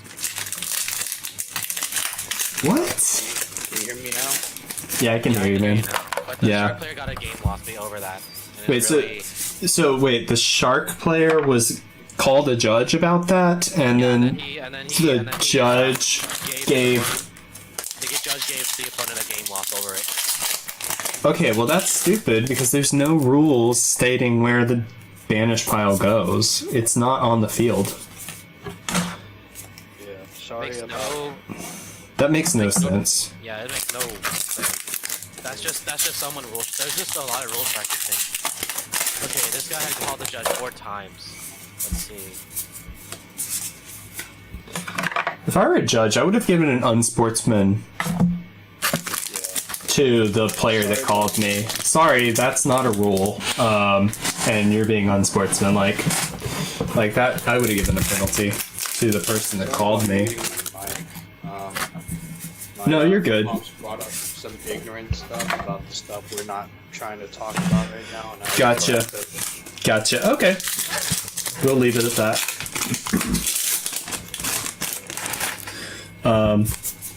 Yeah, it's... Ooh, Alpha! Oh. Viewing. It's not the expensive Alpha. But it's a nice Alpha. What if it was? Does that mean I get to leave? No, absolutely not. I've got 3 more cases. You can't leave.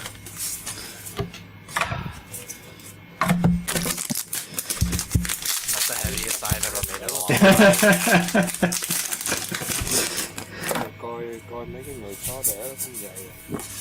time. By the way, I think I'm going to go back and make a video out of that dinosaur discussion. I think it's pretty enjoyable. Like a dinosaur discussion? Yeah. About the dinosaur discussion is that I don't really like how people were like, my issue with the people like whining about myths are the same people who are also, I feel like, are okay with Buster Lock and Smoke Grenade. And it's not, and if myths deserves to get hit, I believe Smoke Grenade and the Buster Well Destruction Swords also deserve to get hit as well. I agree with that. The reason why I see a lot of miscellaneous Saurus hate is because it is one of the most common decks, competitive decks, because it is, again, it is a budget deck. Right. Correct? So there's going to be a lot more attention towards that, and that makes me really sad because people whining about myths, it's just like this is like how but ignoring the rest of the other things is just a testament as to how many bad players there are. Well, I think a lot of players want to hit the cards they're not playing and keep the cards they're playing. Exactly. And even I'm guilty of that, but like I use that as a poop post. I just joke around about it. But in all truth, there should be a lot of this. The ban list is made to be an equalizer. yeah, So it must equalize.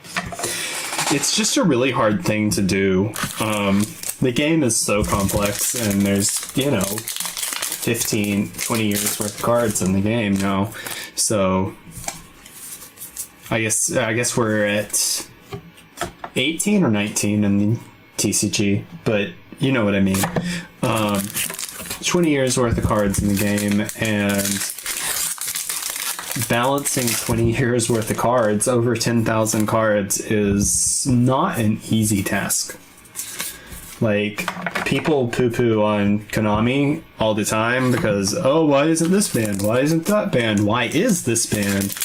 But, I mean, realistically, thinking about the fact that they have to cull through 10,000 cards, they're not going to catch every problem. Yeah, so they're gonna just catch the problem that the players make. Exactly. And sometimes they do. Sometimes they'll preemptively ban something, but it's Like the entire Neptune. it's rare that Konami is gonna just go and say, oh, you know what? This is definitely going to be a problem if we release this card, because they haven't seen it in play yet. And we just got a Phantom Knight Torn Scale. But yeah, so I mean, it's a problem, and I think people forget how big the problem is. Why is Wind Up Zenmain still banned? I'm forgetting what that card does off the top of my head. I can picture it. Zen Mighty. What does that card do? I'm forgetting. Let's look that up real quick. Wind Up. Okay, Robert, I'll be back. My mom twisted my ankle. I mean, her ankle. Oh. Okay. Good luck with that. Alright, here we go. Wind Up Zenmanis.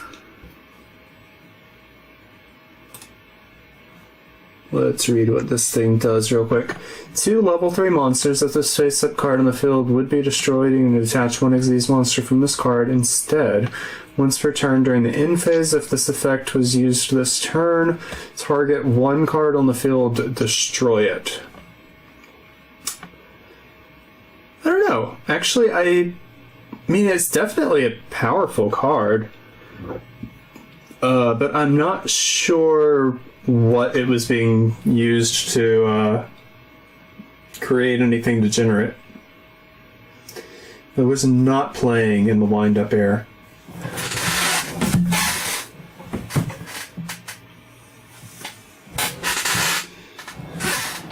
That's the boat.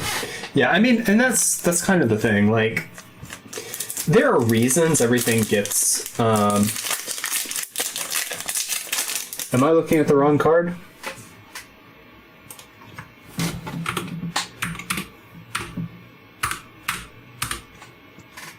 Let's see. Zen Mighty. It would help if I spelled it right. There you go. There it is. All right.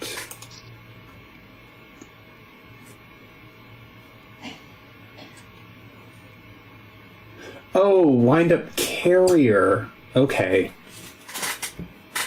Let me see. 2 level 3s once per turn. You can attach 1 Xyz material from this card. Special summon 1 Wind Up monster from your hand or deck. When a face-up wind monster on the field is destroyed and sent to the graveyard, except during the damage step, you can detach 1 Xyz material from this card to target that monster. Return that target to the hand.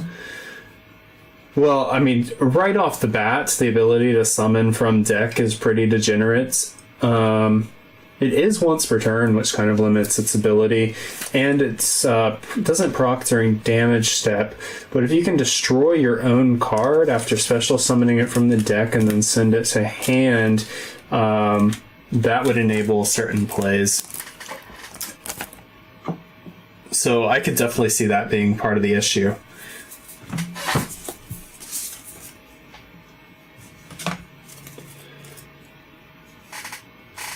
Yeah, I mean, I think it could probably be limited, and it probably wouldn't be bad. And honestly, though, right now we've been seeing a lot of cards slowly get added back off the ban list, and what they typically do is they'll add it to semi-limit just to test it and see what happens, or they'll add it to, and then they'll bump it to limited, and then if it doesn't really make any impact on the meta, then they'll just, yeah, a hand loop. Yeah, I mean, and that's the thing, though. If you can still run the cards that enable the hand loop, then it's going to stay banned. But, I mean, so there's always little considerations, but, I mean, would it actually cause a hand loop in today's meta? I mean, if it did it in the past, and the cards that enabled it are still in the game, I would almost guarantee that it would still be degenerate in the game because there's more cards to help enable the combos. So that's definitely something to think about. Yeah, it was either this or Wind Up Hunter that needed to go, and they picked the engine card. Yeah. A lot of times they'll do that. They'll just kill the entire engine. And that may not be the best option, but it definitely puts an end to a lot of problems, and sometimes they just do it to refresh the game more than anything.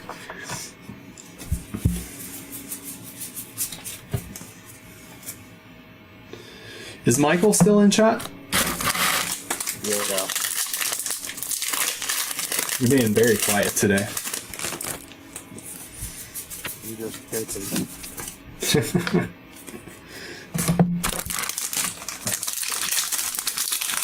There's something to come up that would make me more vibrant. Well, we just got a Raid Raptors Phantom Night Squall. Hey, that's cool. I don't know if people know this about me, but every social situation that I have, it takes a long time for me to get used to it again. Even though I've been like experiencing it before, I Yeah. have like an immune system. Not an immune system, but I think I know what you're saying, yeah. kind of likens to an immune system not having memory cells of what they fought off. That's kind of me with social situations. So it takes time for me to readjust and make certain things. Honestly, though, I'm kind of the same way. What really broke me of the habit of being really socially isolated was majoring in theater, because you kind of just don't have a choice but being social in those situations. Let's see.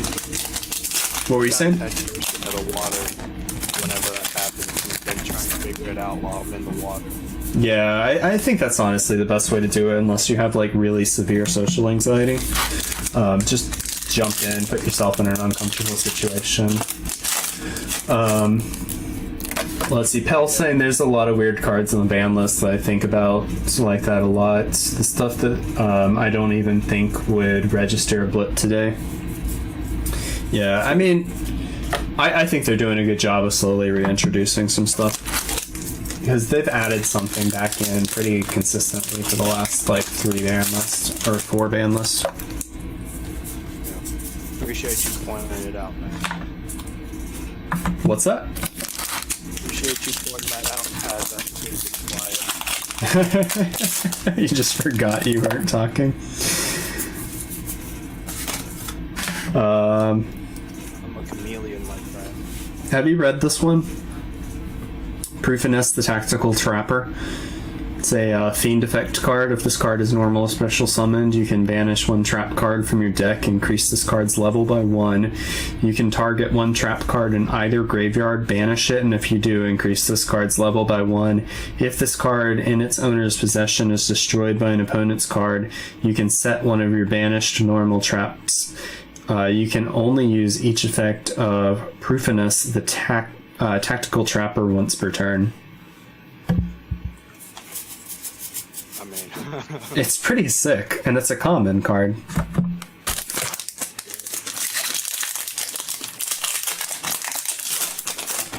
Yeah, Pell, I don't think they're doing a bad job. I think it's a tough job to do, to really get the ban list right. And everybody has their own opinion on it as well. And then right now, like I've pointed out before, they're just in a really tough position with COVID, because they're limited on what they can ban.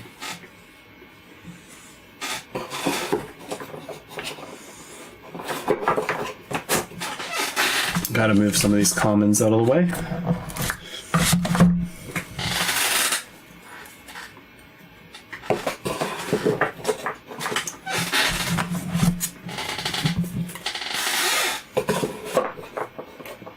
Have you been going to any tournaments or anything lately? Have you been to Res or Blitzkrieg or anything? I was there a couple of weeks ago to try and, like, I don't know, chill, I guess, but nothing really came about it. I was Yeah. really only in town to get free pizza for them. Where were they doing that? Hall home slice. Oh, really? Well, that's a cool promotion. Yeah, you can get a slice at each one of their locations too. So. Yeah, I've got some friends that work at Home Slice, actually. One of my friends manages the one on Congress. Bomb ass pizza. We had some kitchen workers when I worked at the restaurant on Congress, and they worked at both locations, and they would bring pizza for the shift. And so Home Slice would just like provide it to us, which was really nice of them. Sorry, I think the video just froze. Give me just a moment. I'm trying to... I'd be jealous too, because I'd kill for a slice of cheese pizza. I hate pepperoni because of how greasy it is. I don't know how many people know this, but I haven't eaten meat since I was 11. I've been ovo-lacto-pescatarian the better part of my life. Good stuff. Yep. Let's see, is the video live? Okay, cool. I just went ahead and turned off all my alarms because that was just going to keep happening.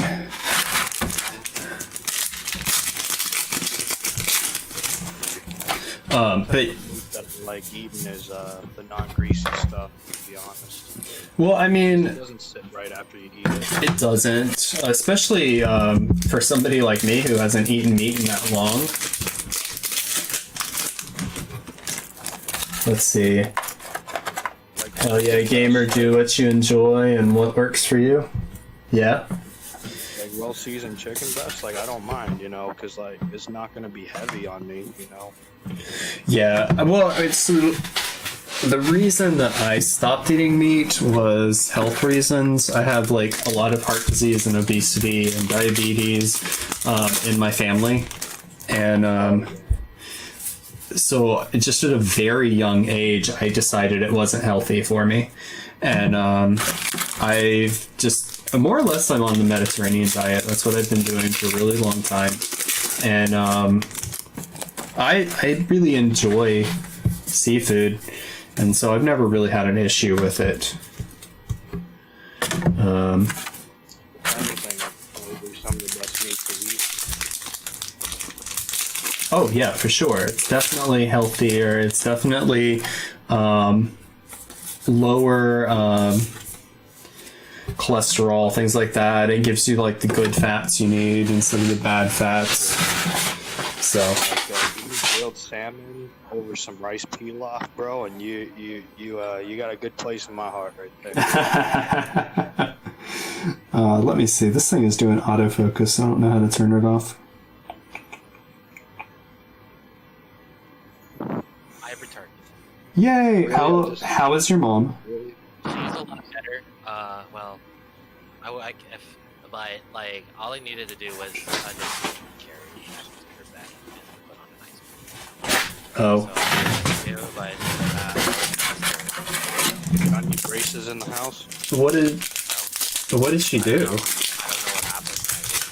I'll have to explain. Oh, ow. Yeah. We were talking about Home Slice. Speaking of Home Slice, you know that and sprained ankles. The one on Congress Avenue has that giant pothole in the sidewalk. Yes. I got injured over that. I got injured really bad, and I was waiting tables at the time. I had to take an entire week off of work because I couldn't walk.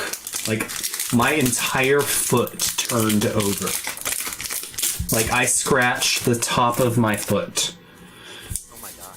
Yeah, it was a really bad sprain. Really bad.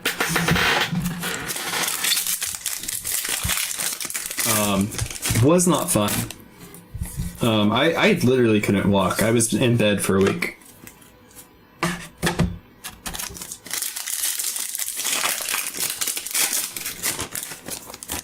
But yeah, I love good food in general. Like, honestly, Oh, I'm a total foodie. I am such a foodie.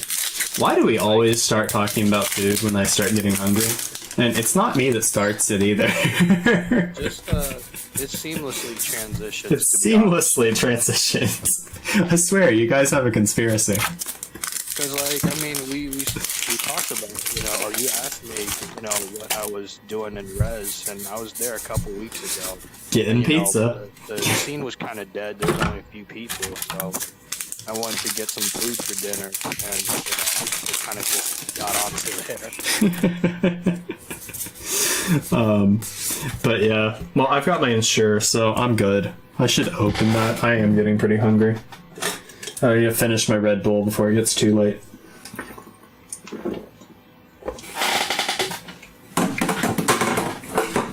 Honestly, given the stress of everything right now, I'm probably gonna go to some place and just treat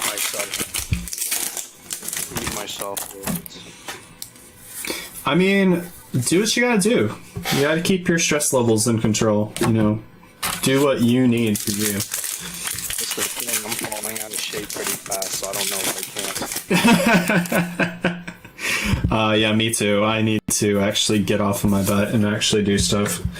I was walking every day really consistently, and then it got too hot for a while, and I've walked a couple times since it started to cool down, but I'm not back into the routine of doing it every day. And I need to get back in that routine. I just needed to solidify my plastic fibers. Plastic fibers? What? What are you talking about? Because I am prepared for the Miscellaneousaurus ban, so I must solidify my plastic fibers. What are your plastic fibers? Full bodily autonomy. I have no clue what you're talking about. Oh, so you have to stop being the dinosaur player? It's not getting banned, bud.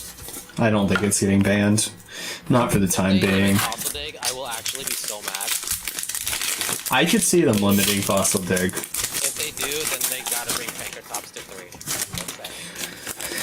I think Pankratops to 3 would be beneficial to the meta. But... It's already been power creep by Alpha.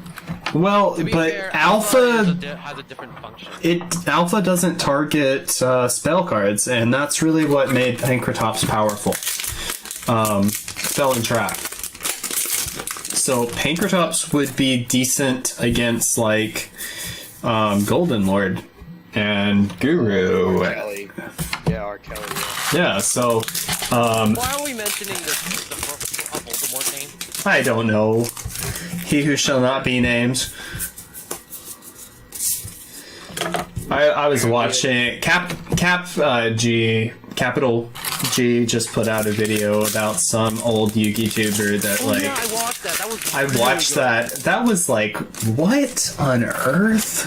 Yeah, but it was unbelievable, and not to mention like that was also one of the best videos Cap G has ever posted in his whole YouTube career. Yeah, no, it seriously was, honestly. Clickbait. Cap. It wasn't clickbait. It wasn't It clickbait. literally, the title delivered what it said.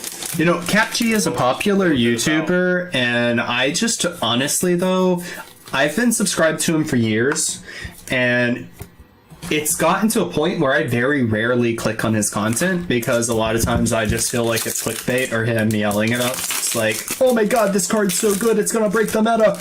And I'm like, okay, sure, it's not gonna do anything, but if you say so. It's not even coming out for half a year. By the time it comes out, it's gonna be irrelevant. Yep, by the time it comes out, it's gonna be power crept. What was the video actually about? About an old YouTuber that was getting really popular and why he disappeared, and it basically went into like this big court case and like. Let's just say he harassed a lot of people. And Yeah. It was very unacceptable, and it was very, very illegal. Very shady, yeah, like This 7 guy played Smash Brothers. like 7 consecutive sentences, like bad. Zimmerman? Garrett Zimmerman? Was that his name? I don't remember. No, it was a guy named Adam. Adam, yeah, that's right. And, this Zimmerman got roasted for being a domestic violence, you know. Oh, I think I remember hearing about that, yeah. No, this was a long time ago. Apparently this... How long ago was it? Like 10 years? Something like that? Within 5 years, I'd say. No, I'm talking about the video that Capsy did. It happened like 10 years ago or something like that.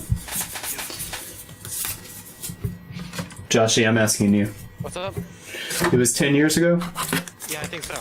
Yeah. Sorry, I was trying to like wait for a sneeze, and then it was like, and then I was like buffering for a second. I just couldn't. I couldn't wait. I was like waiting and waiting. Yeah, I hate that feeling. That is just not a fun feeling. I finally sneezed though. That's a plus. Yay, sneezing! So, Mr. Josh. Mr. Michael. Okay. That was a great conversation. Sorry. In case of maximum gold, is there anything that is already taken off the board? William Kramer. It has priority over a lot of people because he called. Because he AA-ZEUS! What? AA-ZEUS! Whoa. Hey, Hey yo, poggers. yeah. I understand like a very few amount of people have first priority. So Yeah, you're it's like all good. third. You're like second, I think.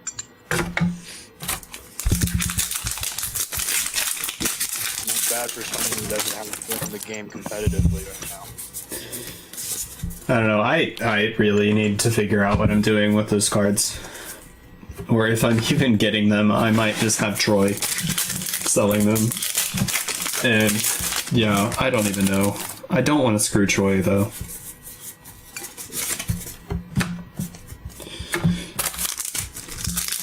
be fair, once you get this stuff, it's up to him to do anything with it. Wait, what? To be fair, what? Like if you sell to Troy, like it's up to him to do whatever he does with it from here on. So I don't know if you'd really be screwing him. Well, no, and I think he'll probably make money on it if I don't buy it from him because he'll sell it at a higher price than he was going to sell it to me for, but I don't want to, leave him with 5 cases of product that he wasn't anticipating having to sell when he's already not in a great financial place. But, I mean, what I was planning on doing was trading 5 cases of product to him for credit towards it anyways, so I don't know. Not a huge difference. But How much were Mad Gold cases for you? I would have to pull up my spreadsheet and look. I can't remember off the top of my head.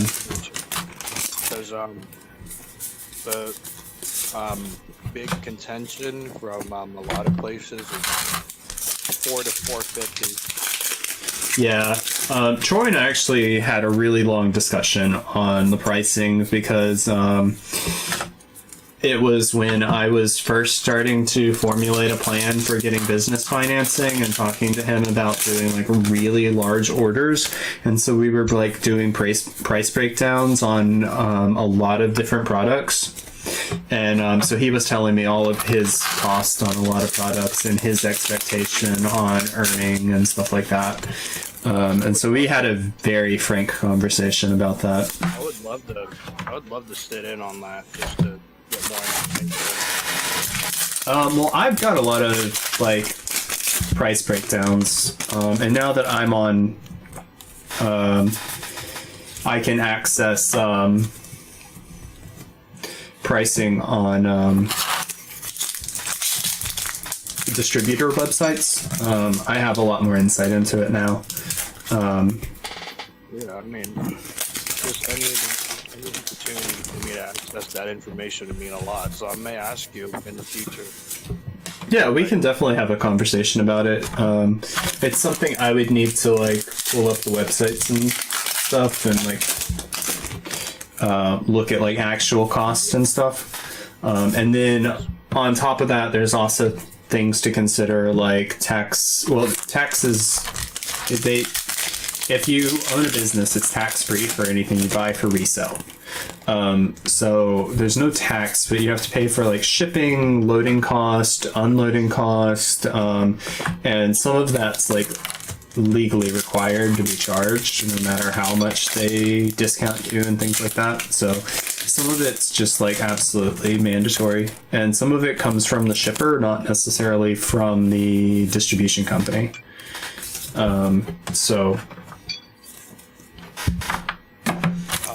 There's a lot to it.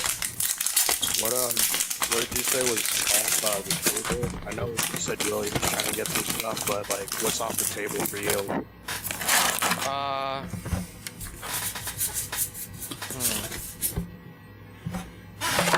Because I'm looking to get 3 of the new draw Lockbird. Okay, Yeah, fine. that is pretty sick. I like the new draw Lockbird. I don't mind letting go of my draws. I do mind not let. I want to get some imperms on my hands. I like imperm a lot. I think it's just a nice card to have right now. Did you let the ultras that I gave you, or you just want in general? I let go of the ultras just to trade off, and I just offloaded them real fast. I lost $45 in value, and it really made me so mad. So mad. I genuinely did not think that premium gold, the gold series, was going to reprint Infirm, and it did. Yeah. So I let the whole set at 55. What? They did not fall off that bad. No, they did not fall off that bad. Why would you do that, dude? Not to make it worse. Literally no one was giving me a better option. No one. Like no one, literally nobody was giving me anything better than $55. He was like, oh, like I literally offered 75, right? So because Imprim went down to 32. So I said 75, and like, no, we're doing 55. And then I went to someone else, no, 55. I'm like, are you kidding me? Are you monkey? At Res. Was this at Res? Yeah, it was at Res. Honestly, I think a lot of the people at Res get really butthurt about a couple dollars. I know. Literally. So I'm not gonna trash talk it, but I will call him on one time, and that is when I was trying to sell him droplets, and he was like, "Hey, can you? I just gave you like $100 worth of Pokejoe's food. Can you give me a $20 discount on these droplets instead of selling them for $200 and sell them for $180?" Honestly, it probably cost Pokejoe's $20 to make all that food match. I mean, I don't know. Basically, you don't give someone something and ask for a favor down the road. Yeah, I mean, principally, you're absolutely right. If you do something... Either way, I'm also really bad at saying no. Yeah, I mean, but though, if somebody does something to be nice, they shouldn't expect something in return, because then that's not doing something to be nice. That's a transaction, which, yeah, I don't know. You shouldn't ever expect something in return if you do something for someone. So I wholeheartedly sold those to you with the assumption that they wouldn't print Imperm again, and I gave you like the best price possible at the time too. I gave you a flat 100. I gave you a full Franklin, and it's my fault for predicting wrong. So I mean, like, I mean, I don't. It's not your fault. It's not your fault that you thought the same way as I did, because I genuinely did not think Imperm was going to get reprinted. I don't think anybody expected Imperm to be in the gold set.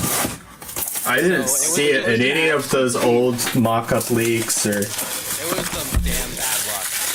It was in the OCG, but like...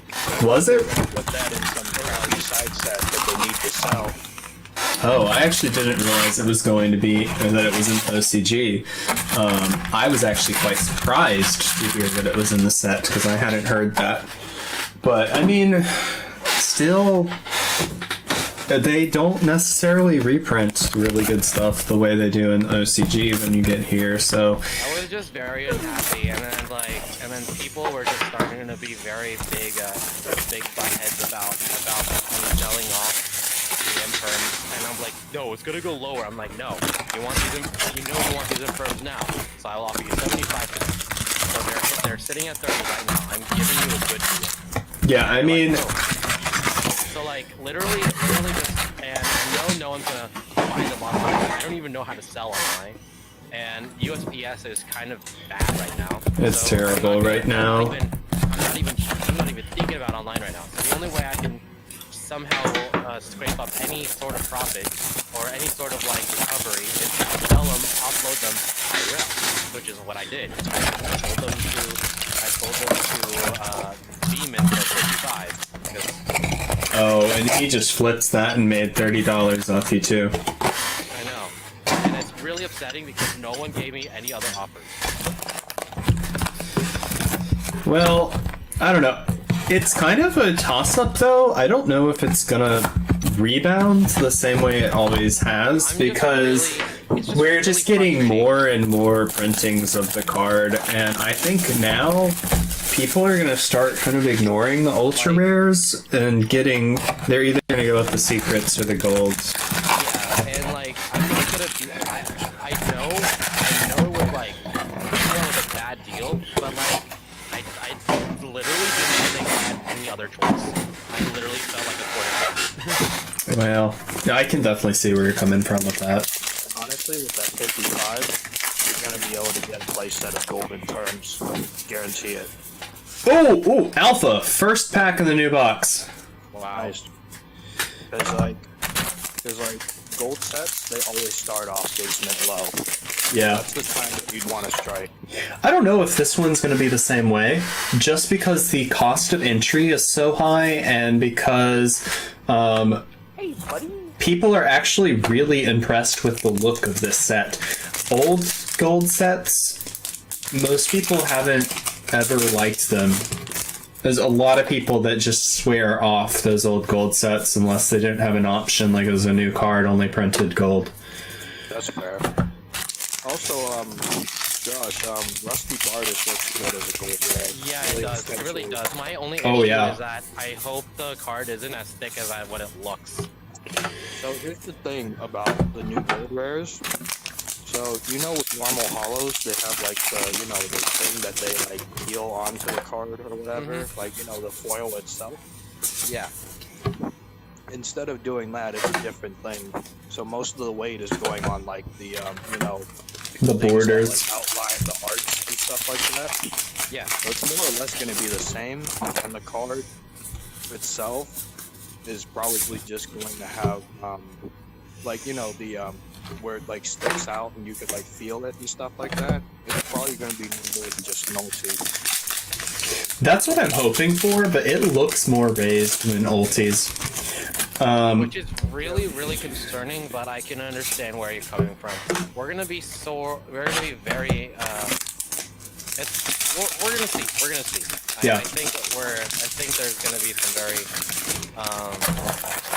the only way to find out is to really see what's gonna happen. Well, I mean, here's the thing. Nobody's going to play these in a real-world tournament for several months. So, I mean, nobody really knows how any judge is ever going to rule anything until they get there. I know. To be fair, I feel like most of the judges that I've met and interacted with don't really care much about hobby leagues. So. Yeah. I mean, honestly, me judging, I don't care about hobby leagues.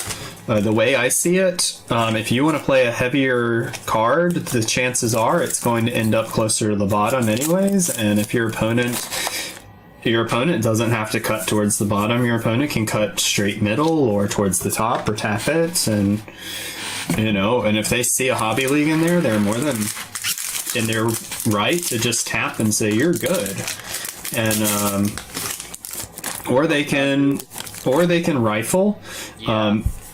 And a lot of players just tap it anyways, because what is a cut going to really do to randomize it? And a lot of players feel really pressed for time with the time rules the way they are right now, so a lot of players just tap and move on with their lives. Yeah. And then, speaking of like the gold rare, it does look like the gold is the card art is it's 3D, if that makes sense. It seems very 3D looking, in a sense. Just got an Arc Rebellion. There's the ones that they have in the OCG. You can watch on YouTube. Like, it's very detailed on the card. I'm just reading chat here for a second. Hey Josh, Hell, I don't understand you open a box yet? what you're saying about holding No. holding theirs at all, sell theirs at all cost. Are you talking about the gold rares? Hey Liam, welcome back. Hello. Josh, a couple of things that I would think about wanting to grab from you, if we were to meet up in a couple weeks. Definitely the vanillas. Oh, impermanence. I mean, I'm okay on impermanence since Josh wants some. Oh no, I was talking about Pell in chat. He was saying that he told his LGS to sell their imperms at all costs because they're getting the reprint. So maybe depending on how much the Ash Blossom is, I may trade my ultras for the gold, even though I despise the alternate art for doing what they did for Ash. Oh, I don't think that was intentional. I think people are just sick. So if they do a gold rare of like the original art, then dude, I will take that. Honestly though, I like the altar art a lot. I think it's actually really good artwork. The community has toxified it. But I just had the offhanded comments about it if I were to play it. I mean, I can understand that. Because I will tear into somebody who does something like that. Beat check, bro. What, Liam? Beat check. Yeah, just got beat. Get out of the store. I mean, I don't think anybody's gonna do that, honestly. But No shoe, no sleeve, no service. oh. I mean, hey, we got our new foot archetype in this set, so.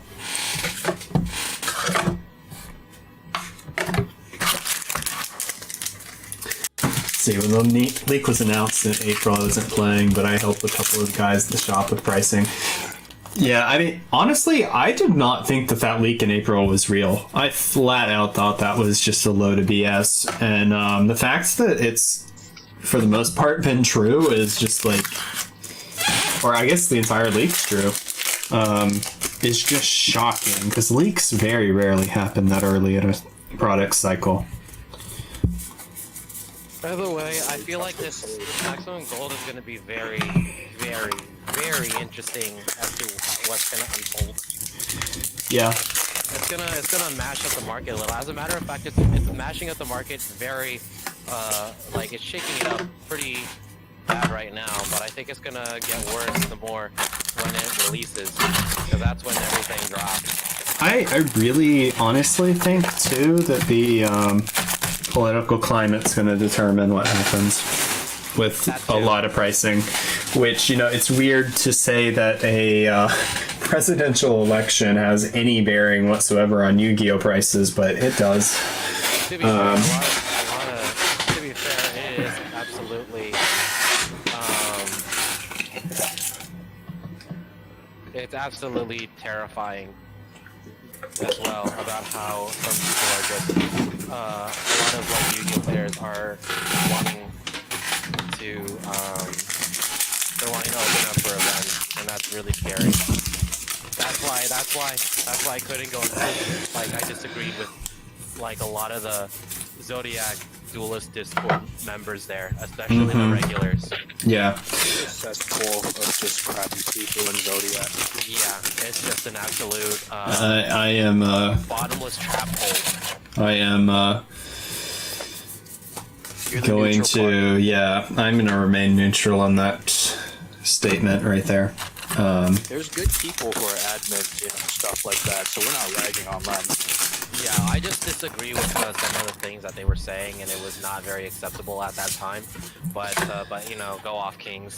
There was a video that was on the news today, and I guess this was Halloween night. There was a party, and it was basically a rave. It had 10,000 people, and the video was horrifying to see. Like people are actually just not caring. 10,000 people. You can't say avoided like the plague anymore because people clearly don't do it. No, they don't. People don't care about the plague. 10,000 people though. Like, They do if you throw a xenophobic word in front of it. in what universe is that a good idea? 10,000 people jumping up and down, breathing on each other in a giant pool of bodies. Like, that doesn't sound like a good idea during a pandemic. I'm sorry. But, you know, whatever.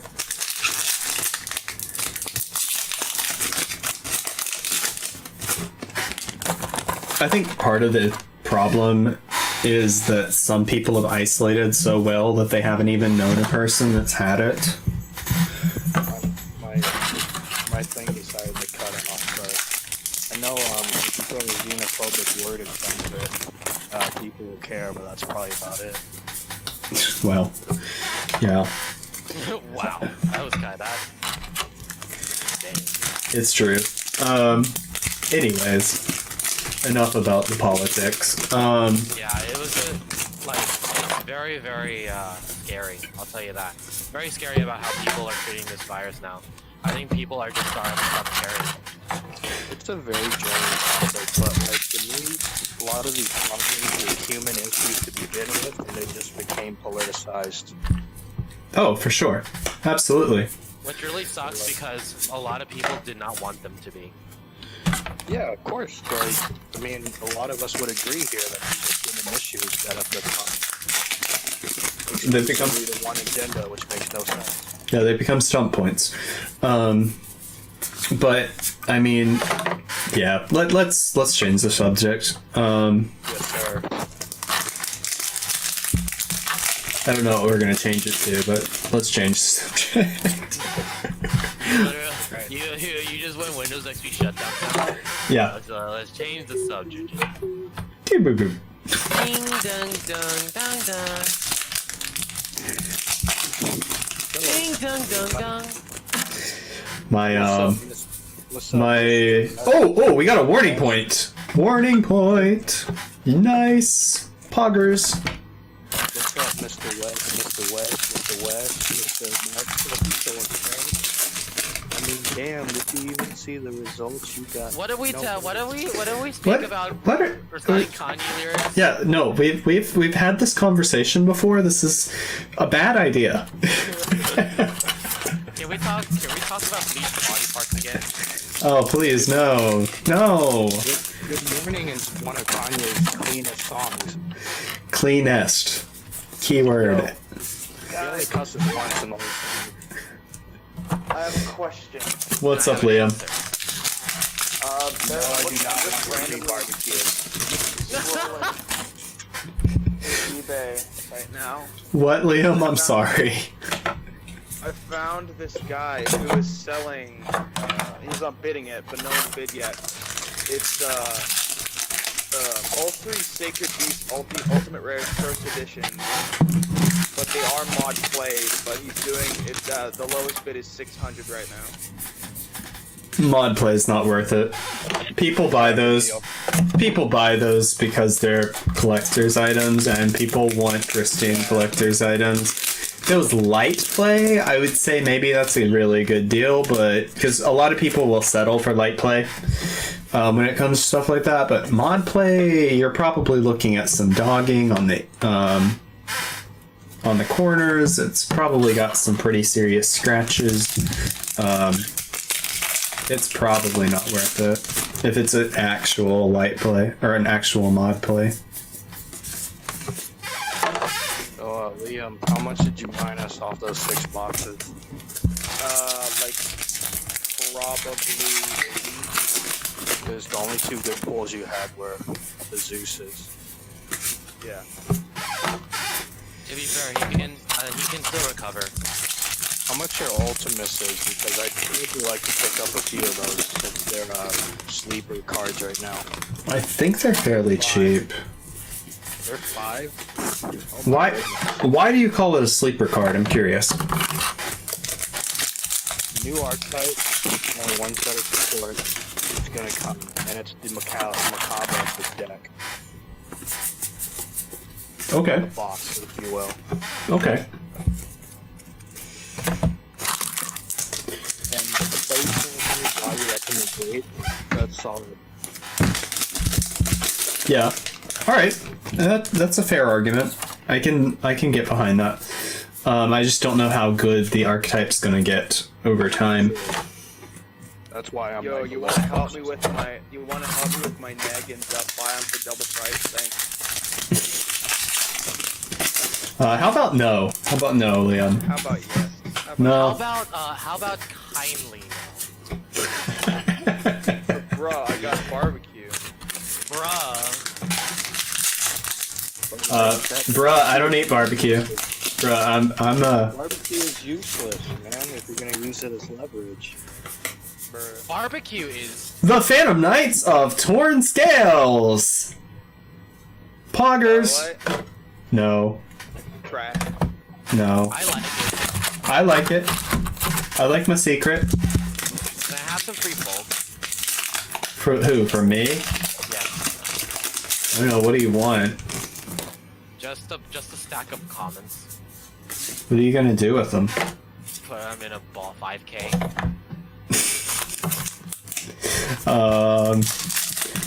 Hard pass? Okay. I'll sell you some bulk.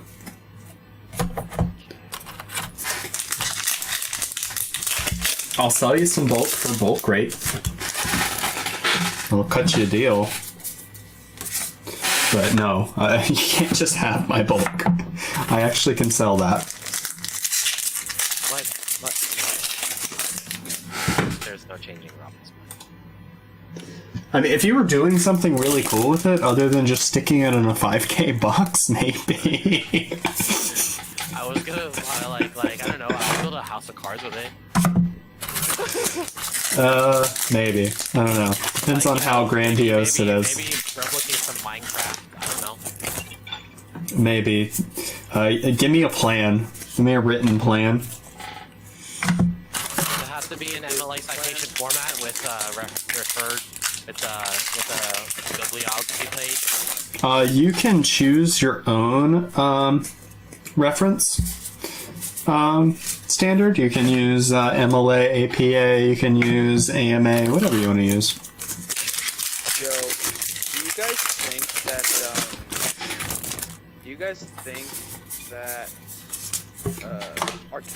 we're gonna get more Arcana Force support in the Blazing Vortex because of the GX set, and we just got a card in Phantom Rage?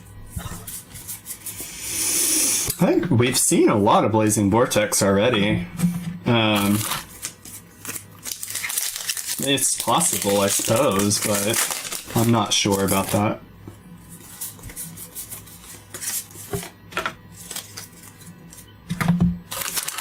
I don't know. I feel like Arcana Force is kind of over. What can you say? I mean, I just don't think it's going to be. I don't know, they have so many archetypes to focus on. You never know when they're going to just choose a random archetype to revive. But a lot of times they just leave stuff like that in the past. I don't know that it's really a popular enough archetype. Blazing Vortex and JP is 100% revealed. Yeah, that's what I was thinking. Like, we've seen it. And the chance that TCG just randomly makes an Arcana Force, Arc Rebellion Xyz Dragon just randomly makes an Arcana Force TCG exclusive, I find pretty low odds.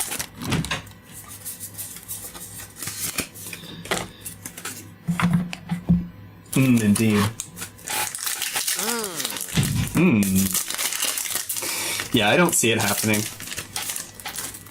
I can't wait to open my case with my best friend's little kid brother. He pulled a pot of extravagance for me in the Mega 10. He was like, Dashi, look, I pulled something good for you. And it was really cute. So it's gonna happen again.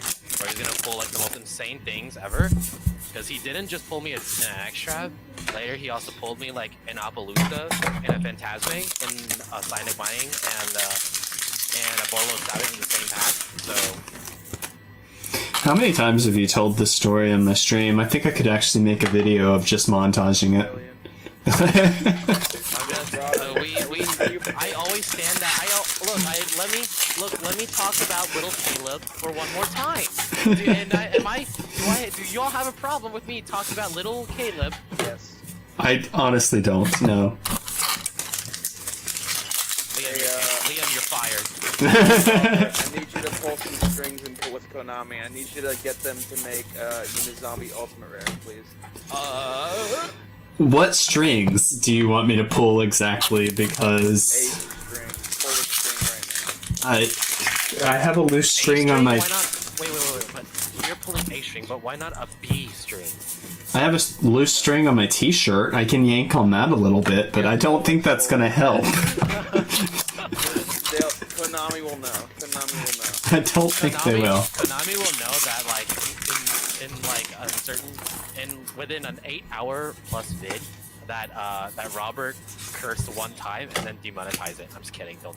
It's honestly possible, but it's not monetized yet. Anyways, I'm still working on monetization. So if you like the video, subscribe, hit that thumbs up. It helps me with the algorithm, and yeah, then I can get monetized. Goofy. Haha, now you're never gonna get monetized. I don't think that's something that keeps you from getting monetized. You messed up, you're done. No, but honestly though, even if Konami decides to watch this video, which I kind of doubt they will, I don't think that they're watching 5 hours and 11 minutes of it to hear your request for an ultimate rare Unizombie, so... For OTS 15, come on. Yeah, weren't we talking about Unizombie getting banned earlier today? Or no? No way. No, that was Plague. No, that was Plague Spreader. You're right. You're right. No way Unizombie would ever get banned or even get on the ban list. What if it actually happened? It could happen. Liam would literally shut down. It could definitely happen. It could definitely happen. Unizombie is a powerful card. Unizombie is only a one, it's a one-card house. No, sorry. The Fury Solitaire is a one-card house because it's summoned Unizombie when you jump Yuki. Well, But, at that point, it's arguable that you should just hit something else. Hit Linkross. Hit Linkross and Hulk, dude. Just get them out of here. Just please, Konami, don't ban everything just to keep those cards around. The only reason why they think that they're okay with doing that is because, oh my god, we have to keep these cards relevant for actual tournament play, even though there's a pandemic that will probably last us another year. Yeah, it's really stupid. So, okay, I agree that Konami needs to keep things in play in order to not undermine their ability to sell new product. I agree, that's honestly a very true thing. But I think that 90%, I think 99% of the Yu-Gi-Oh community would be okay if their $20 Alka-Fibrax investment got banned after a year of it being in the meta, even without having played it in a tournament. So long as they don't go crazy and start banning their $120 cards that they've never played in a tournament. I really do think most people would be A-okay with Hulk going the way of Miss. Josh, you didn't catch that. Yeah, I don't think Okay. they ban Plague Spreader, but I bet they will, because when you ban Plague Spreader, it makes like 4 other cards useless, because there are synchro cards that require Plague Spreader. Yeah, I know. But I don't think that's a good enough reason to keep a Degenerates combo in the game. Not really degenerate though. Well, I guess it is in Infernoble. Well, in let's In Hulk clear- decks. Let's clear the field here. So the thing is about like a lot of things is that Needle Fiber is a problem card, of course. Link is a problem card, of course. But we cannot acknowledge. We have to acknowledge the fact that a lot of these cards are being overlooked by the fact that because everyone is moaning about the score. Our level, and we already had that discussion. Therefore, Keep going. Keep going. Should be banned.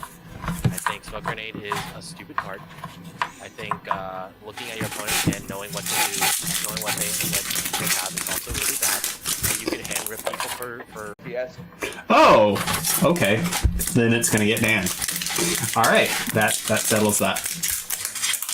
brings a lot of joy to my old you guys hear me grandpa eating? heart. Kinda, not really. It's not that bad. I'm eating Captain Crunch, boy. Let's do 5 more today. Dude.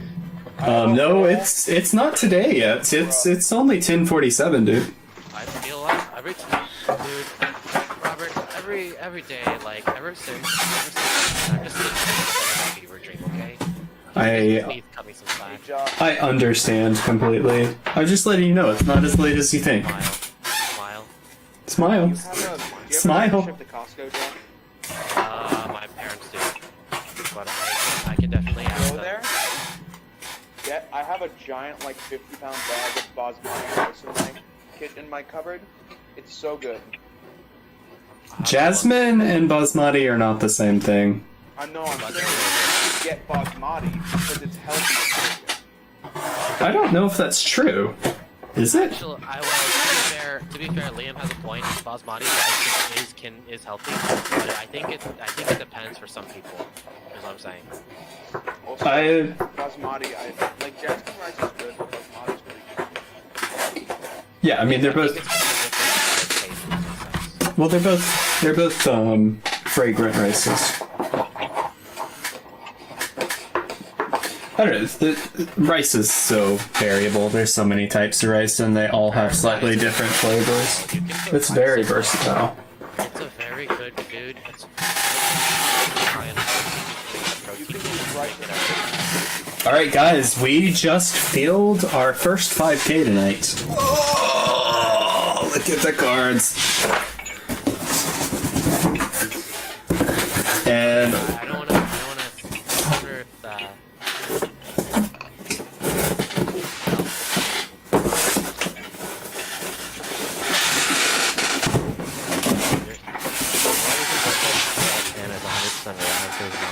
Okay, well, the thing about it, I'm really tempted to get a case of Blazing Vortex. Like, I'm so tempted. You want to put one? well, I already pre-ordered some. Let's see if I can actually pay for it. Josh, you want to split a case?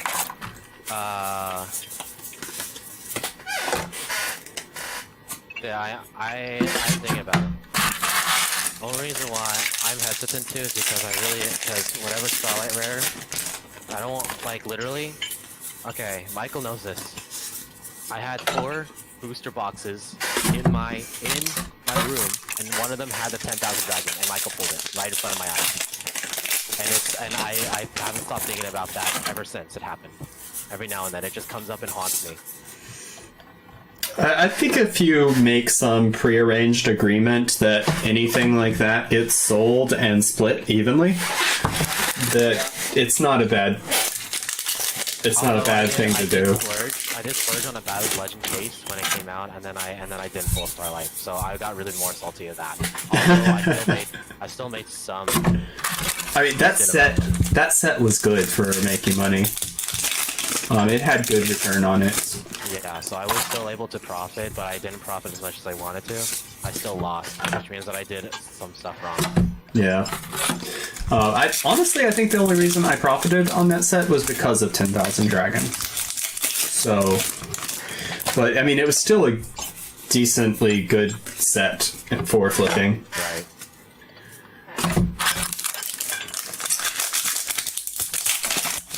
But I actually plussed quite a bit on that set. You know, selling a card for $1,200 really helps you with your profit margins. It brings a lot of joy to my old grandpa heart.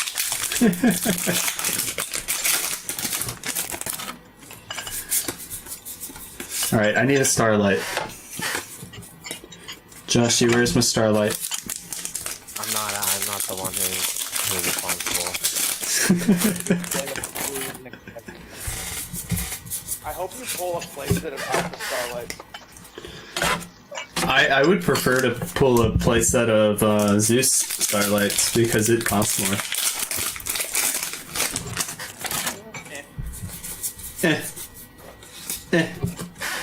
Bobby doesn't need to make money. Bobby's only broke and unemployed. He doesn't need money.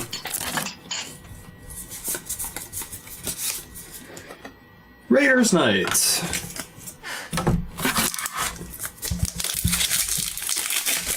I'm pretty sure at this point we've got playsets of everything.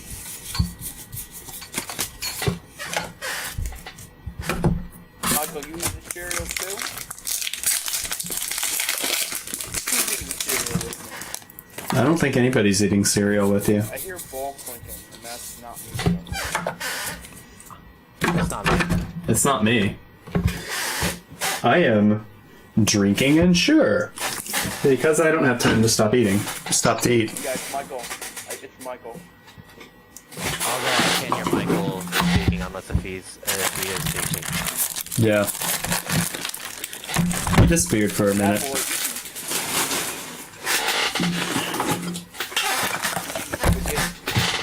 What again? Oh! I swear. You guys. Hear it, right? You guys and your food conspiracies. It's been 6 hours since Robert's eaten. It's time to start talking about food. I like to talk, whenever Liam's here, just time to talk about food. Well, yeah, there's that. Liam's a culinary man. I would like to consider myself a culinary man, but not in that regard that I've been, like, really trying. But I'm quite the gourmand.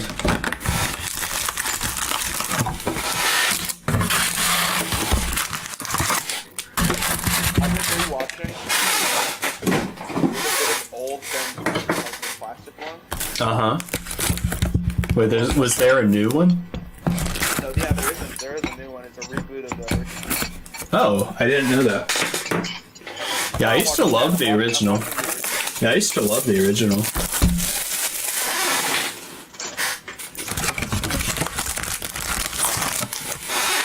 Man, Captain Crunch is man. Is he? Yeah. Why's that? He's What's sketch about a mustache? Can we vote him out the ship? He opened a cereal that was all berries. Scoop, all berries. We know you made the mistake. Go to jail. Are we mutinying?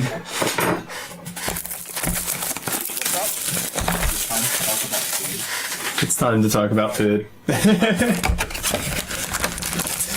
I'm telling you.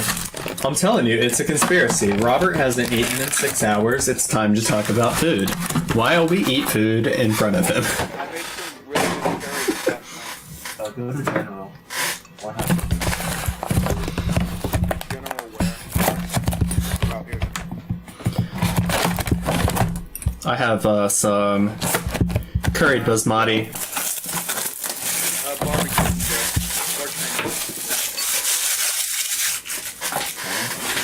One has to go further.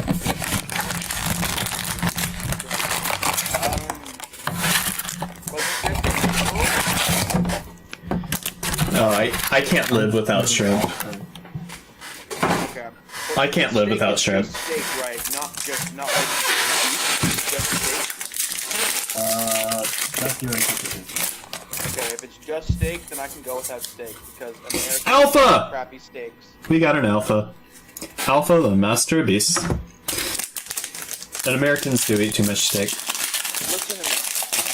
If you eat your steak without a sauce, you're a heathen, okay? I don't. Butter, not a sauce. No, I'm talking about like a steak-based sauce. Like you use the dressing from the steak to make a sauce out of scallops and wine. Or Oh, an au jus or something like that. Dude, the best steak I've ever had, steak au poivre, that was delicious. And it was cheap. It was like a cheap cut of meat too, but it was still the best steak I've ever had. I thought you meant like A1, and I was like, and you call yourself a culinary person? No, screw that stuff. I was like, you call yourself a culinary? You need a new career, sir. Dredging, so we use dredgings out of the pan, and we deglaze it. Alright, Make a sauce out of it. alright. That's the way you're supposed to do it. Yeah. Man, I can't go without. Dude, I actually, me and my buddy, we ordered from a place. We honestly ordered from this place just because of the name. The name of the place is Tommy Want Wingy. What? The wings were actually really good. I'm not gonna lie. Like probably the best wings I've had because they were like lollipops, not wings. Like they cut down to the bone right on the joint. Yeah, pretty good. Lollipops? Yeah. So you lick the chicken? When you get a drumstick, it's kind of like I guess it's kind of like what do you call it? When you get like a rack of lamb and you take off the meat on the rib to make it look nice. Ah, okay. That's similar to that. So yeah, you basically just take off the crap meat at the bottom near the joint, and then it's just bone. So it's just like from bone to a bunch of so basically, it makes it to where you can eat it in one bite. You know, a lot of people don't like eating foods with bone. I don't like it either. I don't like eating foods with bone. Although the bones can complement the taste of certain foods. You gotta I mean, suck on the bone. from a culinary perspective, it adds flavor. But I know, I've known people that absolutely don't like thinking about their food ever having been alive, and just having a bone on it, like, really ruins the food for them. So, I've had I made a rack of lamb and meat lollipops just doesn't sound good, Leo. they are good, but like Well, I mean, I don't eat meat, but Tri-Brigade Shurig, the ominous omen. rack. It was a tenderloin, but no, yeah, it was One of the greatest fish I've seen for the monster. What? Shureg. What about him? The ominous Shreg. omen. He's had one of the best arts I've seen, like steampunk-wise. I mean, the whole archetype is kind of like steampunky. It's But, like, I I don't know, it's kind of imagine like, saying, "Oh man, I went hard on the meat lollipops, bro." Like, no homo. it's like too.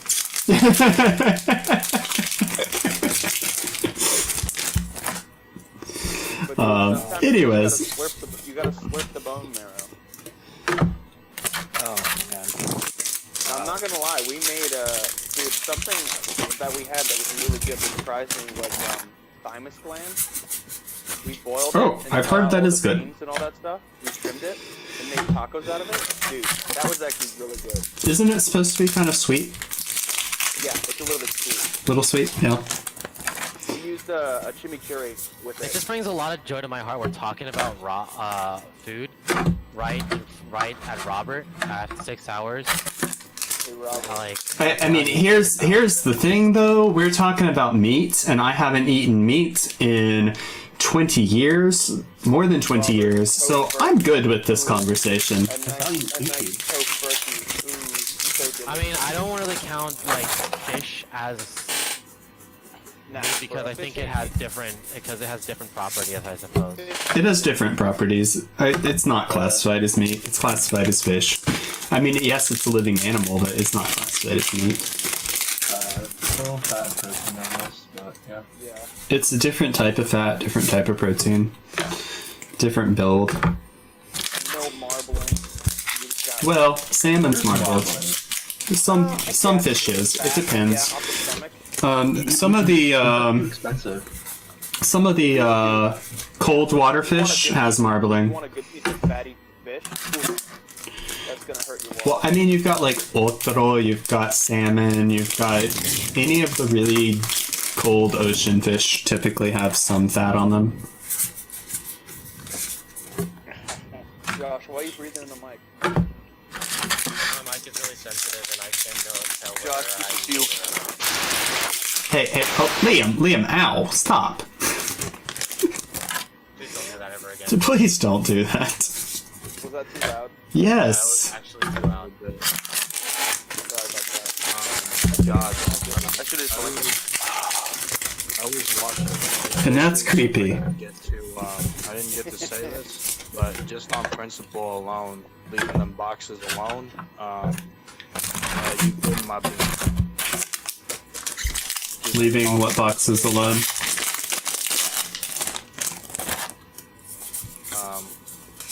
Even though some stuff is pulled. What? What are? I'm confused as to what we're talking about. You owe Josh 1,000 dragons. You must give it to him. It is law. Alright, here's a slightly more vegan friendly one for I go. What? Cauliflower. Cauliflower. Dude, Fried cauliflower is actually really good. there's a really good Indian dish that involves fried cauliflower. It's There is, so yes. good. I can't think of the name of it, but it's delicious. I know what you're talking Fried about. vegetables, they're all good. Not all of them. South Congress Cafe used to do a fried cauliflower with a chili sauce. It was really good. Really good. Broccoli, surprisingly, I think broccoli is probably one of my least favorites because of the texture. Oh, I love Way broccoli. crunchy. Well, I mean, you could always overboil it, but I mean, You always have to you don't want to do I'm that. 4X, but the stem, I can't do it. Well, I mean, if you're cooking it properly, you should trim off any of the rough parts of the stem. Thick stem, yeah, but usually you can just. We got a AA-ZEUS. The guest hoggers. Hog, I'm so excited for you. Stomach is full of wings and Captain Crunch. We live in the That is a disgusting combination, dude. Like, I would not want to be your stomach right now. Oh, bro. Pasta. Get pasta out of here. Actually, Wait, what if there was bread noodles? and pasta. What if instead of pasta, it's all noodles? Even rice noodles and vermicelli? And ramen. Bread. Okay. Noodles kind of are bread. They're grain-based doughs. It's just a flour cut into shapes. Yeah. Sorry, a dough cut into shapes. Yeah, so if we cut out Just water, egg, and flour. Boom. So if we cut out bread, let's say that we're cutting out all noodles, all pasta, all bread, all dough. Guess what? Potato bread is a thing. Got him. It's a dough, though. It's not the same though. You're never gonna find like potato bread cake. The cake's not a dough. Oh yeah. Wait, no. We're saying bread, not flour. You can't just cut flour out. You're right. Okay, alright. All forms of, okay, let's just say all forms of like, Batters and doughs aren't the same thing. I mean, when you're getting... What about gnocchi? so cake is fine, but potato bread also Gnocchi? falls Yeah, into that's pretty good. Gnocchi's a dough, though. It is. The thing that you use to make it is pretty. You drop it into the boiling water. Mm-hmm. We got a Starlight. Oh, it's the Hita. What'd you? Hita. You got It's the the- Hita Starlight? It's the cheapest one, but it's still pretty. The cheapest one, really? I think it is. It might be the second cheapest, but it's still a pretty card. The cheapest is probably the Phantom Knights one. Oh yeah, that one. Is it? Well, the Phantom Knight's kind of hyped up as like the third best card in the entire set. No matter what, these waifu taxes are going to keep something afloat. Well, yeah, but I feel that historically though, these Charmers haven't been that great. Charmers clocking in Hita at is actually pretty 370 right useful. now. Hita is a good card, but Dash Hita's blocks actually above Alpha. is it? Alpha was second. 349 to 370. Yeah, so I think you're Oh, I didn't. Oh. I didn't really see good this for one. what you... Oh. Waffles, French toast, or cereal. Hey, you know what? I You can't know get what, rid of Robert? You cereal. take those. Wait, what? I can't get rid of French toast. I'd probably have to say pancakes. Get them out of here. Well, pancakes is batter. Pancakes isn't dough. No. It's like But, no. We're Josh, talking what did you toasting say? Stuff where it's like, here are We these take four those. things. Take One has those. to go. Wait, I'm sorry, Liam. I'm sorry, Liam. I can't listen to both of you. What, Josh? We take those W's. If we take those W's, Hita is at 300 plus. Take Nice. Yeah, no, that's a good win. I'm up. I'm fine with that. Hita's second most expensive.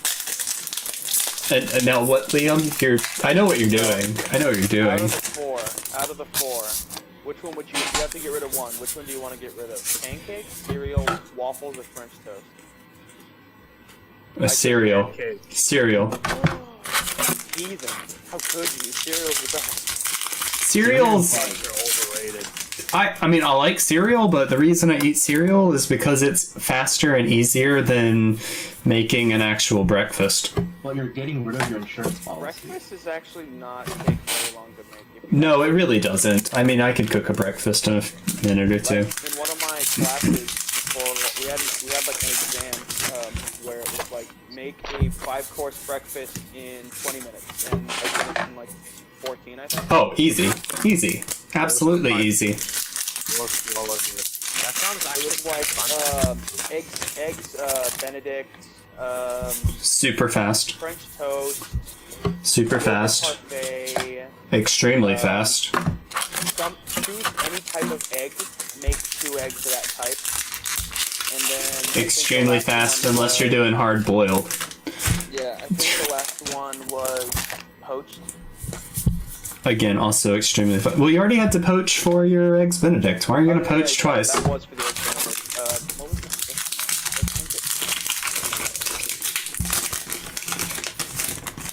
I will say, poaching properly is not always the easiest thing, because especially in like a restaurant setting, you have to undercook it just enough for it to sit in a window for at least a few seconds and not overcook. And Carryover that- cooking is definitely something you have to remember. Carryover cooking is a huge problem with eggs Benedicts in restaurants, and if you undercook it to prevent carryover, if you don't cook it quite enough, and then there's raw white, people don't like the raw whites. So, eggs Benedict, Raw whites, honestly, I can cook that.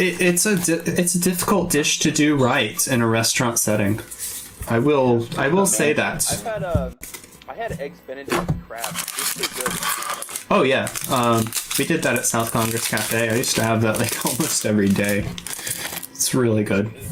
Hollandaise sauce is beautiful. And it's Oh, super I know. It's super easy, and you can make them with blenders now, and it's even easier. easy.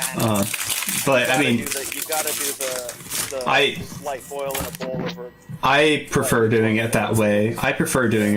But I mean, honestly, doing it in a Vitamix, it tastes just as good. Yeah. It, Man, I feel like that would like mix it though. it doesn't. It doesn't. If you do it, you just do it a few seconds and it's fine. Like, you would think it would. Machines will take over the world.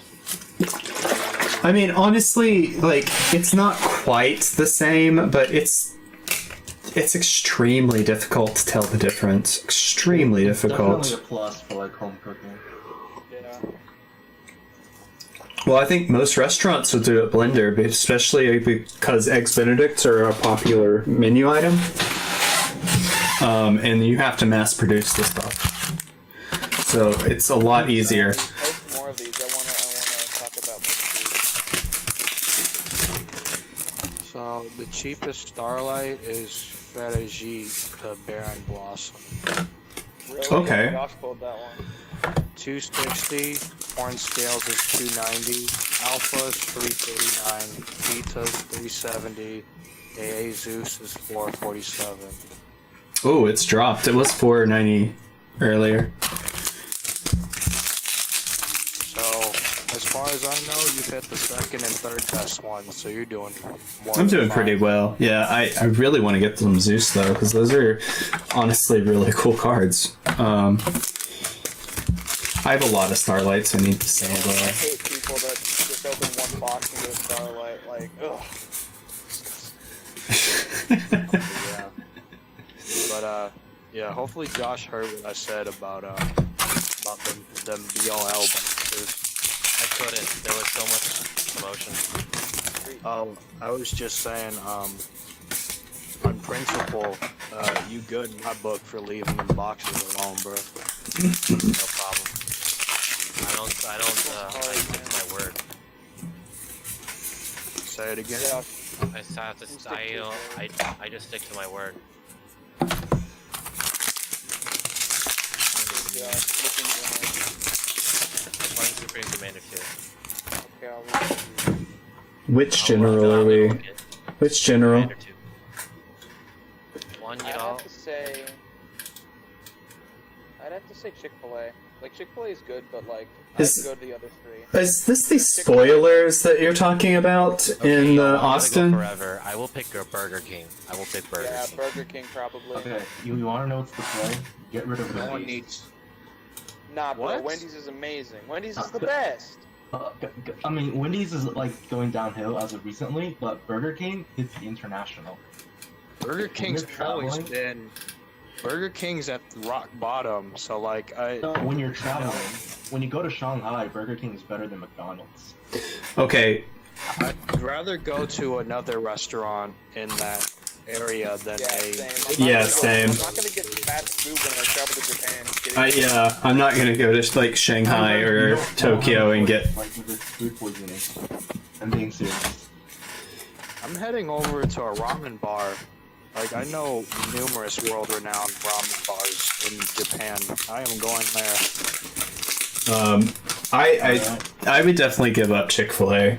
The only thing I can eat there are the fries and the lemonade, and they hate my kind, so I don't support them anyways. Chick-fil-A is kind of not, it's like the most expensive out of the three. It is, but Kidding me?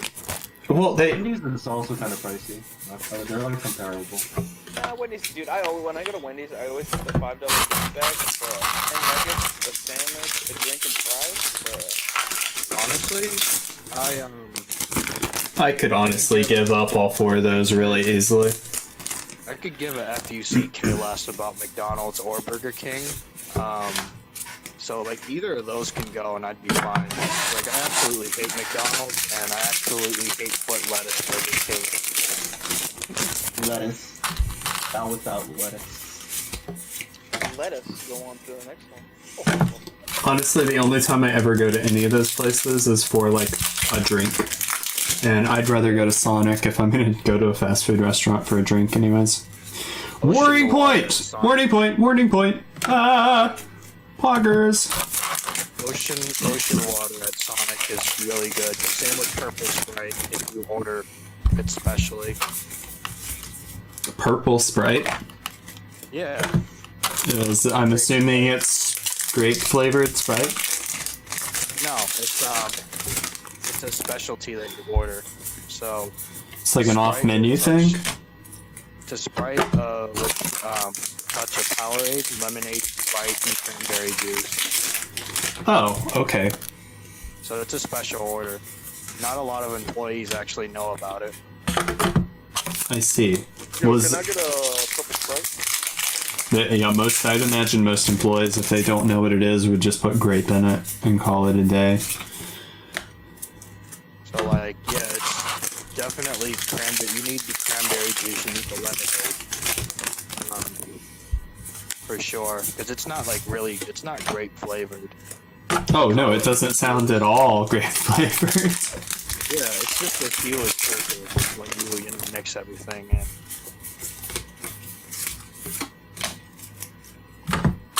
But yeah, that stuff slaps. Oh shoot! The hyper rare Pikachu VMAX is $300. Damn it! So much for me getting. I mean, as far as expensive cards go, that's not that bad. Definitely Popeyes. Popeyes? What Definitely Popeyes. Well, let's see what the new one is. I haven't seen it yet. In and out. Just straight away. It's bad unless you're in the West Coast. Chipotle. I'd rather go to a Mexican restaurant. I mean, I'd rather go to a Mexican restaurant too, but Chipotle is really nice if you're in a hurry. It's also like availability. It's everywhere. Yeah. Yeah. And it's the only thing on that list I can go to and get a full meal. Oh yeah, bet you Yeah, can. I guess it's fair. You can just get sides of Popeyes. I don't even trust their sides because they put like bacon or lard in a lot of They it. put, they put broth in it. Yeah, it's either broth, lard, or bacon. I can't eat hardly anything there. Like I'm really genuinely not sure there's anything on their menu I can eat other than a drink. Cherry beans and rice is beautiful at Popeyes. Yeah, I don't think I can eat that. I think it has broth in it. Or bacon. Isn't the bacon? Maybe the broth. Actually, I'm working out a dual summon right now. I'm trading them my ulti first place critter zombie and maybe like $50 PayPal or one of my Zeuses that I pulled for a Ghost Mourner Starlight. Slushies. Slushies can go. Oh really? Slushies. Donuts, ice cream, brownies, cakes, slushies, yeah, they can go. Slushies. It's kind of good though. Yeah, Caves actually is really good, but it's just sugar. It's just syrup. So. It's literally sugar water. Yeah. Syrup water. It's literally We're not syrup water. hummingbirds. Something to go would probably be if you took out cakes, you're crazy. Yeah, no. I could never take cakes out. I'm taking Why brownies do out. ice cream cone? Why not just ice cream? Just pretend it's ice cream. Okay, let's make Brownies? this harder. Brownies are probably the next one for me after slushies. Let's make it harder. Out of that entire group of 6, choose only 2. That you can keep? I will take donuts and I will take cookies because my mom's homemade chocolate chip cookies are one of the best things I've ever tasted in my life. I will take cake and ice cream so I can still have ice cream cake. Boom, got Oh, it. like you can only have 2. Yeah. Oh. Cake and ice cream? No, that's easy. I don't know. A good brownie? Does that include blondies? Sure, I do not know what blondies are. Is that like a cookie dough brownie or what? No, it's a white brownie. It doesn't have chocolate in it. Oh, I've had those before. Those are good. I want to make it hard to say. Tiff's Treats has a blondie that is to freaking die for. It has toffee on top of it. Tiff's Treats, their blondie is amazing. It has toffee on top of it, and it's salted, and it is amazing. It is so good. So good. I've actually never been to Dunkin' Donuts. Do they seriously put a donut on top of your coffee? I mean, sure, if you asked them to put it on top of it, you could. Did you say Dunkin' Donuts? Yeah. I mean, yeah, screw it. I mean, Dutch donuts are really nice. If you pay for a coffee and pay for a donut and say, hey, stick that on top of my cup, I'm sure they'd do it. You roll up to McDonald's and like, hey, can you give me 2 donuts to make me a burger? I think that's against food handlers policy, so You can't bring out that food kitchen. it's definitely against policy. Well, dude, one thing that's pretty cool is there are places where you can like I was at a dock in Florida, and you could bring in the fish that you catch to cook in the restaurant, and they take a percentage off your meal because you provided the meat. Pork, I mean. Yeah, that's actually pretty common there. That's pretty common. Okay. The next one. Battle of the versatile item. Sandwiches or tacos? What, to get rid of one? Or which one's better? Sandwiches or tacos? Which one to get rid of? Sandwiches. Sorry, to get rid of? No, I can get rid of tacos. I don't know. Does sandwiches include burgers? Wow. Like, if you go to a Mexican place, just get a torta. Oh! We got the ace! We got the ZEUS! We got it! We got it! It's beautiful! Oh! You got the Starlight? Yes! And that's 2 Starlights and 1 box. Or 1 case. One case, yep. 2 in a case. Holy shit. Oh, that's pretty. Oh, Someone I across like the that. nation is punching the air right now because they have no starlights in their cases. Oh. Thank you, Konami. I love you. Man, that's pretty. How many cases did you get? 5. I've got 2 left. Fuck, dude. Nice. Hey. Hey, what? What? What? Oh, yes. Cuss? Yeah, you did. Yeah, you did. F-word and Yeah. the S-word. You did. Oh, Yeah. hey. I cannot be canceled over that, okay? Oh, you could. I am not Roseanne Barr.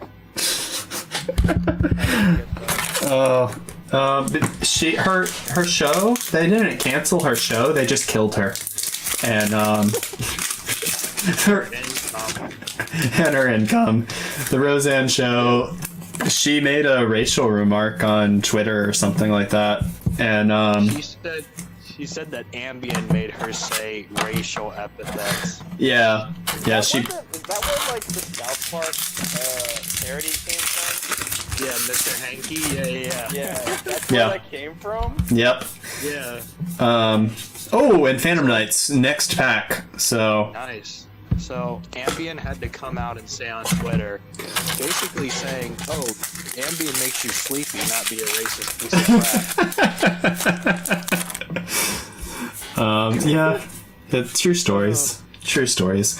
But yeah, no, that's why Roseanne is not on the Roseanne show anymore. Now it's the Connors.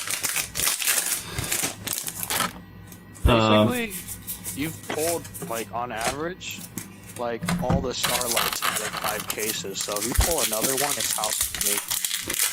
Well, I mean, at this point, there's still 2 I haven't pulled. Yeah, I mean, it's So- house money right now if you pull one more. Well, I It's still supposed to be, like, have 2 every other cases. case, apparently. Well, I just got 2 in 1 case. I didn't get any in the first case, and then I got 1 on second case. So likelihood is I may not get 1 on the next case or 2. Here, Robert, this one's for you. What's up? Post it to me as well. There you go, buddy.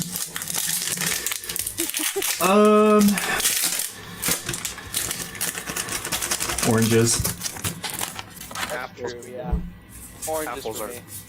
Apples are cheeks. I've never wanted... Apples I've and never, peanut butter are my bae. I could go for an orange. I've never done that. I What are you have. talking about? I have. They chow down mandarins and oranges. Oh all the yeah. time. I'll buy those bags of mandarins. Those things are just such nice snacks. Right? Apples and bananas. Apples and peanut butter are my thing. I was actually gonna say apples at first, and then I was like apples and peanut butter. I'm Nope. not a big fan of peanut butter. Oh, what is wrong with you? What is wrong with you? Peanut butter is amazing. Alright. I'm allergic to peanut butter, so Well, we know Joshy can't eat it, but There's another one. Papa John's style. It's either Little or Caesars. Papa John's. Little Caesars. Little Caesars is terrible. It's not. Go there. Yeah, Papa cheap. John's That's makes the their only pizza reason with we go there. racism. Have you seen how dry their crap is? Like, it's only a racist, like, pizza company that would do that. Little Caesars got your back, so Papa John has to die. Well, Little Caesars, the founder, paid for Rosa Parks' rent. So, like, just off of that principle, like, it's alright with me. But their I'll pizza's never eat it cheap. Their pizza's so cheap. I'll never eat Little Caesars again, but still, off of him paying for Rosa Parks' rent until she passed away. I never heard that. I never heard that. What is the story behind that?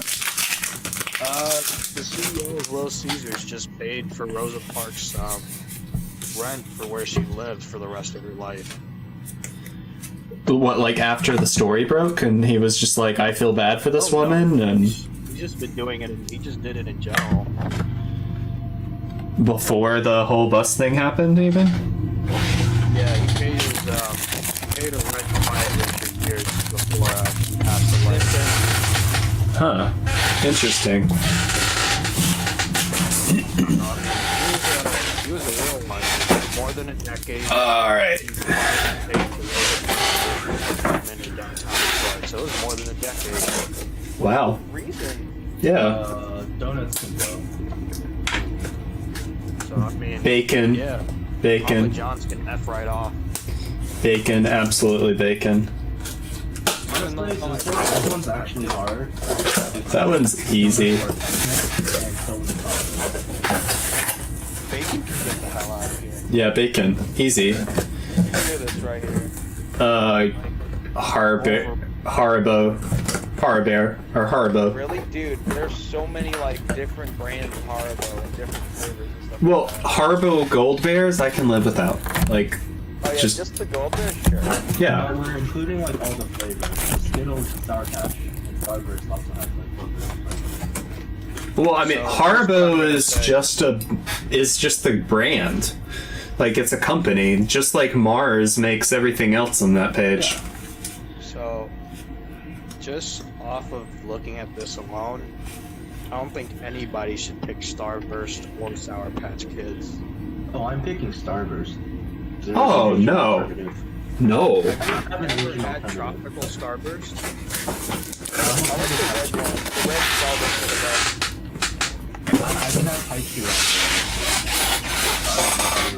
Actually, Haikyuu is Haichu? I don't know what that is. They're mid, side. They're like the Asian version of Now Laters. They're like the Asian Now Laters. Oh, Haichu. Haichu. Okay, I misunderstood what you were saying. Yeah, no, Haichu is really good. Haichu is really good. I would eat Haichu over Starburst. Yeah. I'm going with Gummy Bears first and then Skittles next. I don't really like Skittles like I love Skittles. Skittles. Skittles are amazing.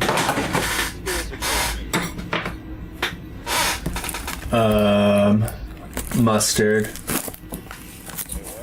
Mustard. Mustard's gone. Mustard's gone. Yeah. Dijon mustard, honey mustard are bomb. Yellow mustard by itself. Yeah, yellow mustard is trash. Okay, what is mustard as in like mustard seed? But that's Put just mustard in a hole.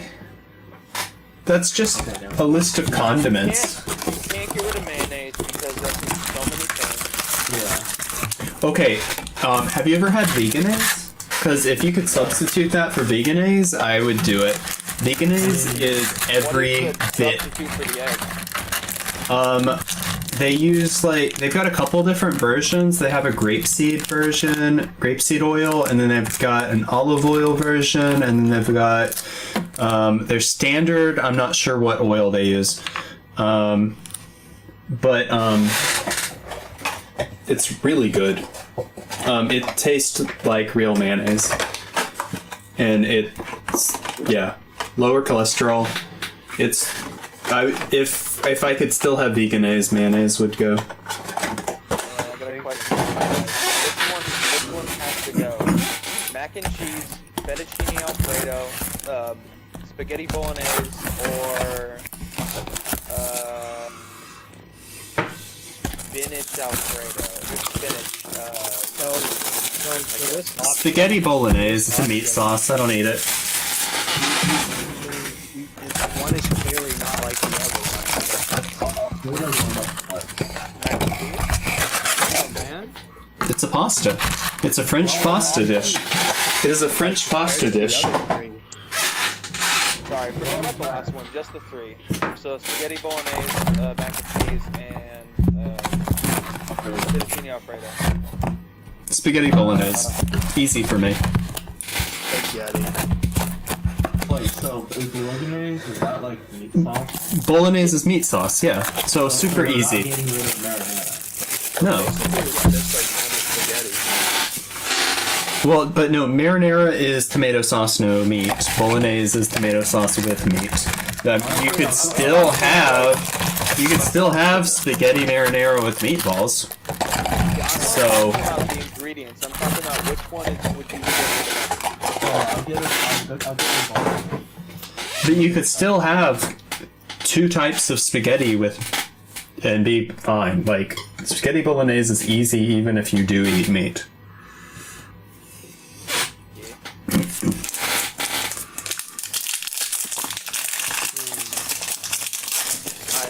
Okay, I got a good one for you. Which one do you have to go with that?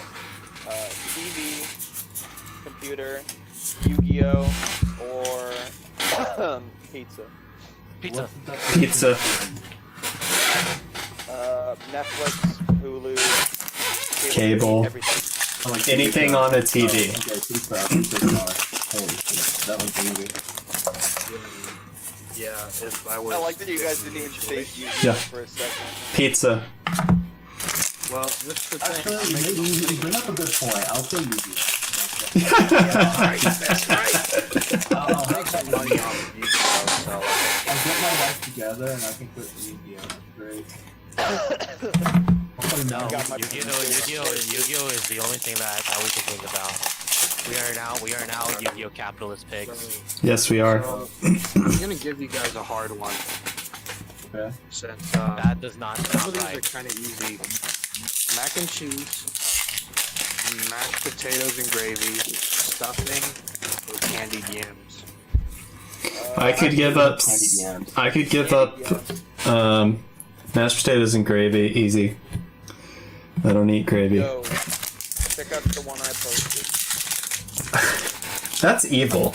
That's evil. Like, no, I'm not doing that one. I'd probably say Beauty and the Beast.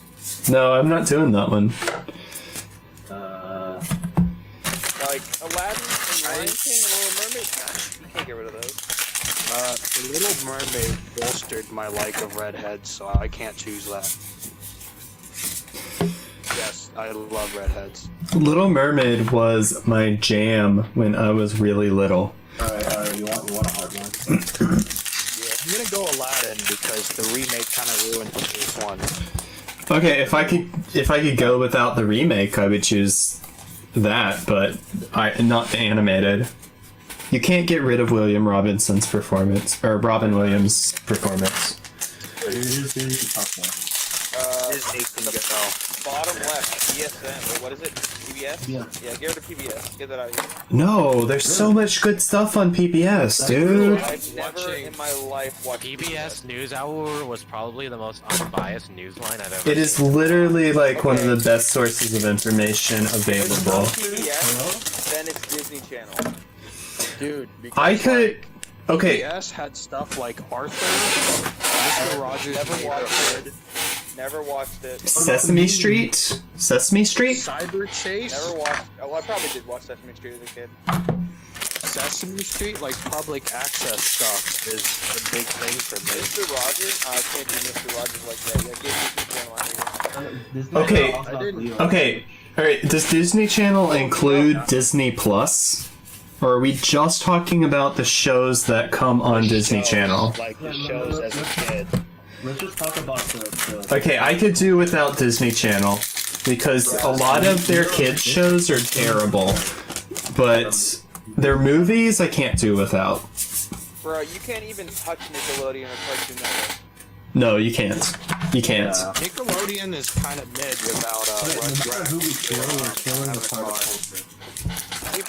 People are like, oh, bro. I felt like one of you guys were gonna say cancel Nickelodeon because Dan Schneider likes little girls' feet. What? Alright, can we Yeah, can we not? let us not do this in the middle of a stream? Yeah, let's just not talk about that. Let's just not talk about that. Honestly, Nickelodeon is, out of all four, the most top-down. Like, What do you mean by top-down? Because there's only 3 big shows that they've had, which was really Rugrats, SpongeBob, and Avatar. Outside of that, they don't have really anything special. They had some really good shows. What was else did they have? the Temple show? What was it called? I mean, Lil Bill is cool, I guess. They had Ren and Stimpy. They had the Temple game show. I can't think of what it's called. They had I do have to give them credit. for showing George Lopez Ringo's guy. Modern Life, Rocco's Modern Life, rather. They had Doug, which was amazing. They had Rugrats. They had a lot of really good shows. Disney Channel. The only show that I liked from Disney Channel was The Sweet Life of Zack and Cody. Zack and Cody. They were lit, bro. Okay, I'm gonna make myself look really bad here. I've never seen Rick and Morty. Yeah, me neither. I kind of think it's already overrated. I feel like if I watched, I should watch Rick and Morty. I feel like if I watched Rick and Morty, that Simpsons would have to go. But I've never seen To it. watch regular show. Bro, you need an IQ of at least 300 to watch SpongeBob SquarePants. Considering that that's higher than the IQ test goes, I don't think that's Yeah. true. Yeah, that's I right. have to ask, You have to be a super What? being to get SpongeBob. so what point of Family Guy are we mentioning? Because there's a certain point where Family Guy just turns into utter dog crap. The whole thing. That includes the whole thing. I'm gonna choose Rick and Morty then. thing. Some of these shows also went to crap. But yeah. The Simpsons has been alright throughout. Like, I mean, all of these... I can't speak to Rick and Morty since I haven't seen it. But the other 3 shows have all had periods that weren't as good as others. They're all really long-standing shows, and, nothing that long is 100% hit. It's usually the OG that's like. Honestly, the first episode of Family Guy is not my favorite.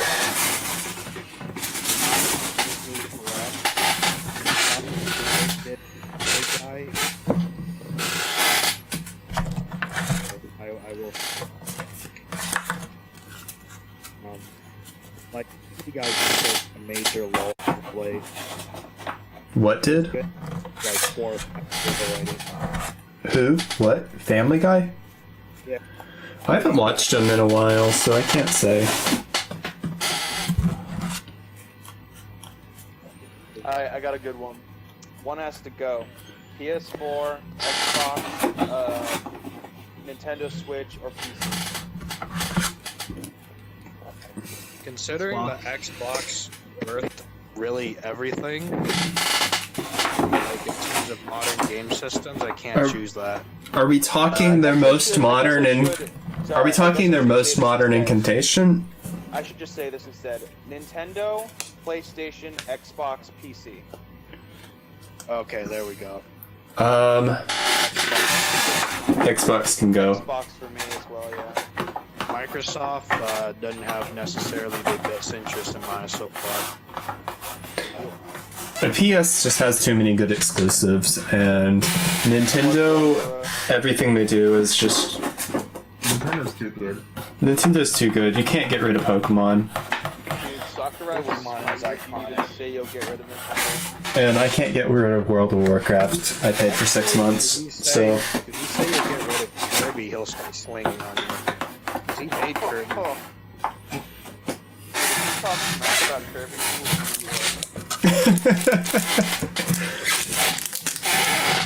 My son.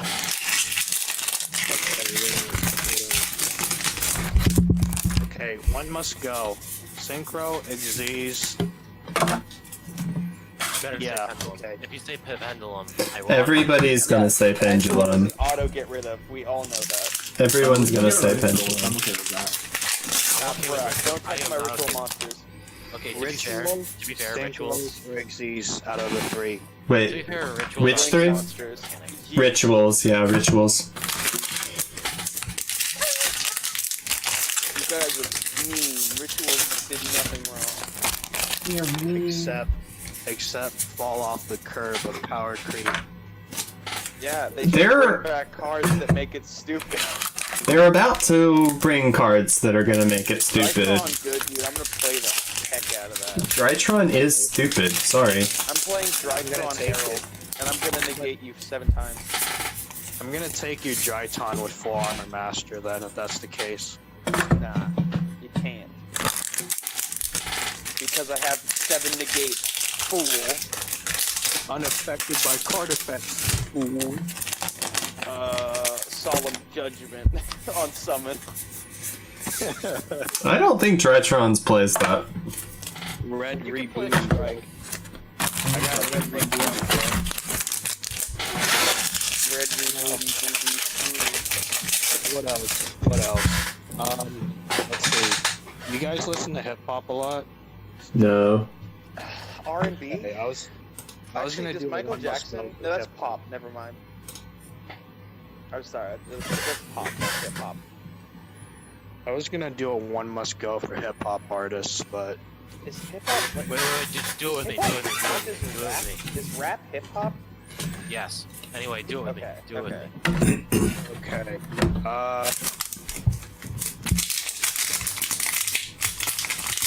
R. Kelly. Small. Okay, R. Kelly is auto go. He's R&B, by the way. He's R&B, by the way. Biggie is. No, R. Kelly. Okay, I got one. Biggie, Tupac, Kanye, and Usher. There you go. Boom. Kanye. Kanye. Usher's R&B. Usher's R&B. Yeah. Vanilla Ice. Duh, Kanye. Vanilla freaking Ice. Vanilla freaking ice, bro. Okay. What were you doing?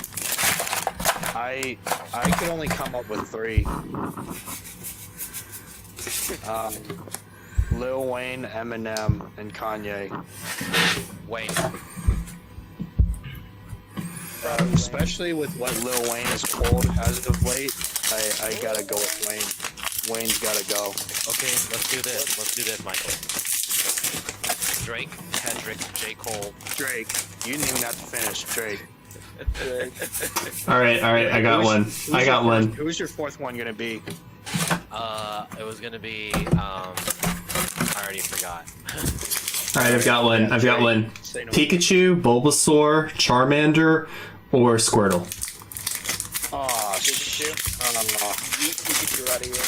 Get him out. No! You cannot get rid of Pikachu. He's overrated. He's trash. Get him out of here. This is so hard. Oh my god. If not Pikachu, then probably... I like all 3 of them, honestly. Probably Squirtle. Get him out of here. I think I'd have to go with Bulbasaur. I'm gonna choose to Bulbasaur's use too cool, my, though. I'm gonna use my one veto for this one. But honestly, Pikachu for me, that's easy. Come on, man. Pikachu's like the most Pikachu's accurate thing. Pikachu. It's a rat. Get it out It's of my face. Pikachu. It's a mouse. It's not a rat. Hey, That's a hey, rat. hey, Filthy just rat. because 6ix9ine is starting to give bad names to rats doesn't mean that Pikachu should suffer. I don't get that reference. I don't either. Ah. 6ix9ine's a snitch. Okay. Okay. What do we snitch about? We don't have to get into that detail. Okay. Is it inappropriate? Not for the children. No, he basically Just type played. it in chat.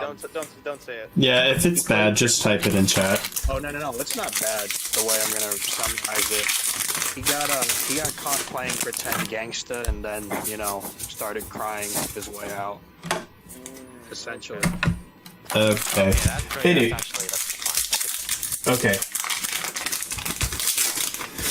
All right, next choice. Okay. Okay, I've got another one. I got another I one. got one. Okay. Cheez-Its, Ritz crackers,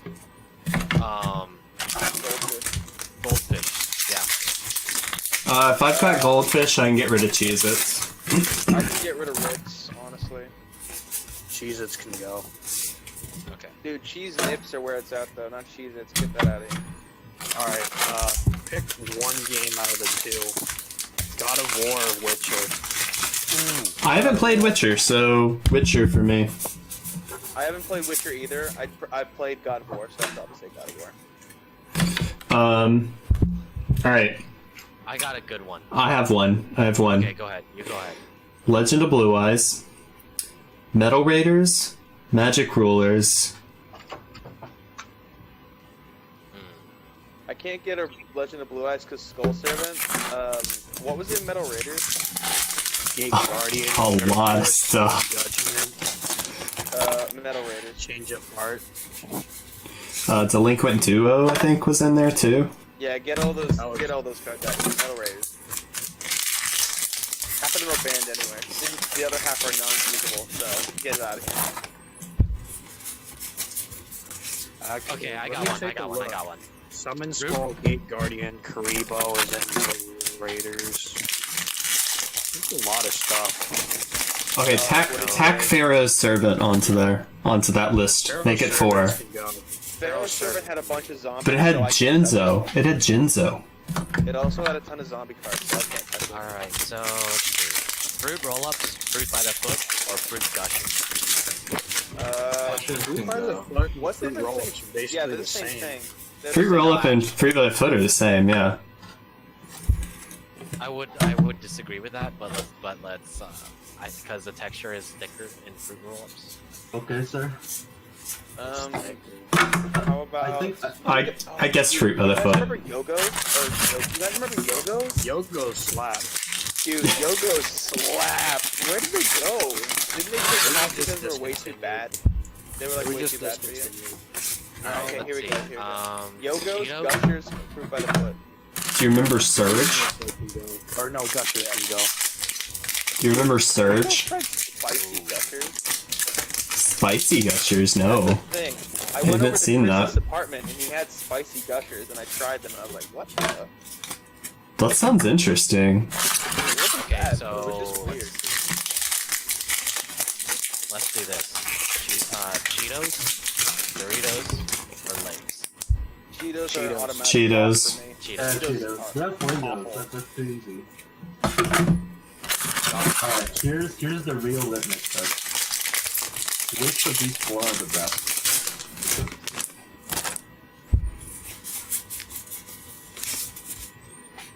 Ooh, shit. Ooh. Hey, language. Tropicana. Or what? Tropicana. I guess you can say Kool-Aid's not brand. one of them. Kool-Aid's definitely not. Wait, what else did Tropicana make besides orange juice? They make lemonade. They make all sorts of citrus juices. They have they've got grape juices, cranberry I juices. gotta say Minute Maid because you can use so many other products to make actual food. Oh, what about like at face value? Which one's the best? Oh, but taste?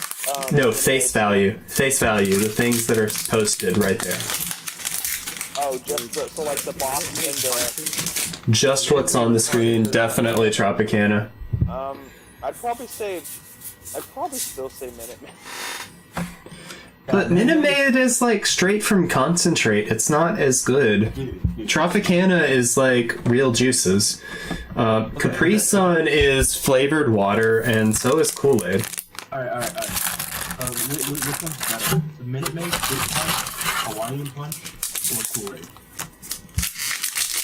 I'm gonna go with the Minute Maid punch when it's cold in the fridge, because no matter what you do with the Well, he said... It's always gonna be Minute Maid for me, man. No, he said 2 types of Minute Maid. He said Minute Maid Fruit Punch, Minute Maid Tropical Punch. No. A Hawaiian Punch is the brand. Oh, Hawaiian Punch. Hawaiian Punch is awful. Get that out of my face. Hawaiian punch can't get cold to save Out its of life. those 3, Minute Maid. Minute Maid's the best all time. Minute Maid Fruit Punch is bomb. That's all I want. So good. Dude, have you ever made an orange Julius with Minute Maid? I would rather have it made with real... I'd rather have it made with fresh orange juice like Tropicana. I guess, but like, yeah. Orange Julius is... Oh. I don't know, Minute Maid orange juice is just tart when you compare it to a not from concentrate juice like Tropicana or a fresh squeeze. And Tropicana is tart when you compare it to fresh squeeze. But Minute Maid in comparison to those two is just really tart. I prefer a more tart orange juice because that's just sugar. But it's tart because it's been processed. It's not tart because it's just not as sweet an orange. It's not necessarily that it has more sugar. Like Tropicana is sweeter because it's hasn't been... You haven't dehydrated it and rehydrated it. When you're doing that, the tartness is just coming from like the residual citric acid. It's just not balanced right.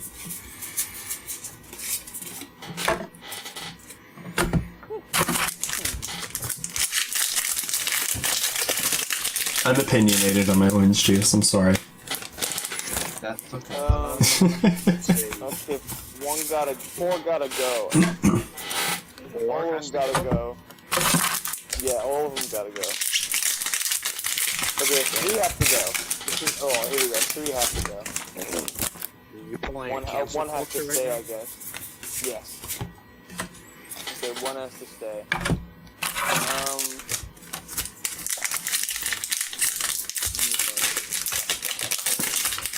Dinos, Dragon Link, Eldritch, and Melfi. Eldritch. Eldritch. Everything except the Melfi can go. That's also valid. That's a valid answer, yeah. Melfi's the least degenerate. If you look at it that way, it's honestly the best one to keep. It can herald of the Arclight and make sure the sun will come. Well, that is true. Here's the thing. I'd rather be mauled to death by cute animals than I thought you were about to say I'd rather be molded. Well, I'd rather laugh than be taken out by R. Kelly, the Golden Lord's trap cards, Dino's UCT, or Dragon Link's degenerate plays. I don't think the Melfies are going to be kicking out anytime soon. I wish they shouldn't. Yeah, no, they shouldn't go anywhere anytime soon. It's like a big boost to Melfi's though. Actually, yeah, it is actually pretty good for Melfi's. I don't know that it's gonna break Melfi's though, by any means. It's not enough. It is really good. Big boy. It's the big boy of the deck. It's the big daddy Melfi. You got Melfi mommy, that's Melfi daddy. That's Melfi of the forest, my man. Or Merfay of the forest. I'm gonna call it Merfay. That sounds much, much better. Sounds French. The OCG name. Well, I mean... Sounds more French than Melfi. I mean, Merfay and Melfi in Japanese are exactly the same thing because the letters R and L are completely interchanged. There's no distinction. They did my man Jackaboo and like that. I can't believe they did that. They made O'Bolan. they didn't want us to call it Jack-O-Bulin because, you know, some gangbangers mentioned the name. Ran. Like boo. They just call it Jack-O-Bulin. They called him Jack O'Bolan instead of Jack O'Bolan. Well, okay, so no, I'm just gonna stop you right there because in Southern racist culture, jackaboo sounds a lot like a jigaboo, which is a really bad slang term for a African American child. So I think they made the right call on that one. Just being completely honest. We can be intellectual in here. Ain't no Yeah. issue with that. Absolutely. I think they made the right call. I just don't Can I get a appreciate. Gear Zombie 2.0? I just don't appreciate when they butcher a name so bad with their name. It's like Beyonce, like Skyfang Brigade was changed to Fur Hire because they wanted to do a stupid pun with like their. Oh effects. yeah, that was such a bad idea. Like the name was perfectly fine. So like now, like, no one counts it. Nobody likes puns. So like, That's what the young kids like these days. Oh, is it? Okay. Nah, I'll just Skyfang Brigade. Skyfang Brigade was supposed to be the first pirate archetype. Now no one wants to claim it as a pirate archetype.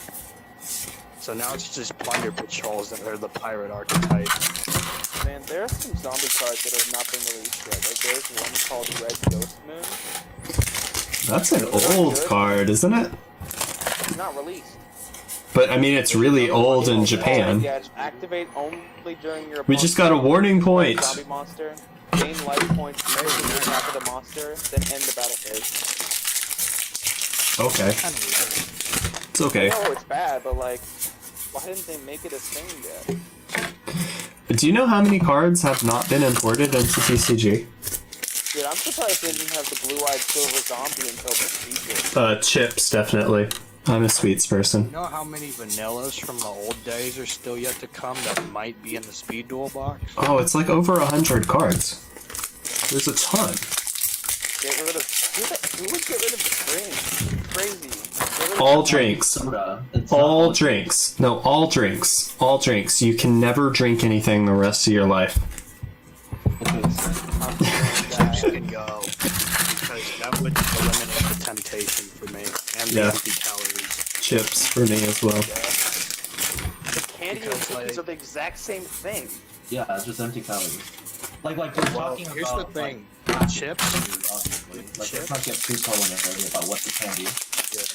With chips, like your brain is tuned to like keep eating chips, to keep eating them things. I think it just depends on the person, because some people are really just drawn to sugar, some people are drawn to salt.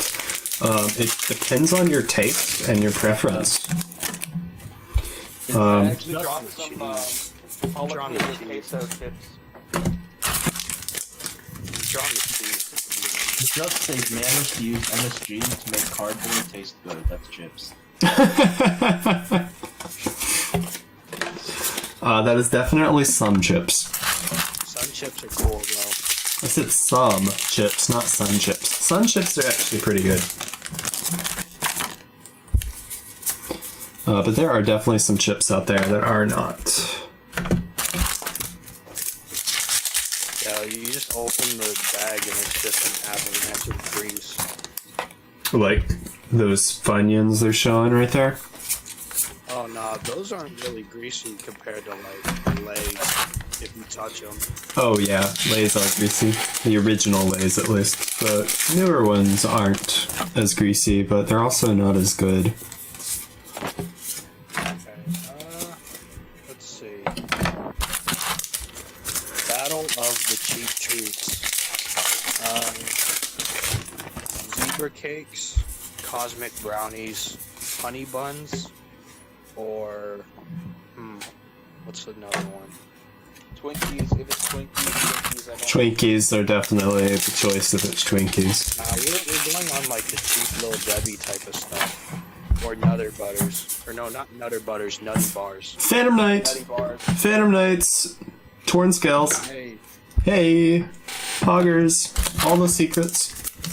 like to me, it's either the brownies or the Nutty Bars, but like it depends on my mood because I don't like know brownies what and stuff. cosmic brownies are. This is They're just it's a brownies little with mini Debbie's. candies in it. Oh.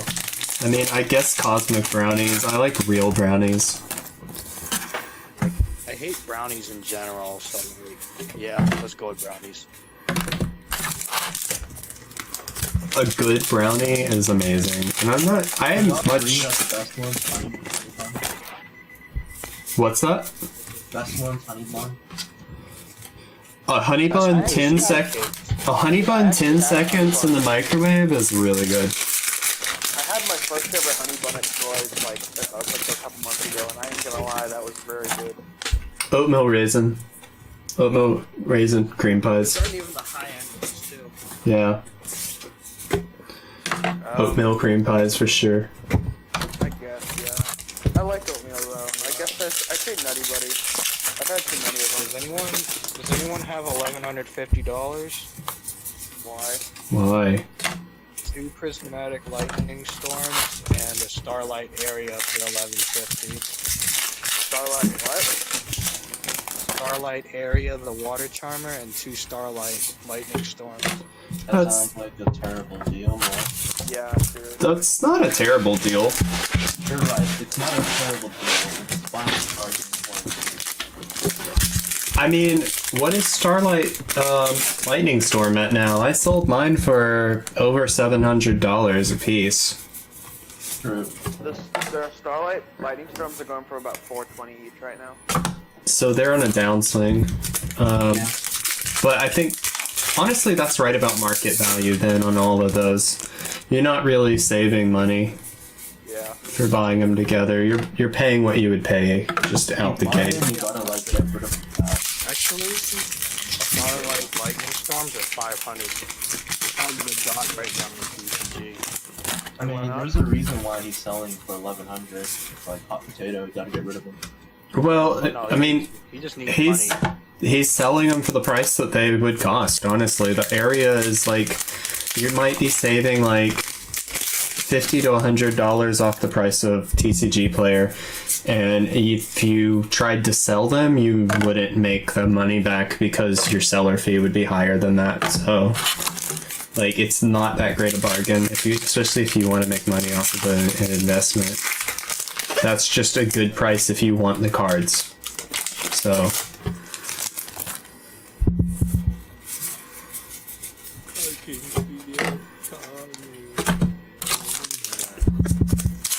Hold on. Oh, loud is coming. Oh. Pick So like, all of their games get deleted. What is R? Star. Rockstar? They're deleting Yeah. GTA 5. Rockstar. I think GTA is overrated, to be honest. Oh, Alpha! Did I just get like 3 or 4 secrets from the same box? Oh shoot! System of the Down can't do music. When? Today? Just now apparently. They're doing it in awareness to the stuff going on around their home country. Oh. Wait, what is their home country? I thought they were American. Armenia. I did not know they were Armenian. They're doing it to speak out against dictator Erdogan in Turkey. Huh. So yeah, I like their music. I'm gonna have to look into that. 2020 has brought some crazy stuff. Yeah. Yes, it has. Like System of the Down making new music for the first time in 15 years. Like, I never expected it. No, I didn't either. Here's even one stop Nevada.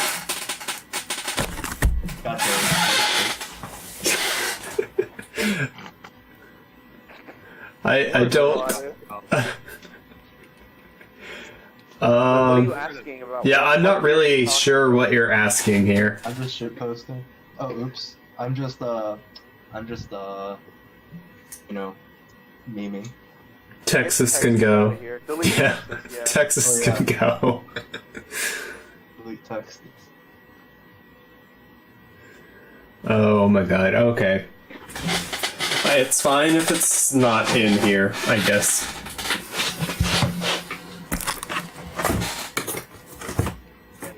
Posting some good quality memes, man. I don't know what y'all about. Saying play like a vampire. Play. Hey, can you actually, post that stuff in the JoJo memes and not in the general chat?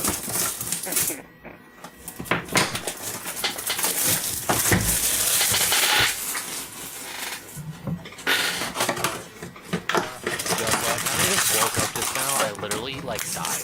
I was wondering what happened to Josh. Josh, we were talking about epic things in the secrets of the universe. Well, what if I can't? You can, it's okay, you can go back and watch the video. Okay, I'm only here. My presence is only here only for the fact that I would like to do. Alright. Which one of these four are canon? Canon? Wait, what? That canon. That's not fan out. Well, Mr. Krabs, oh, I know I'm right. yeah, Mr. Krabs. Dexter's mom is incredible. Don't you love her weirdly shaped cat?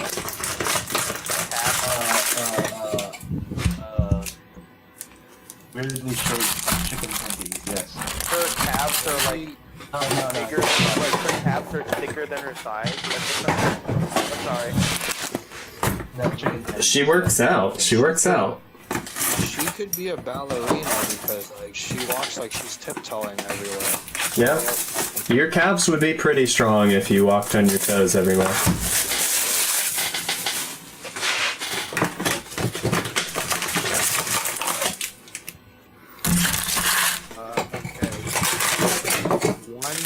One of these white people bangers is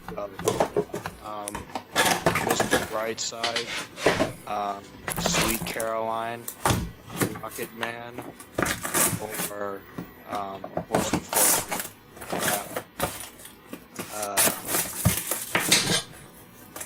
oh man, I can't remember the fourth one.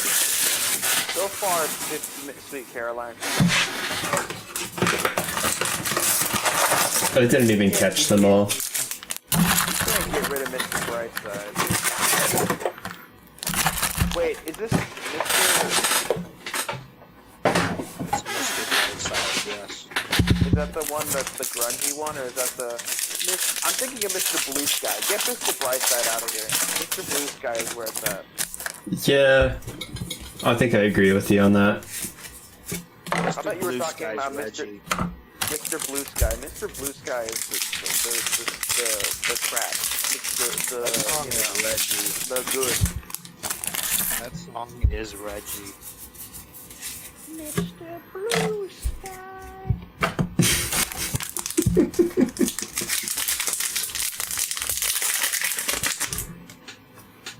Which Avengers movie would you want, or if you were forced to make a choice, which one would you have to throw away?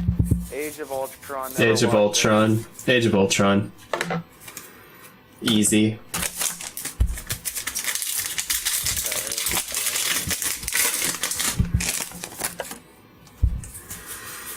Ultron should have not been a Avengers movie. It should have been a Iron Man movie. It should have just been an Iron Man movie.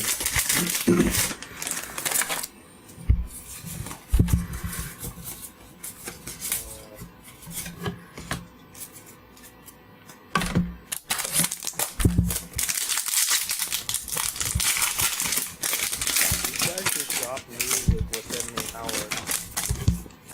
Oh, it's that new? Yeah, for System of a Down, apparently. Nice. Yeah, I'm gonna have to listen to that soon. There you go.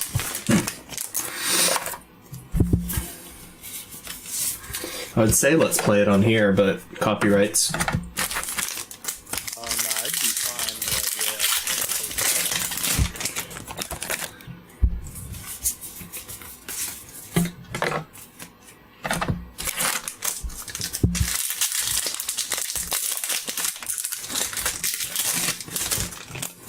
Look out! I think Moto likes Moto. you. What are you talking about? I like them. You guys don't remember the Madagascar scene? I don't remember that scene, no. It's from Escape to Africa, I think. Oh. The first one was better.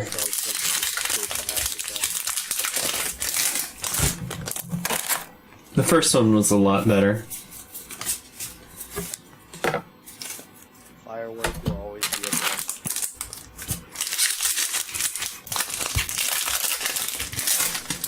A lot of sequels for children's movies are just terrible. Yep. Because we don't care about childhood anymore. Yeah.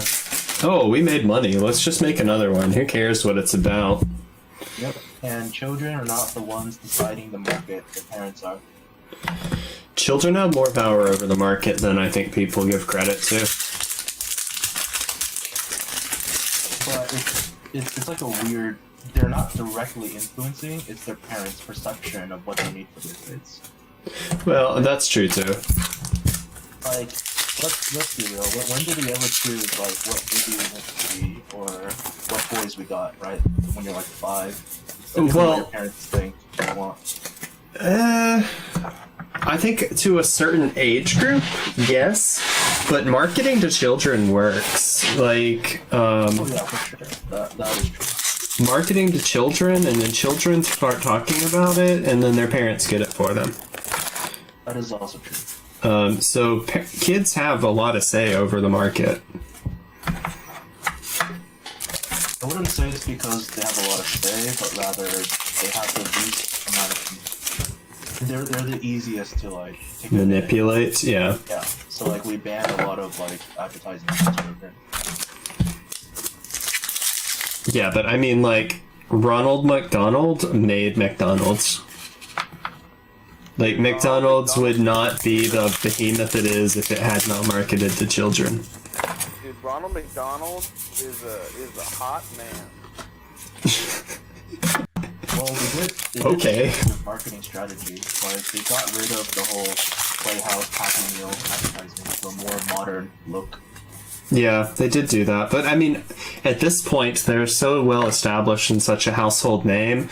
It's like Coca-Cola, as long as they put some sort of advertisement out just to remind people it exists, it's gonna do well. I do think Alright, when it comes man. to children, though, people are more health aware, so... Look at this That is dude. true, yeah. Look at this dude. There he is.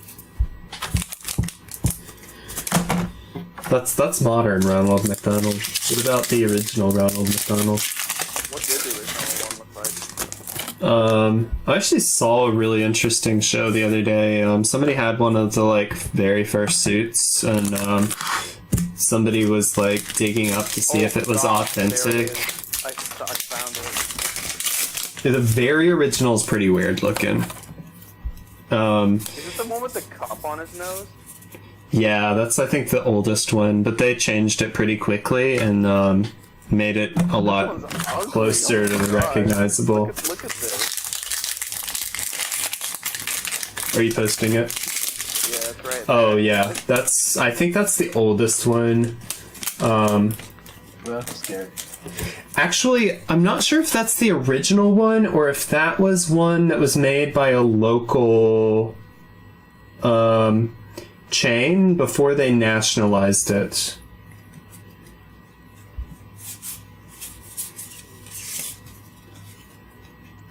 What?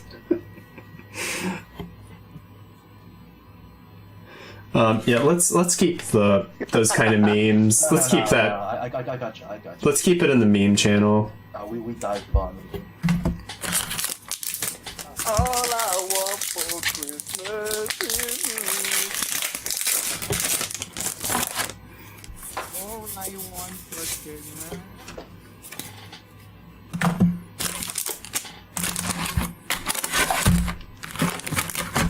You guys want to know how much of a gamer I am? How much of a gamer are you? Do you play I got Yu-Gi-Oh? one of those mini Totino's pizzas I'm putting in the oven right now. What a gamer move. Oh yeah, total gamer mood.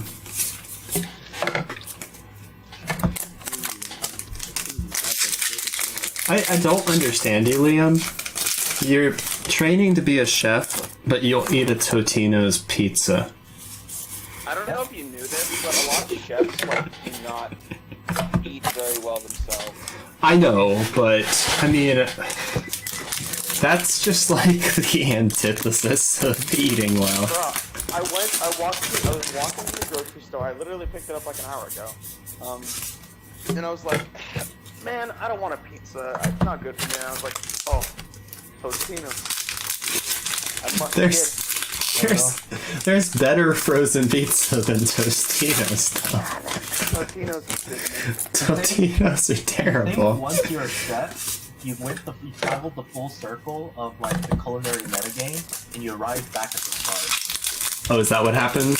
Okay. Yes. Like you've eaten all of like the good stuff, and like now you just want cup noodle. I actually eat cup noodles very often. Yeah, I will say it makes perfect sense that as a chef you don't want to go home and cook for yourself. But that's not an excuse to eat absolute crap. How dare you talk about Totino's pizza boy that way? and also like a lot of the good food you eat is like associated with work. It's like they're tasting everything. Well, yeah, I can see that. I can see that kind of just wanting to separate it. Like, yeah, I haven't been cooking as often since I got my job. But I'm starting to cook again now. I made that curry last night. I'm probably gonna make some other stuff soon. Curries are good. I like curry a lot. My cousin grows curry. And the fresh curry leaves are just amazing. Absolutely amazing. It's total changer. Total game changer over the powder.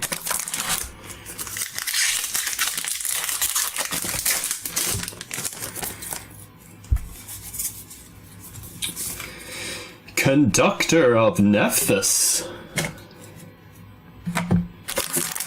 I have a feeling that's going to be one of the cheapest hollows in the entire set. You guys remember when Burger King used to have crown-shaped nuggets? No. I do not remember that. That was when I was like 8 years old. How old are you now?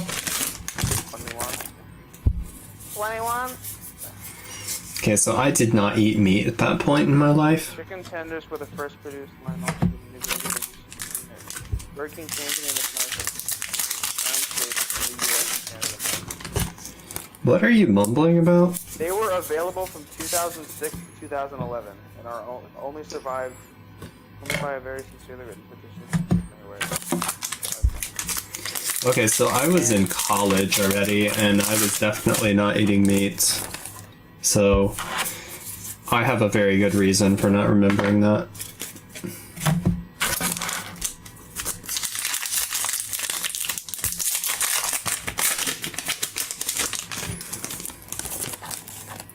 Okay, that Ronald McDonald, I keep looking over, it's scaring me. Before you hear, I'll post something nice for you.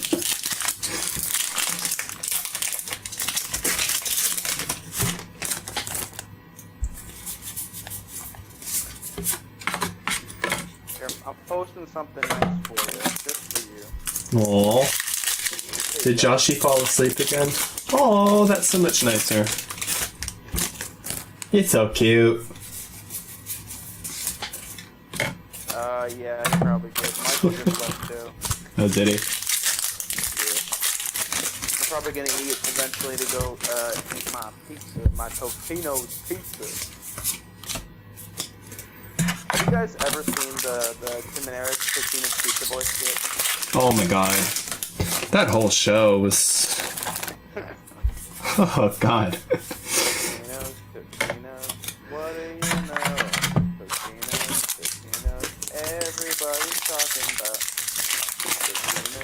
Oh, just no. Rolls. That show was just so bizarre. Everything about that show. This ain't none of your crap. This ain't none of your crap.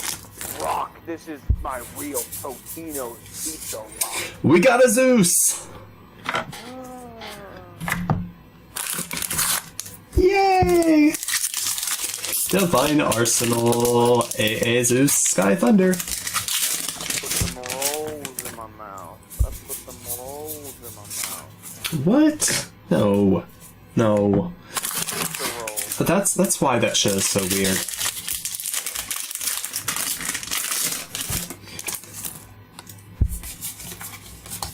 I don't know, the whole concept of it, like, make it as cheap as possible and as weird as possible. Like, I think that was generally the entire thought process behind the show.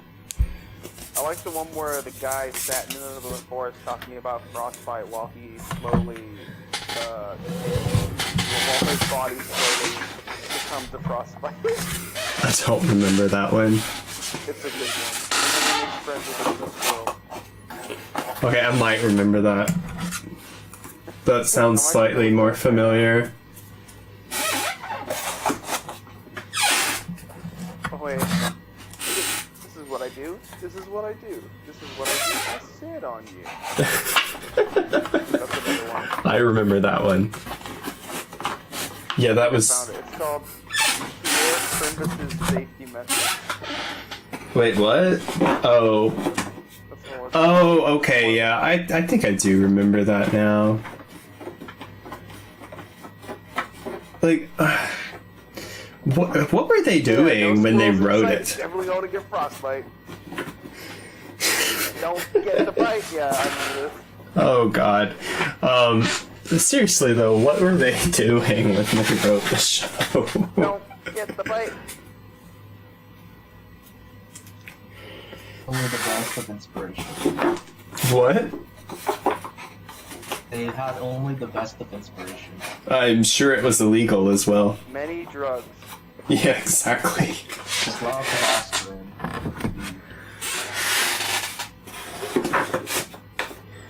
I think Comedy Central just said, or wait, was that Comedy Central or Cartoon Network? That was Adult Swim, wasn't it? I can't remember. Either way, I think they literally just said, here is a lot of pot and $100. Make a show. Like, I really think that's what happened. Honestly, that sounds pretty effective. Like, I think that's what they did. Alright, here is a lot of pot and $100, and we've got some camera equipment. Have at it.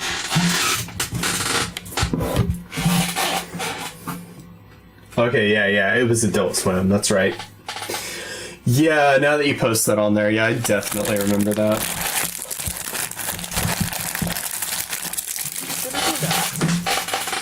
Oh, that was so weird.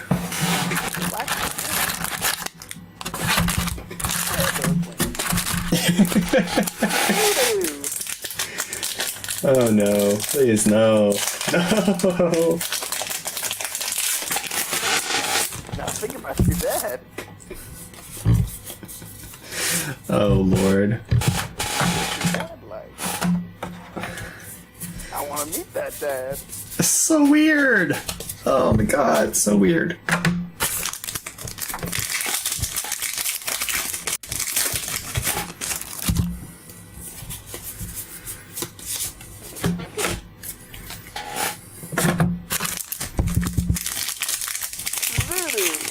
Voodoo. Smells like meat. Rotten meat. Oh dear. I haven't thought about that show in a long time. Although, I saw, the comedian that played Tim, I saw him in something recently. I don't remember what it was, though. And I was like, oh my god, he actually does, like, real things?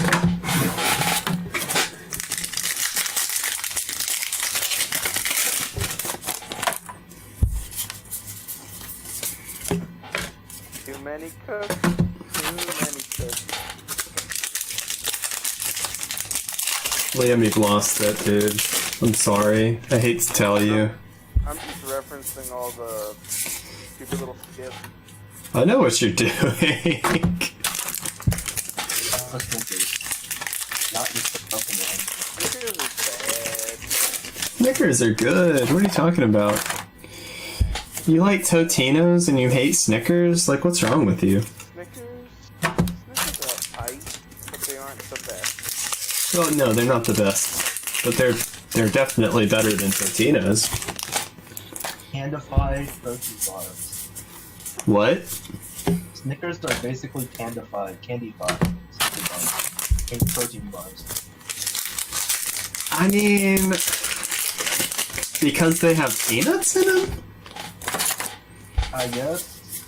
Like, I don't see the comparison otherwise. You do have a lot more, like, stuff than other candy bars. I'm sorry, I couldn't hear you over Liam's obnoxiously loud yawn. What did you say? And that wasn't very loud. Snickers has more, like, food stuff than, like, most candy bars. Okay, yeah. Yeah, that's true enough. Too many peanuts.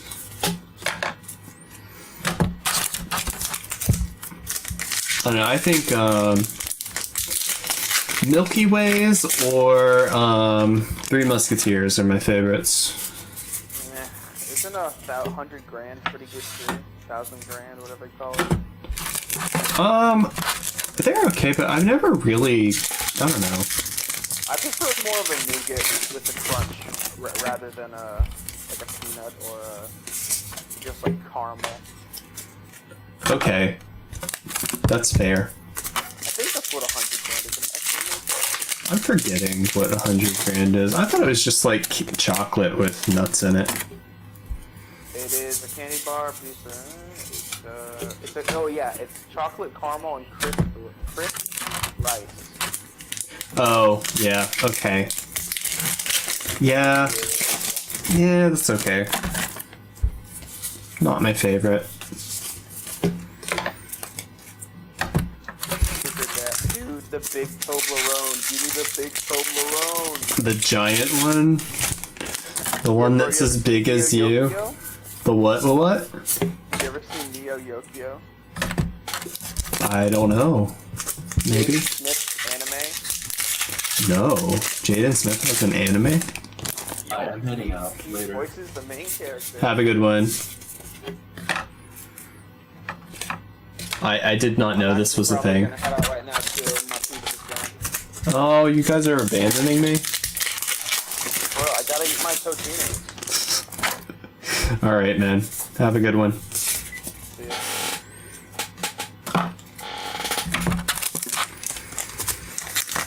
Alright, well, I'm thinking that this is probably a pretty good place to stop the video as soon as I finish off this box, so we can finish off the rest tomorrow. We've got one case and about 5 boxes left. Not too bad.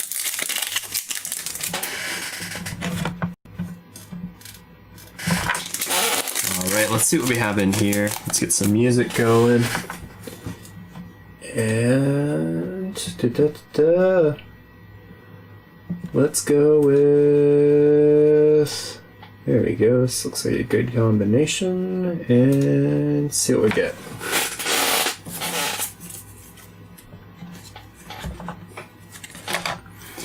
Alright, and Virtual World Dragon Lao Lao, or Long Long.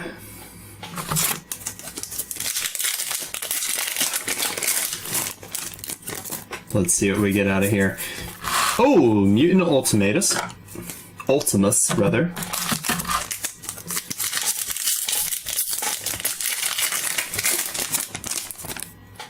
Alright. And Dual Avatar Feet Kokoku.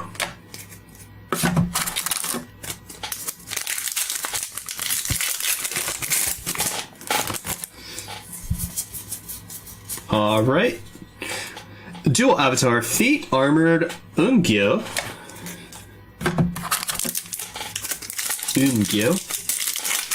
Yeah, again, I'm not sure if those are supposed to be based on Japanese names or not. Dogmatica Ashion.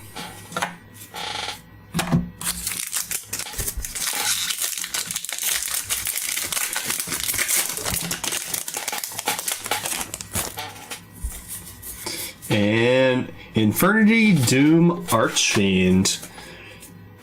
New Synchro Monster. And actually, that is our new case. So, our new box. So, that's going to be it for today, guys. Thank you so much for tuning in.